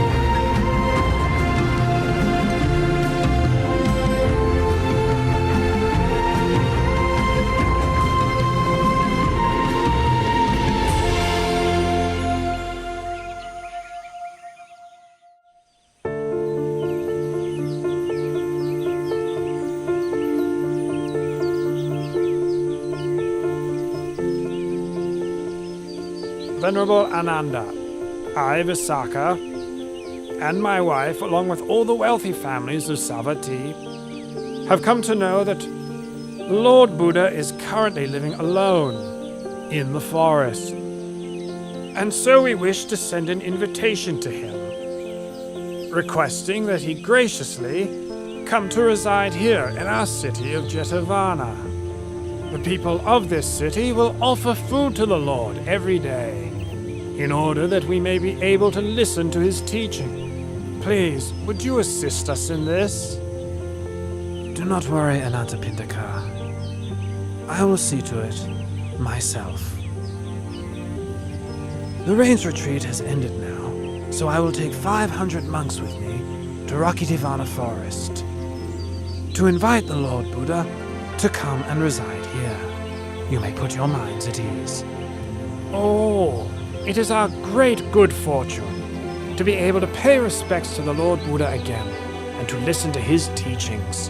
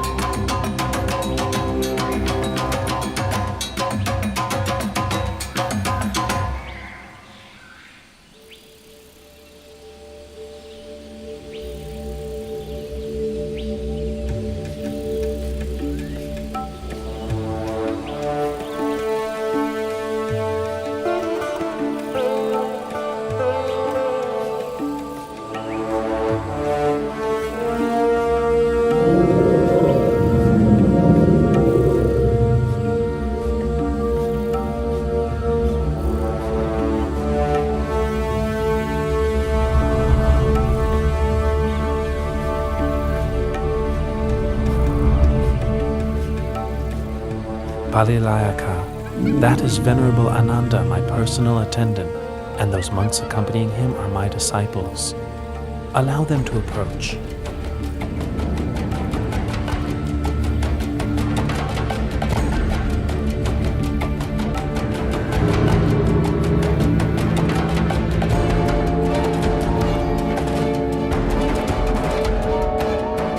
Lord of Elephants, Lord of Monkeys, allow me to kindly thank you for your service to me in looking after me in this forest. Now is the time for me to return to Jeta's Grove Monastery.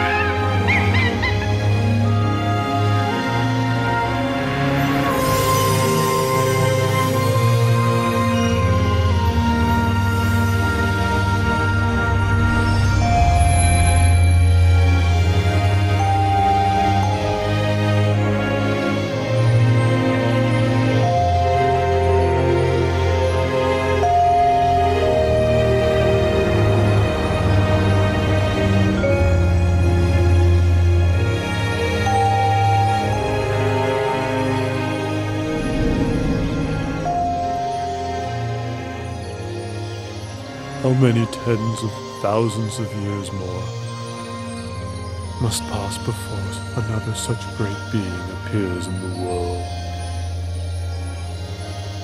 It has been our great fortune to have had the opportunity to serve the Lord at such close quarters.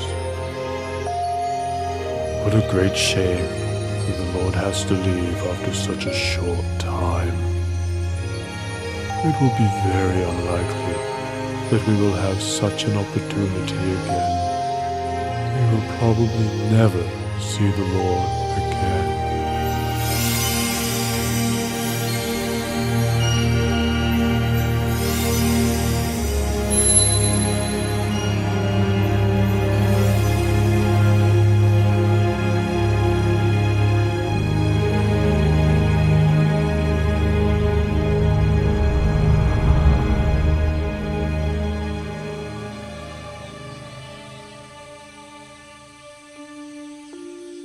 The Lord Buddha has forgiven us for our dispute.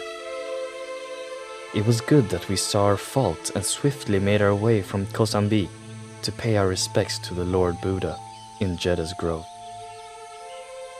You're right. The Lord is going to give us a Dharma talk. Pay attention. Know this, monks. This flourishing or decline of this teaching is not dependent on the actions of outsiders, but depends upon the fourfold assembly of monks and nuns, laymen and laywomen. Consider the fool whose acts of body, speech, and mind cause harm to self and others. You have all entered the Sangha and have been training in the well-expounded teachings that I have given to you. Be diligent in your efforts so that you may realize the fruits of the training that you have not yet realized, that you have not as yet fully penetrated, so that you may become truly noble.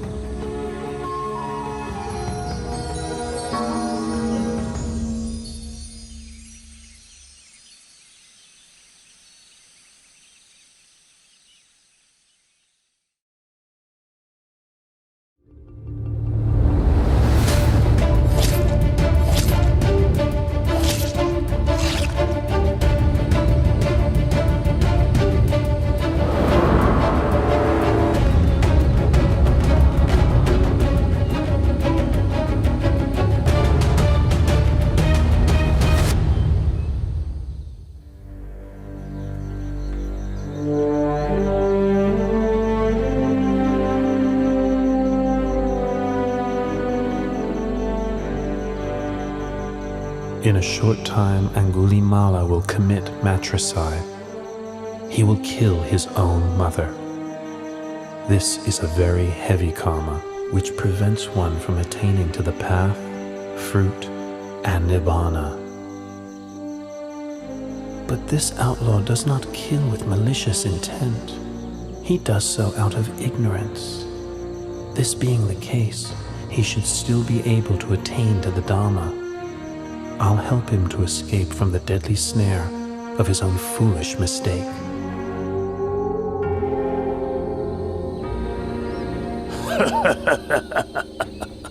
I've already collected 999 human fingers. If I kill just one more person, I'll have the full 1,000 fingers, as instructed by my master.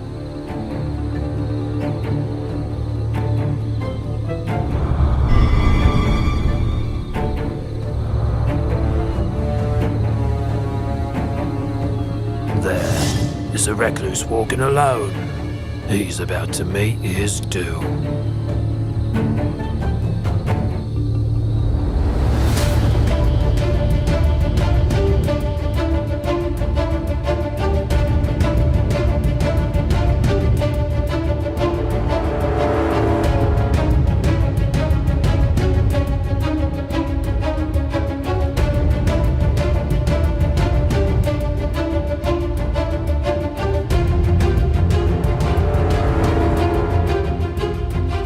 That's strange. The summoner ahead just keeps on walking. But I'm running to exhaustion and still can't catch him.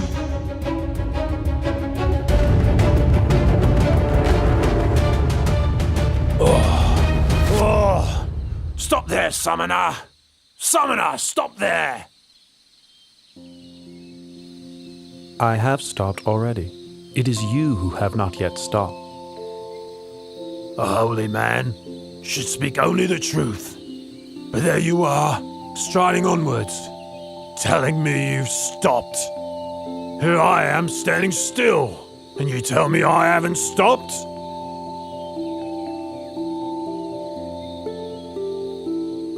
Ahimsaka, I have stopped killing, stopped harming, stopped pursuing wrong livelihood, stopped all kinds of misconduct. It is you who have not yet stopped.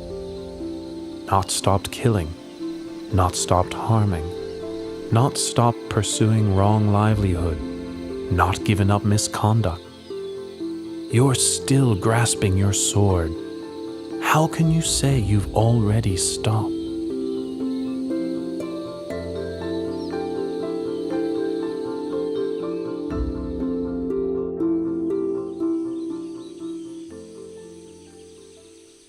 The words you have spoken are immortal and true, but never before heard, even in my master's hermitage. Ahimsaka, all things which arise are of the nature to eventually cease. The sword which you were carrying has now been laid down. So let go of the mental defilement associated with your wrong actions. Should your heart dwell on those actions, it will soon become spoiled. Focus on recollecting your good action. Your heart will become increasingly cheerful and radiant. Be industrious in making merit, maintaining morality, and brightening your mind in every single moment.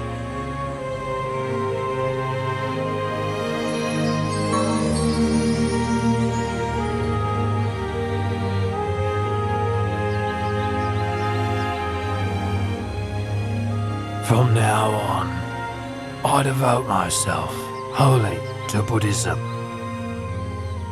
Please give me ordination in your excellent dispensation. I agree to give you ordination. Follow me back to Jetavana Monastery.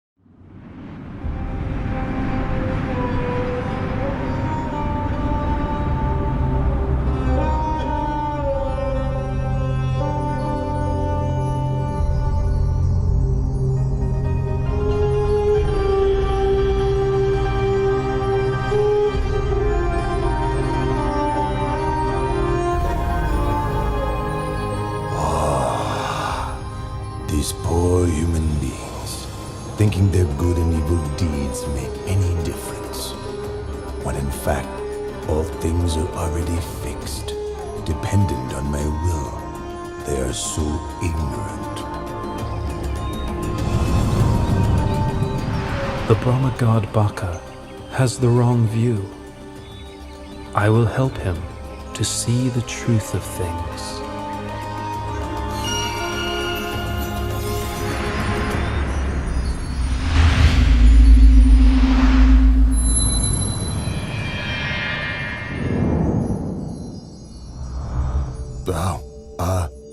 Lord Buddha, please sit down. Has the Lord Buddha some important reason for coming to see me? Or would this be more of a social call? Baka, I am aware of your thoughts and beliefs. Knows my thoughts and my beliefs. Well, never mind. I've never concealed them. They are the truth. On heaven and in the human realm, everything that exists in this universe is all fixed and eternal, all created by me. There is nothing on earth or in the sky, in the sun, in the moon, and the stars of which I do not have omniscient knowledge. Nothing is hidden from me. Baka, are you sure that you are the creator and master of all things?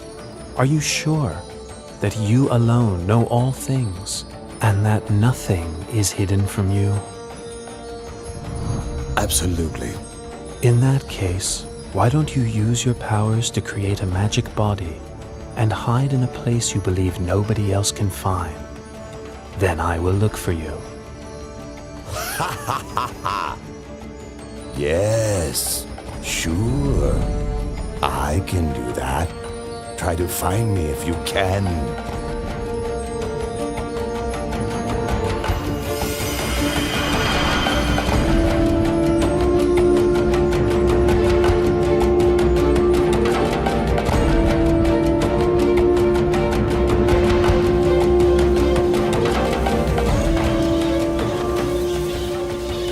Baka, you want to be a bird, do you?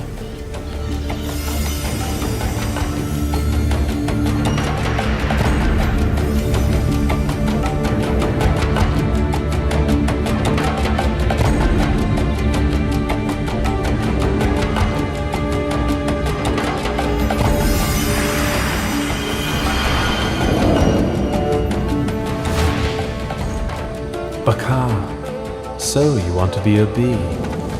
Is that why you're buzzing around the flower pollen?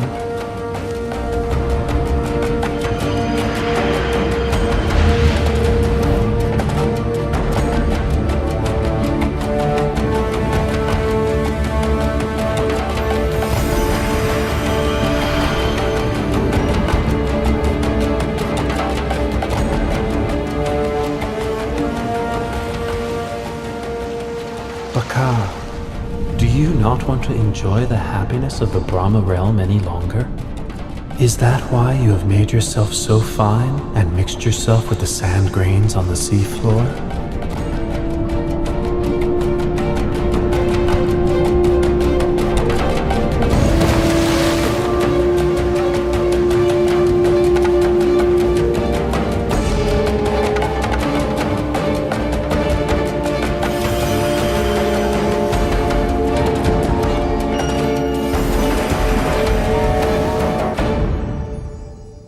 Lord Buddha, I grant that you are capable of finding me. But now it's your turn. If I can find you, then I will admit that you are the omniscient one. One more all-seeing than me.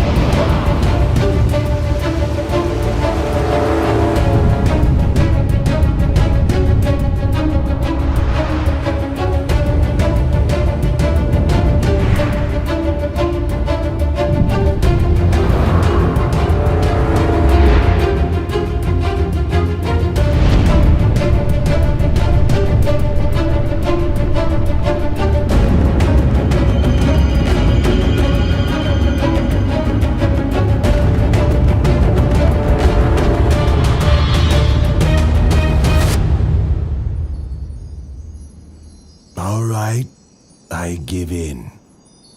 Whatever world system, whatever universe you've concealed yourself in, please show yourself.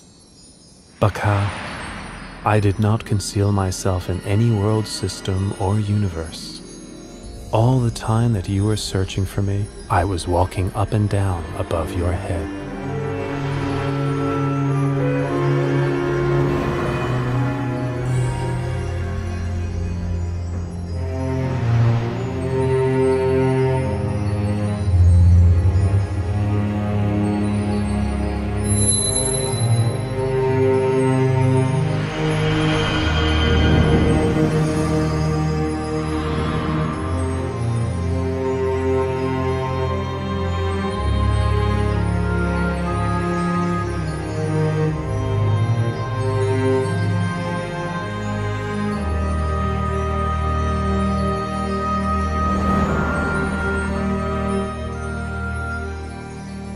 Lord Buddha, I offer my obeisance.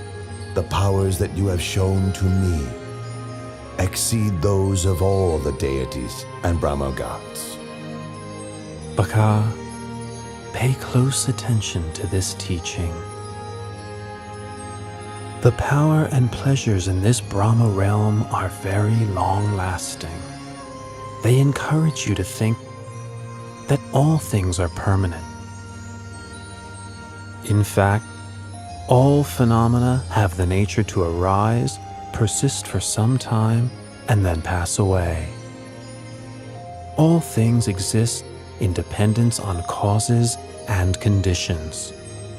All beings are born of their actions, heirs to their actions, are related to their actions, have actions as their refuge, are owners of their actions.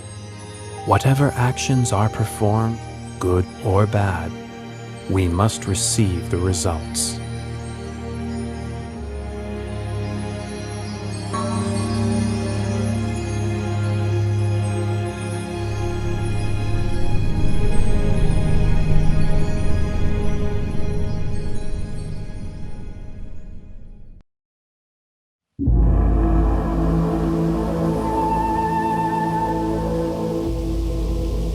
Lord, I can see you are seriously ill.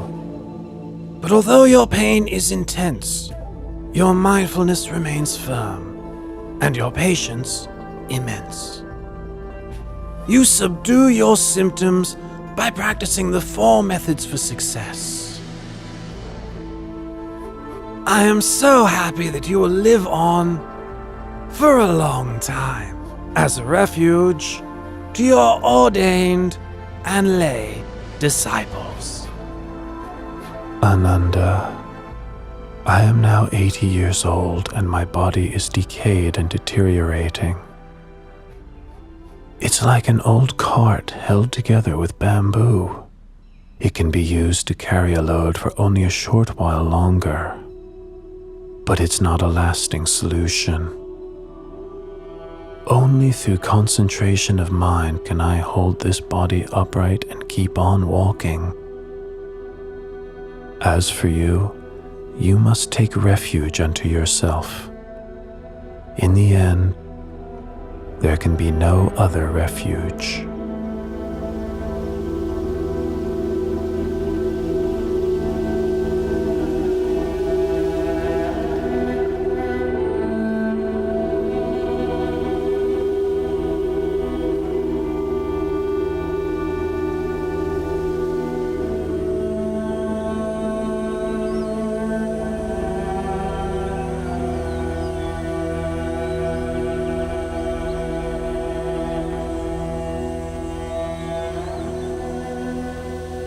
Ananda, the precincts of Baliwea Jetiya are peaceful and quiet.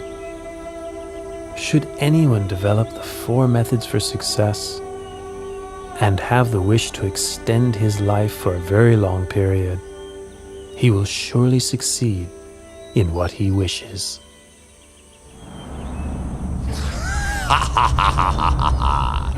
The Lord Buddha has displayed the light omen to Venerable Ananda, in order that Venerable Ananda might invite him to extend his lifespan and continue teaching the Dharma for a longer time. Don't count on it!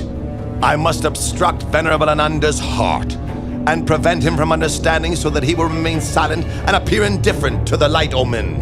Ha ha ha ha ha!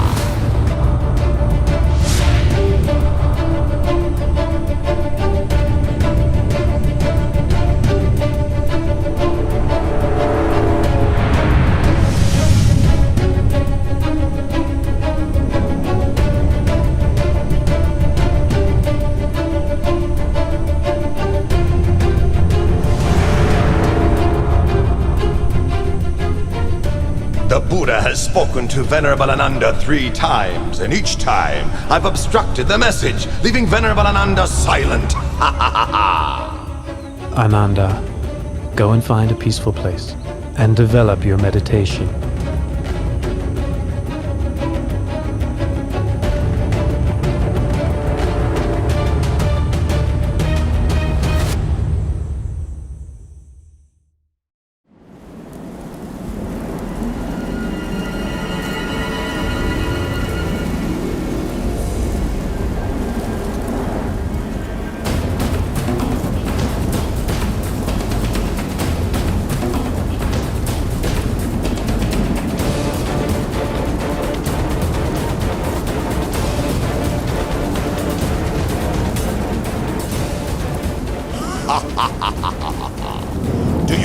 remember that after you had attained enlightenment, you said that for so long as the assembly of ordained and unordained Buddhist men and women had not yet become established in Dhamma, humans and gods had not yet attained to the path and fruit, and Buddhism had not yet spread widely in all directions, you would not yet pass into Parinibbana. Well, now all your goals have been achieved. You may as well pass away this very day. Why trouble yourself further with benefiting sentient beings?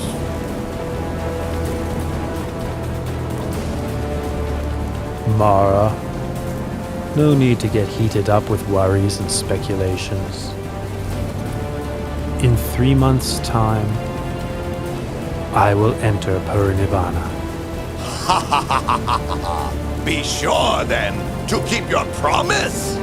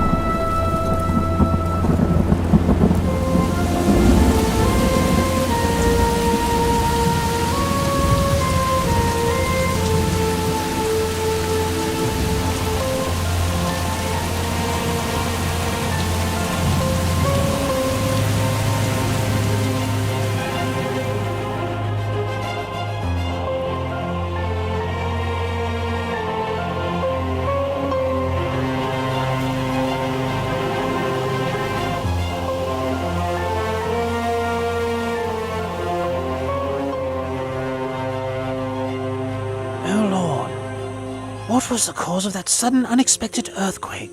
Please tell me. Ananda, there are 8 possible causes for such an earthquake. 1. Movement of the winds. 2. A person with psychic powers. 3.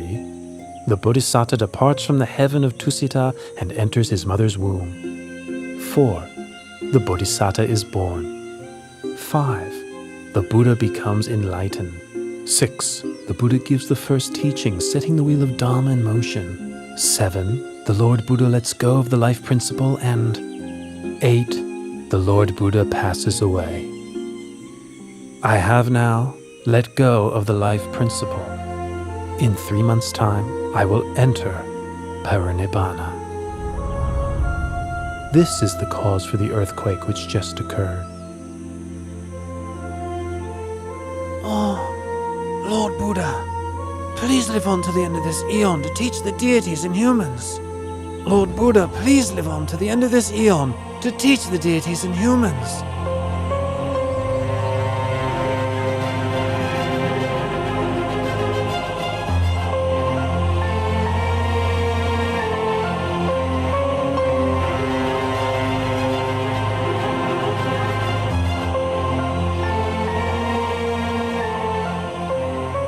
Ananda, why do you make this request of me 3 times?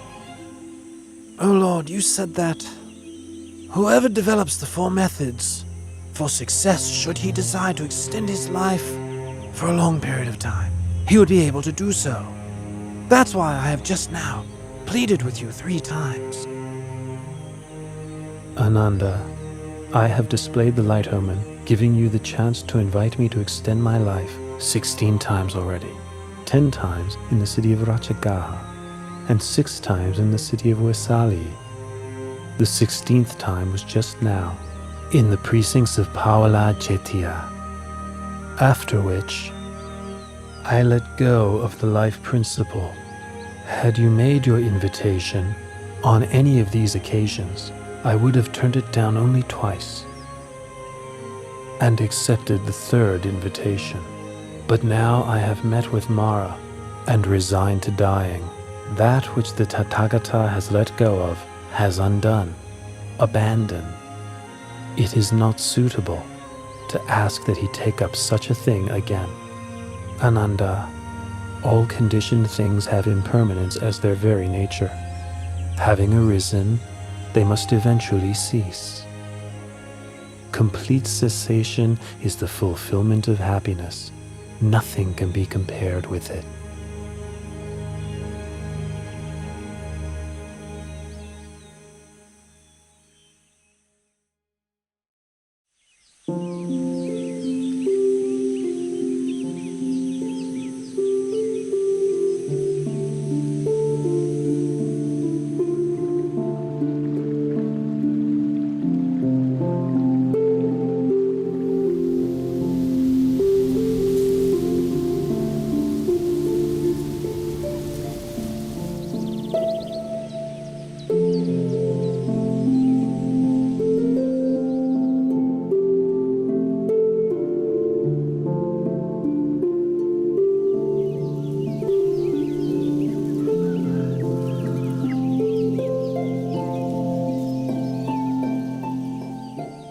A wise person should lift his mind out of longing for sensual pleasures.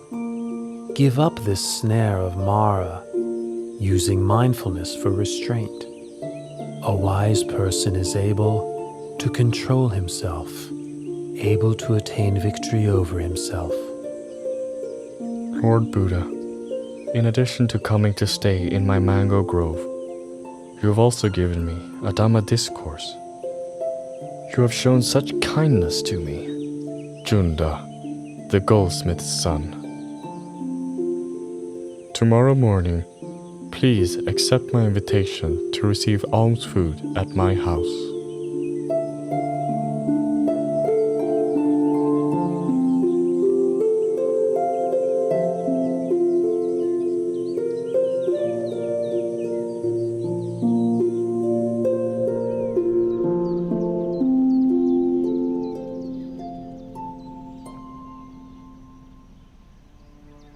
This dish is called sukaramatava. It is a fine and nutritious food. Please may the Lord accept it. Junta, this sukaramadava is food that has been prepared, especially for me, and is suitable only for me. Apart from mine, no stomach could digest it. I give you the remaining portion to please bury in the ground. And for my monks and disciples, please bring them food of another kind to eat. Yes, Lord.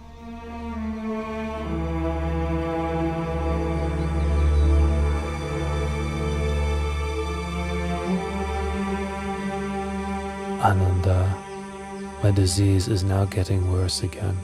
We must quickly travel to the town of Kusinara. It is there that I will pass into Parinibbana.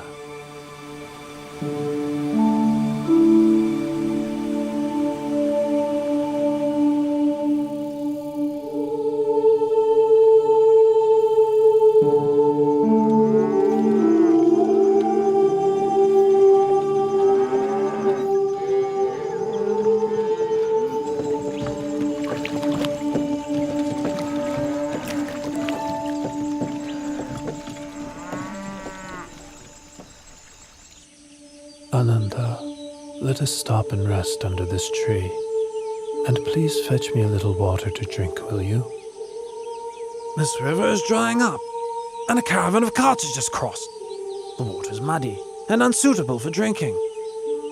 The river Kakuda is not far from here. Its water is clear and cool. Please, travel on a little. It's not very far. You can drink and bathe there.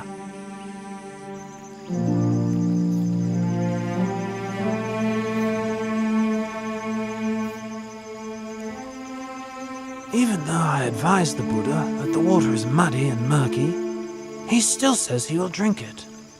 Well, the Buddha must have his reasons. This is the first time the Buddha has stopped for a drink mid-journey. Previously, he has never requested water before reaching his destination.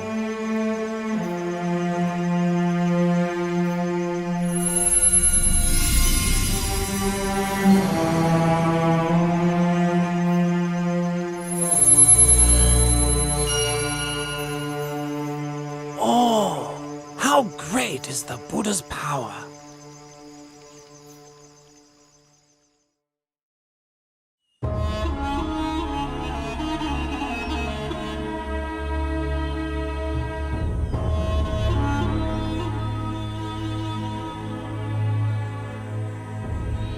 Lord Buddha, my name is Pukusa.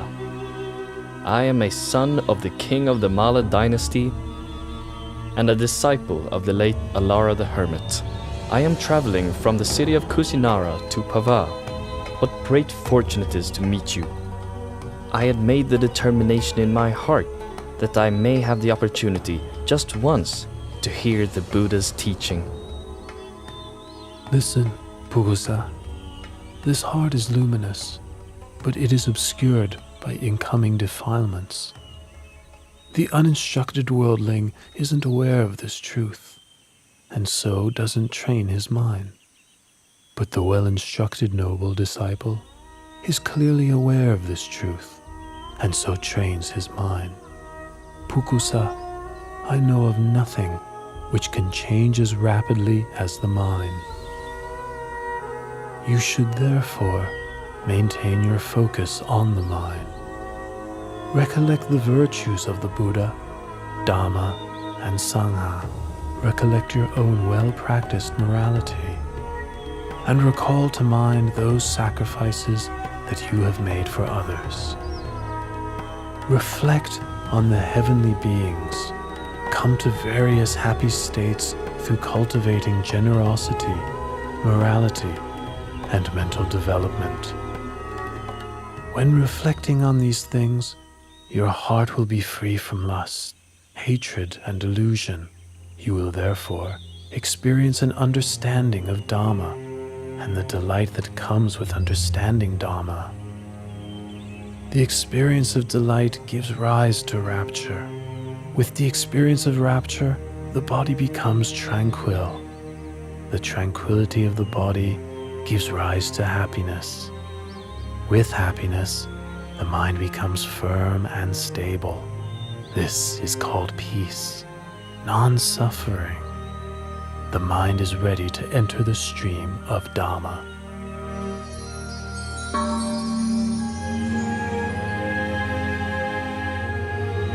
These two pieces of Singivana cloth are very valuable. The cloth is fine, delicately woven with a golden glow like the coals of a warm fire. May I offer these cloths to you as a gesture of worship? Please accept them, Lord Buddha.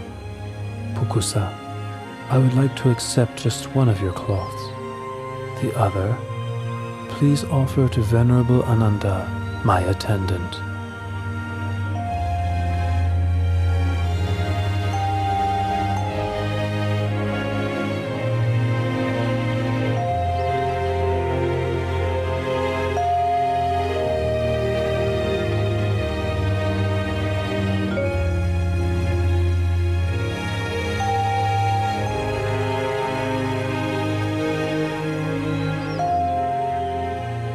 Lord, these Singivana cloths are of great value. Please accept them both, and wear one as a lower robe and one as an upper robe.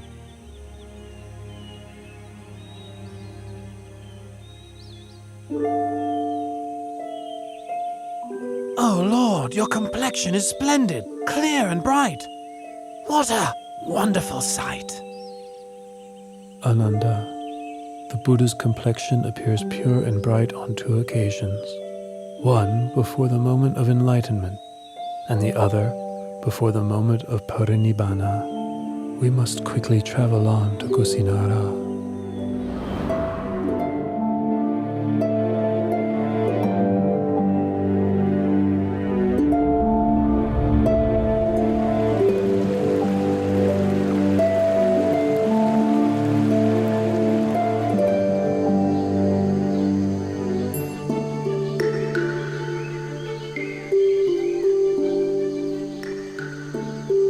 Junta gave me my last meal, but unless I make the matter clear, people may think that his alms food was the cause for my passing away.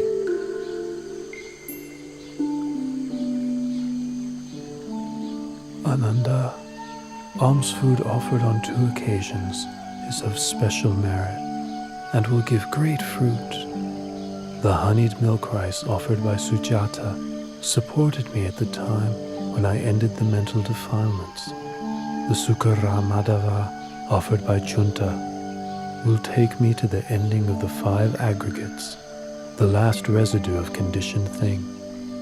Should anyone blame Junta, you should explain what I've told you. Should Junta blame himself, you must ease his worry with these words of mine. The food which Junta offered to me was the final meal that sustained me.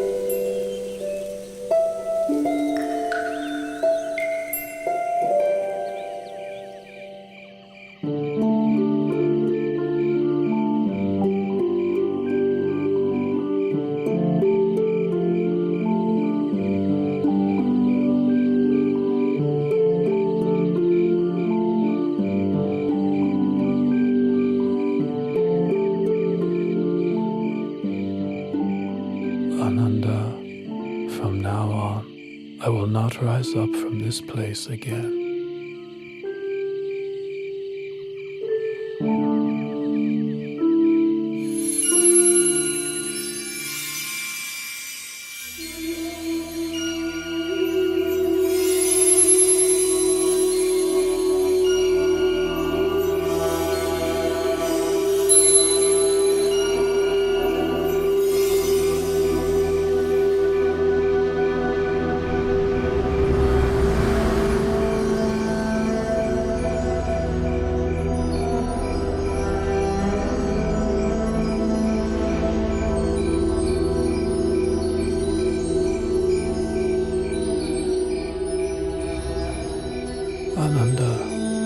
If in the future someone should offer material things of great value as tribute to me, no matter how great the value of such thing, such a tribute would not be the highest homage.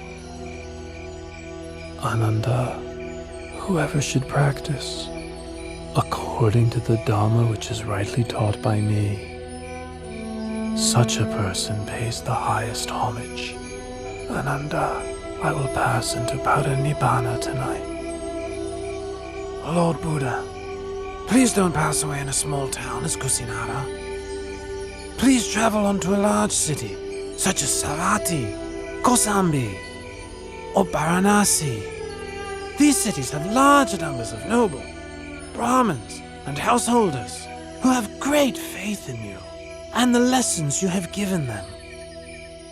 Ananda, do not fault Kusinara for being such a small town.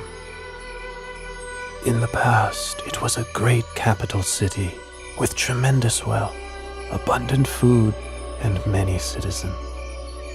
The sounds of singing and music were heard throughout the day and all night.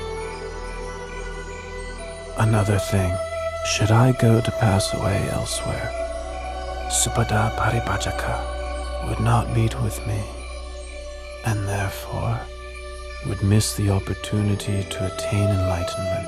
If I should attain to Parinibbana in another city, a great war would break out with squabbling over my bodily relics as the cause.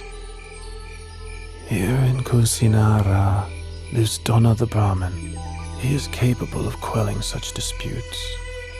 He will distribute the relics of my cremated body amongst the nobles who come here from many different cities. As a result, there will be no war. These are the reasons I have made the effort to reach Kusinara. In the past, great numbers of those with faith in the Dharma would travel from every direction to seek you out. listen to your teachings, and ask you questions. But from now on, all those people and myself will be deprived of the opportunity to see you and to have an audience with you. Ananda, there are 4 places which are apt for recollection of me. 1. Lumpini Park, where I was born. 2. Bodhgaya in the state of Magadha, where I was enlightened. 3. The Deer Park at Isipatana, where I gave the first Dhamma teaching. And finally, the place of my Parinibbana Salavana Park in Kusinara, right here.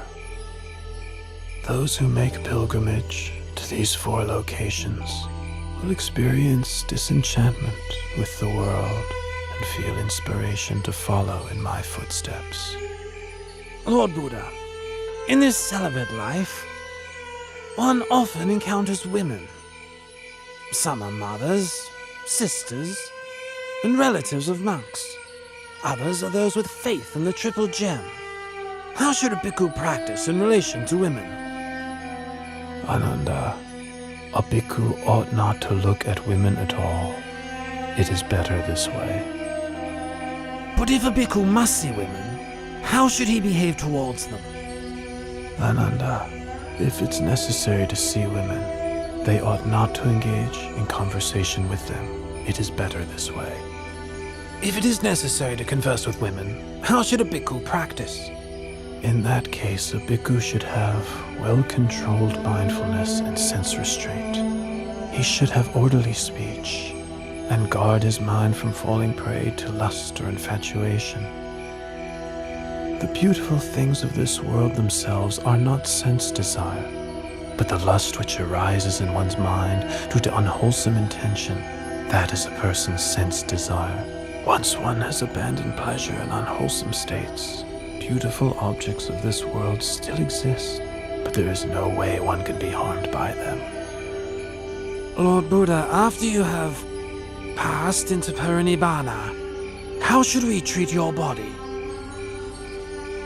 Use the method for treating the body of a wheel-turning monarch. Wrap the body in 500 layers of white cloth, lined with cotton wool. Then place it in a coffin with perfumed oil. Then place the coffin on a pyre of sandalwood. Once the body has been cremated, enshrine the relics in a stupa, which is to be built at a crossroads, so that people can pay their respects there for a long time to come.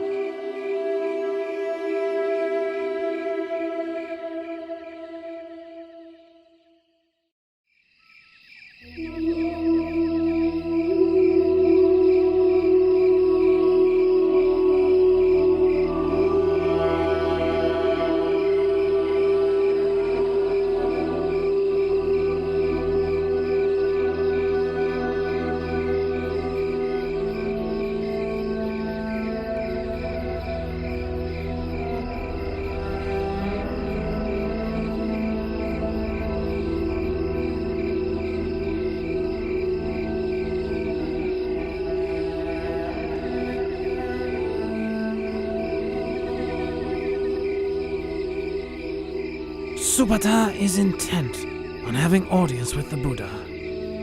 Now each of the Mala dynasty kings have just finished approaching the Blessed One, who is sick. If I allow any more guests, it'll be a great burden on him. Supata, I can't permit you to see the Buddha. At this time, he is seriously ill and must rest. Ananda, please allow Supata to come to me. At this time, there are 6 renowned schools of doctrine. Each has many followers. Of these 6, can you tell me which are led by an Arahant?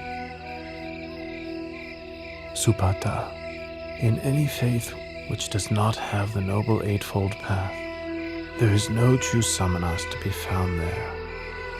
Should bhikkhus or non-bhikkhus continue to practice the Noble Eightfold Path, this world will not lack for arahants. Now listen to my teaching of the Dharma. This heart is luminous, shining like the moon, but it is subject to incoming defilements. As such, it is dulled and obscured, like the moon concealed by passing clouds.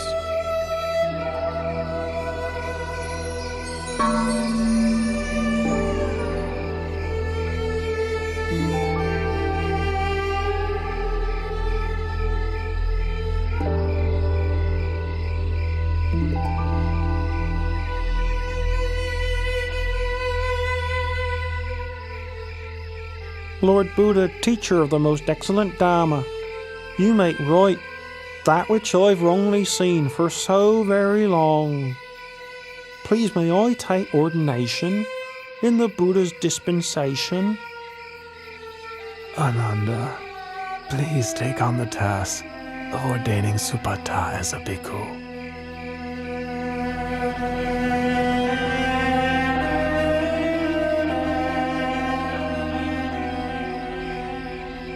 Supata, consider the hair of the head, hair of the body, nails, teeth, and skin, as well as all materiality and immateriality, according to the truth. Such things are changing, decaying, impermanent, suffering and not self, not a being, not a person, not I, not mine, not myself, not him, not his, not himself. Supata, your supports for the holy life will be alms food, simple robes to cover yourself, the base of a tree for lodging, and fermented urine for medicine, following the ways of nature.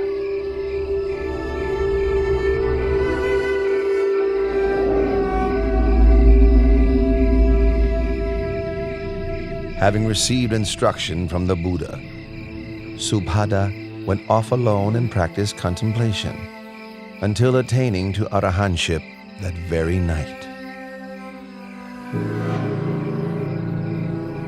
Venerable Subhada is considered to be the last disciple who attained to enlightenment while the Buddha was still alive. Loyal bhikkhus, when I have passed away, the 84,000 teaching of Dhamma Vinaya will be your teacher. Don't think to yourselves, now that the Buddha has passed away, we'll have no teacher. Truly the Dhamma which I have taught and the Vinaya which I have laid down will be your teacher in place of me. You must take the Dhamma Vinaya as your refuge. Don't take anything else as your refuge. Even I, the Tathagata, am only the one who points the way.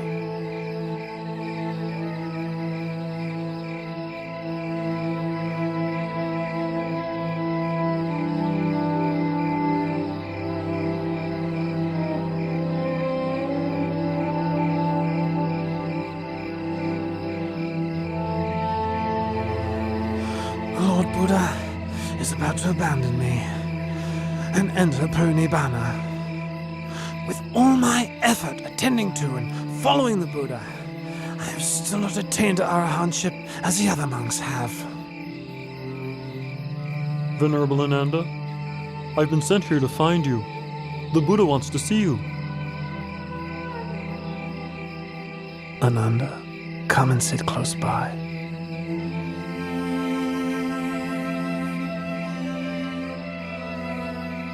Ananda, don't be consumed by sorrow.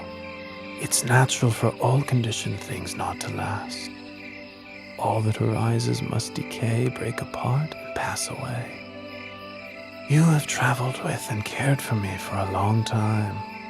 Now you must make efforts towards your own liberation. In no long time, you will be fully enlightened.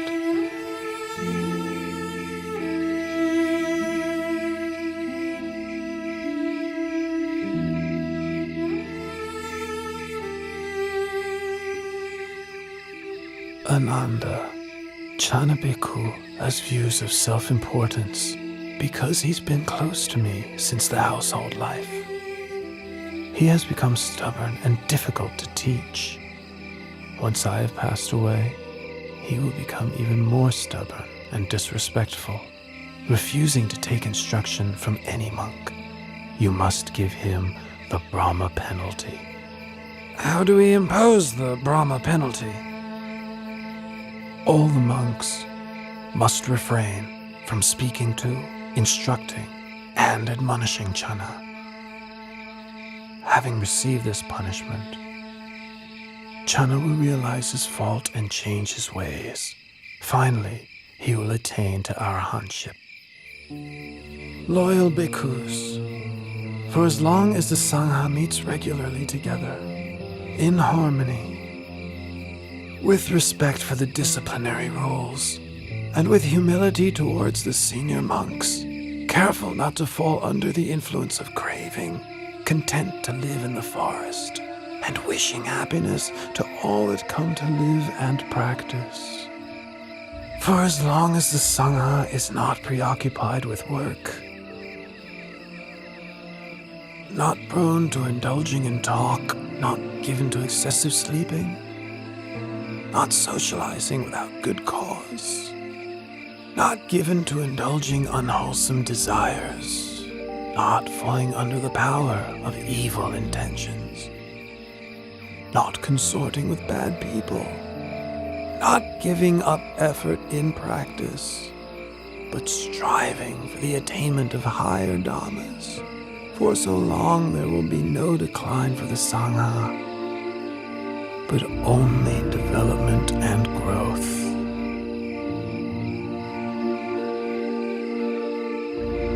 Bhikkhus, I remind you that all conditioned things are of the nature to decline and cease. Free of heedlessness, develop yourselves and benefit others to the utmost.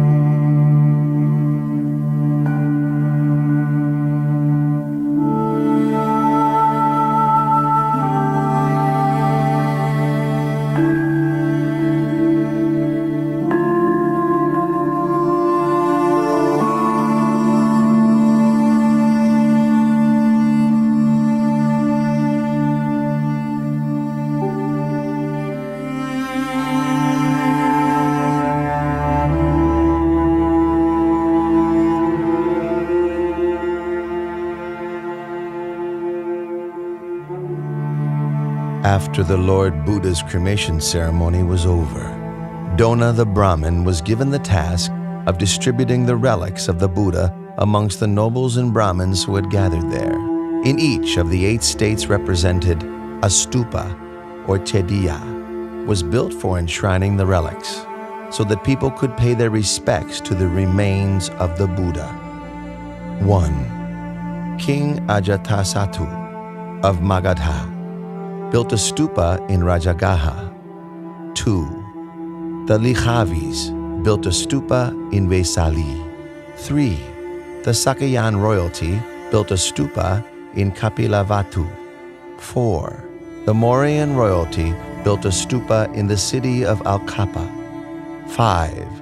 The Kolean royalty built a stupa at Ramagama. 6. The Malla royalty built a stupa in the city of Pava. 7. The Malla royalty of Kusinara built a stupa in Kusinara. 8. The Brahmins of Vetadipa built a stupa in the city of Vetadipa. As for Dona Brahmin, he built a stupa at Kusinara for housing the golden urn, which had contained the relics of the Buddha before they were distributed.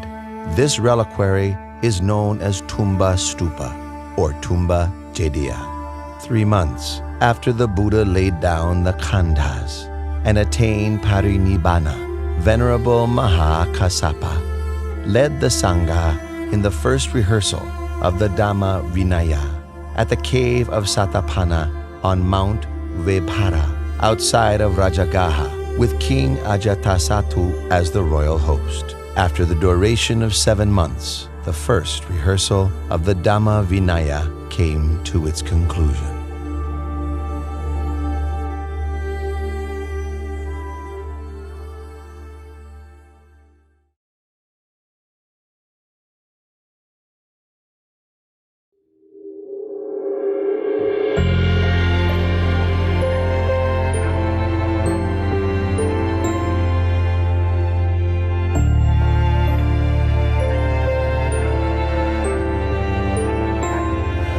Araham